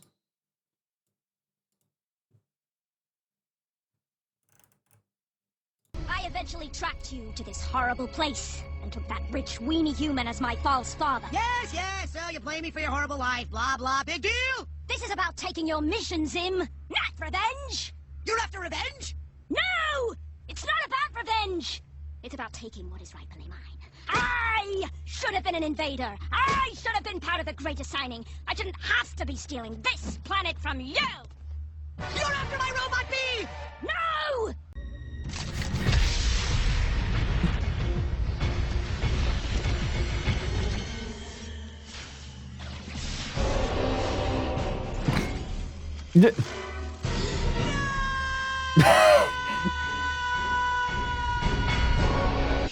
Wait a minute. How many times has the giant hole in the wall letting out a creature gag been done in old animation? The first thing that I think of is the Rabot. Now spray him in the eyes because that's how it happened to me. Yes, you look pretty, don't you?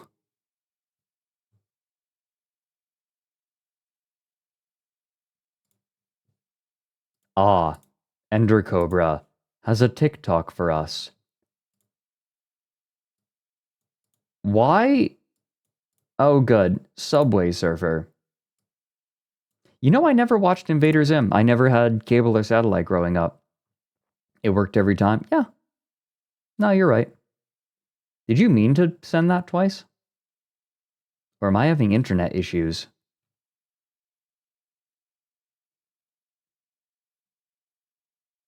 Stranding game. I'm going to be in the new Death Stranding game. Dude, I cannot wait for that. Yeah, they scanned me and everything for it. It was a crazy process. And, Did they get your feet?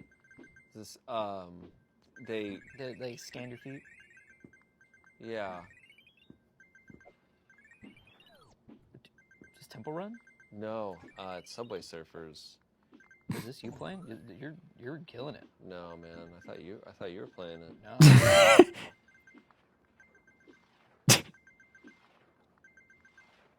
This is really good content. Yeah.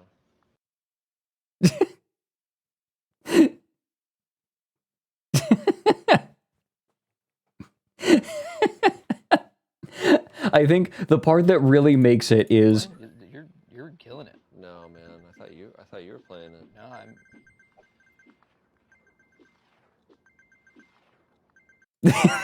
the reaction. Oh.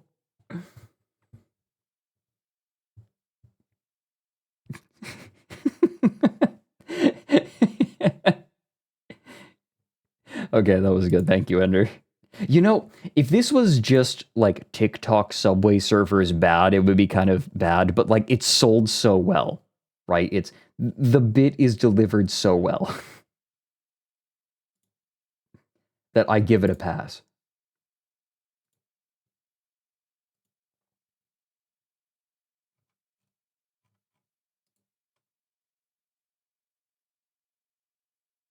Okay.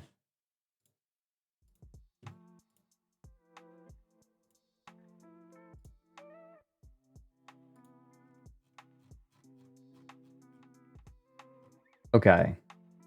We will do one more. One more. We've got a submission from Kippy. The way Ivan... Oh no.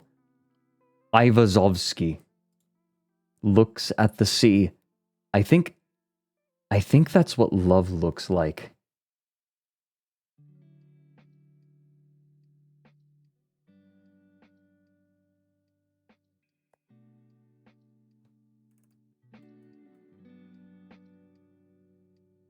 I think they might be right.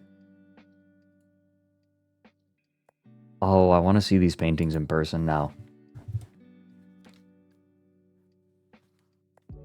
Understand that I was inches from living on the Pacific coast. It was not an easy compromise to make. To not live there. The threat of the big one definitely was a deciding factor. Look at the lighting shining through the waves. Yeah, now I live in a landlocked country. I was afraid that I would lose my muse when I moved away from the Pacific Ocean. But I didn't, fortunately.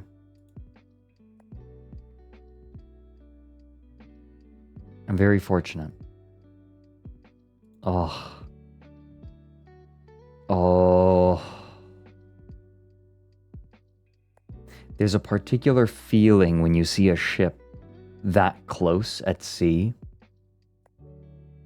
There is, okay.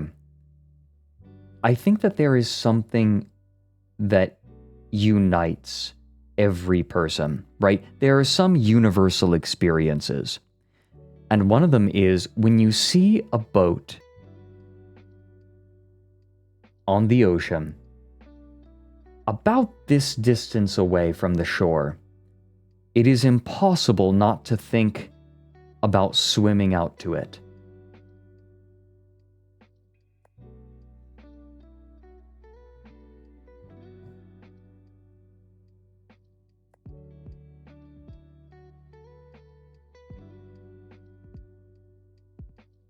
Right? Nick covered. I'll have to ask Nick. I need to stream with Nick again.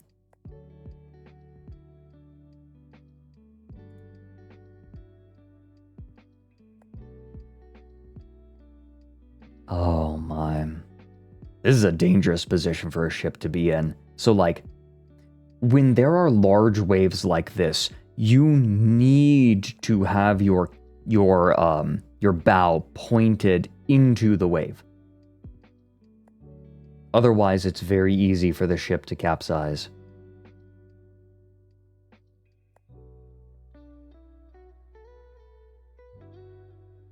Yeah, you need to be perpendicular. So, if this image feels like it's evoking terror, it's supposed to.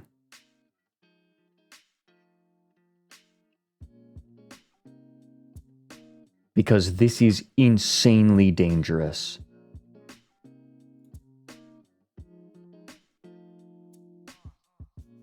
Oh, hey, look, it's the consequences of this painting.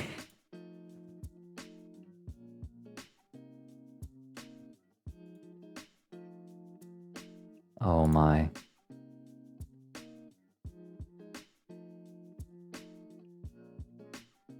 Yeah, before and after. I love the way that the moon reflects on the ocean.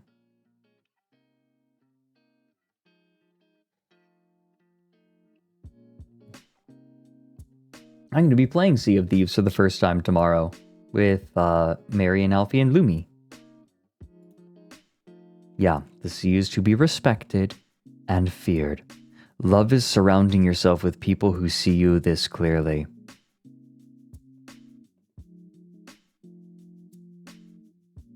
Still, the freakiest fact about him is that despite being as tall as a person or more, he banged out these beauties in a day or two at most, and smaller ones in a matter of hours. I misread this sentence as this person saying the painter was as tall as a person. A large boulder the size of a small boulder.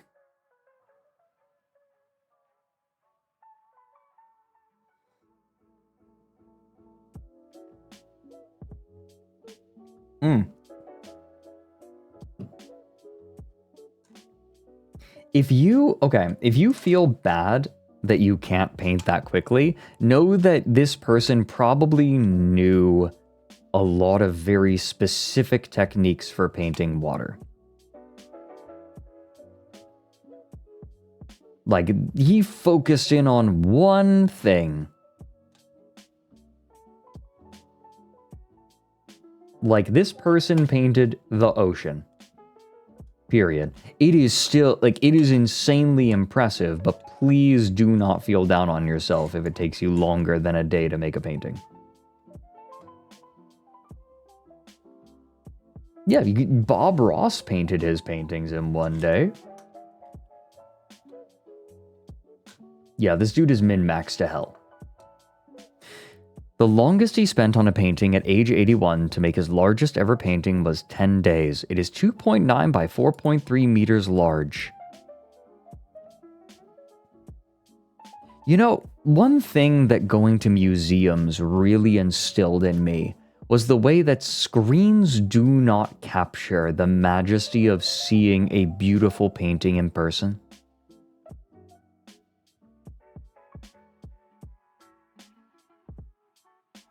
Seeing a beautiful painting in person is... it's different. It's so different. Like, you might look at a painting and say, this is dumb. I think this is stupid. And then you see it in person and you say, oh, I get it. I think the most extreme example of this is Jackson Pollock and his messy style. But the scale, like, that is the most extreme end of that. But it works, like, this is true of most any painting. Yeah, Pollock paintings make sense in person much more than on a screen. Yeah, the Mona Lisa is small. The context of the space changes. Like, a painting is meant to be observed in a room. It's meant to be seen in person.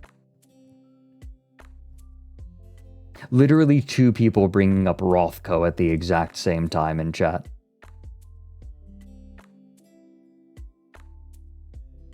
Oh yeah, Star Spangled Shitlog. What a name. Elise talked about that to me, how it was... there was a painting.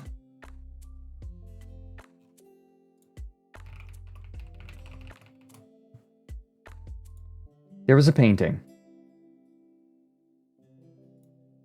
called Who's Afraid of Red?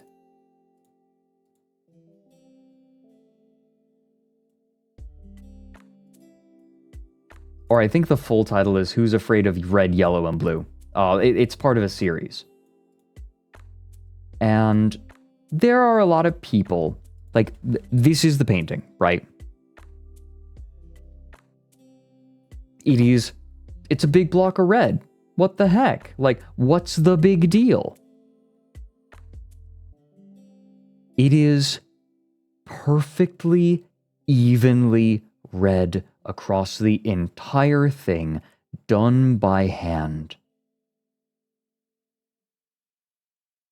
And the skill and experience required to get it so perfect on such a massive canvas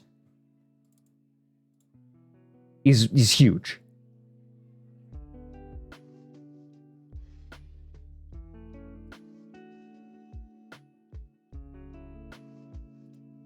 Like, it is unreal.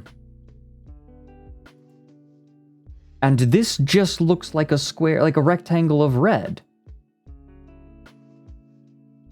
But when you get there, when you see it in person, the craft of it suddenly leaps out. They tried to redo it, and they couldn't. 2.24 meters tall by 5.44 meters wide. The yellow line at the end, yes.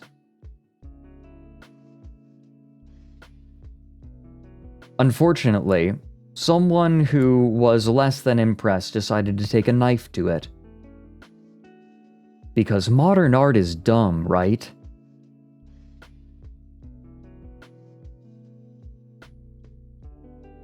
The skill required to make it so even, right? And you could say, yeah, a machine could do this easily.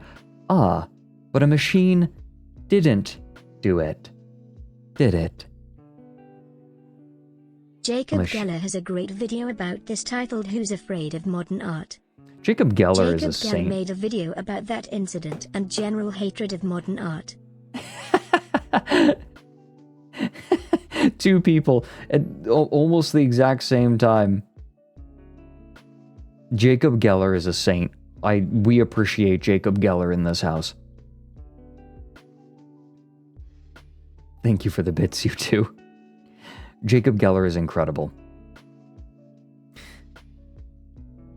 I guess it's so disappointing. Jacob Geller is fucking based. That wasn't even for the recommendation. This was just to, like, throw in that Jacob Geller is great, wasn't it? I love Jacob Geller.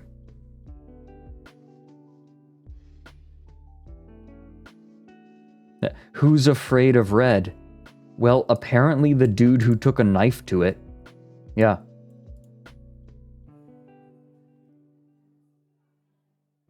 No, Snaky. Like, here's the thing. No piece of art has to move Jacob you. Geller is Jacob Geller. It's true. I think that this is one of the mistakes that people make.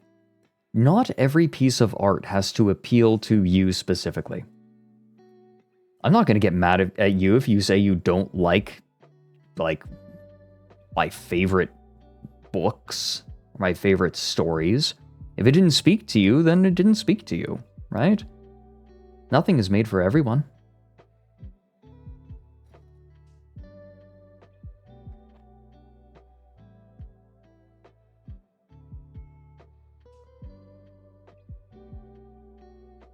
That's fine. People would be a lot happier if they understood that not everything was made for them. Yeah, exactly. Not every person is made for you. In fact, I would go as far to say that nobody is made for you. He also didn't only paint the sea, but he mostly painted the sea. Jacob Geller fucked my wife. So what are you going to do about it? I was tied... I'm not afraid of red. I watch a red guy most days of the week. My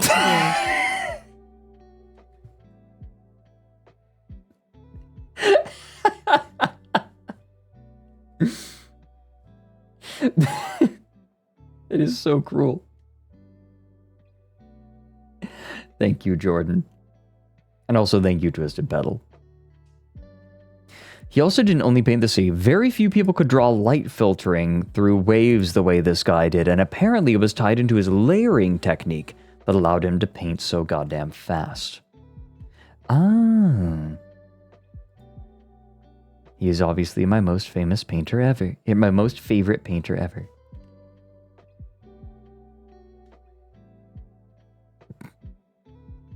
That's a good name, Prophet with Ominous Balls. I don't know if Have I shouted you out before? Do I own paintings? No, unfortunately.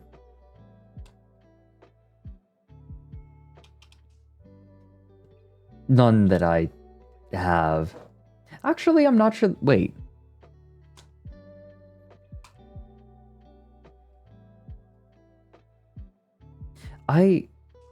Unfortunately, I don't.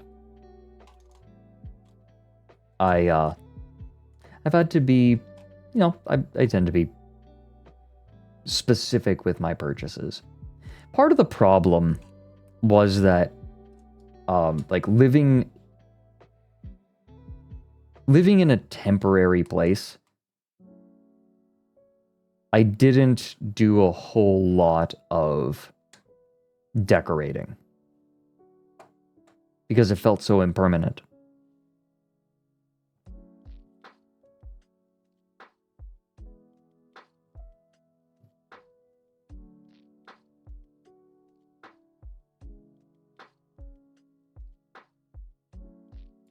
Okay.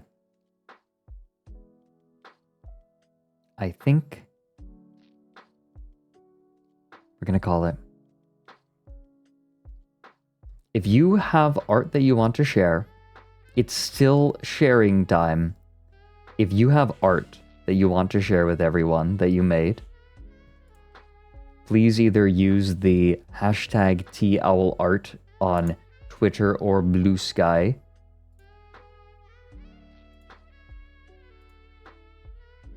And we'll take a look. This was nice today. Thanks, everyone. Viewer submission day is always nice.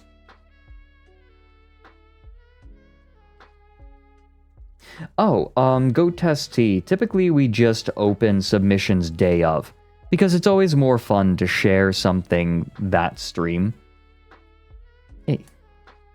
It's always more fun to share something that stream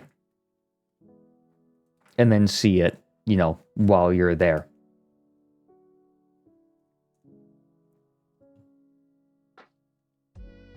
And fortunately, I have some very patient vetters who are willing to do that before a stream. I appreciate you guys. Bless you, community vetters.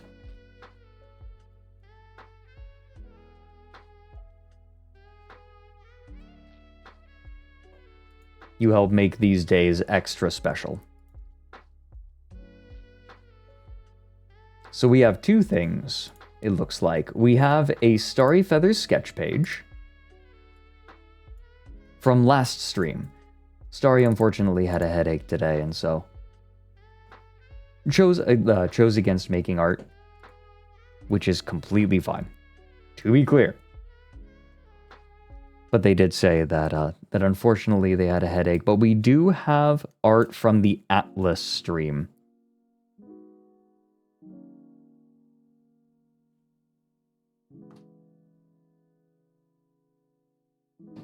Let's take a look. All art juice evaporate. Oh, I got you, Starry. No worries, that happens. I think that next time I stream with Mike, I think that my chat is very different from Mike's, and I think that combining the chats maybe was not the right choice. Just because the vibe on this stream is a little different, right? A slight bit different from Mike's. Mike was a little overwhelming, yeah. No, I'm glad you have fun tanning. Worked better with Alfie, yeah. Must support favorite streamer. Aw, quick saves. I'm your favorite? What? Thank you. Thank you for the 6 months. Streamer, I'm not comfy. It's true, Teodifos.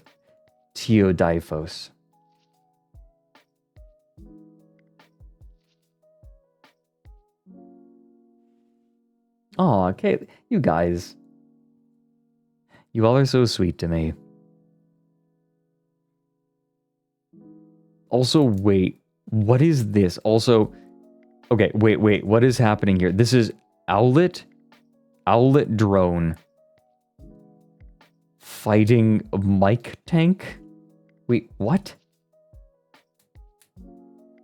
Was I the range DPS? Bot fight. Oh, it's our bots. It's our bots fighting. Bot fight. Right, because my bot was deleting the message of Mike's bot. Thank you, Tigress.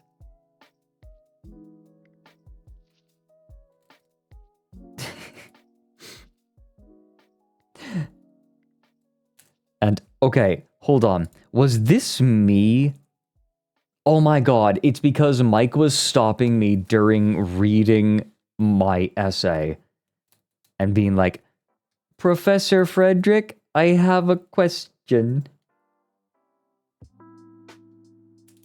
I look extra femboyish. It might be because I explicitly said if I were to redo myself from the ground up, I would lean into the femboy even harder. I would lean into it so much harder because I like it. This was before that? Oh, so you just naturally drew me as a femboy. I see.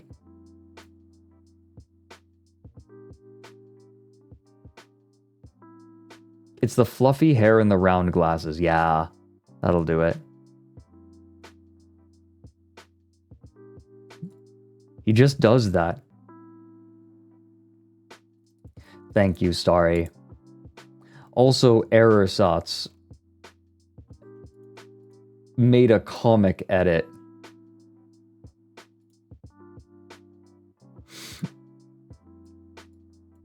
Oh my god. Reading essay? God, he's such a nerd. I want to fuck him into a pulp. To be clear, that was not Mike that said that. However, he was excited enough about the message to read it aloud on stream.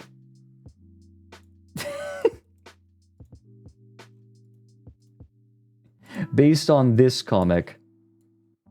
Wow, she's so dumb. God, I want to choke on her cock.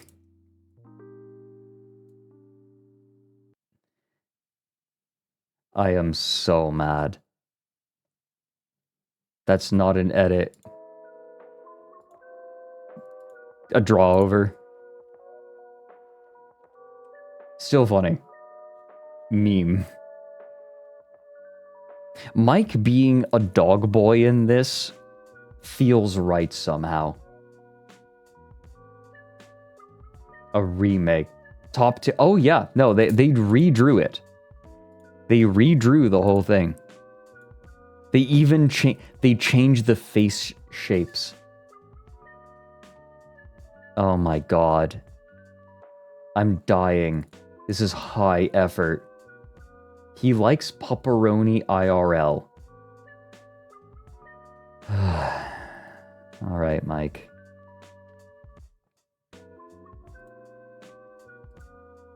New York pizza is overrated, says the man who eats pepperoni.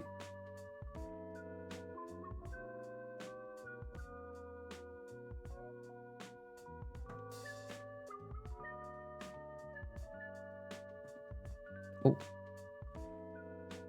He's also loud, which is a dog thing.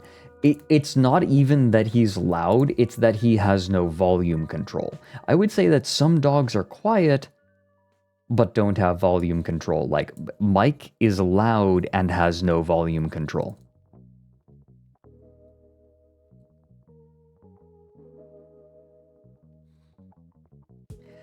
Thank you, everyone. This has been lovely. Tomorrow, I am going to be starting stream 2 hours early, and I'm going to be playing Sea of Thieves with Mary and Alfie and Lumi. Your raid message is... Oh shoot, did someone... It's the orangutan. We need to see who we... Yeah, we do not talk about the orangutan. Let's take a look.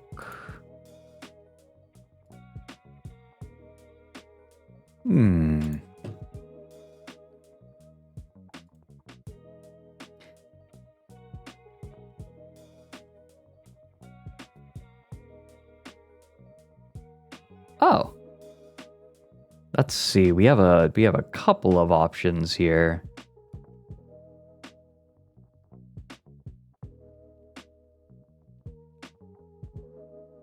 Let's say...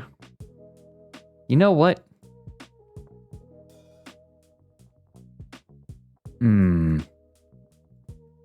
Hard choice.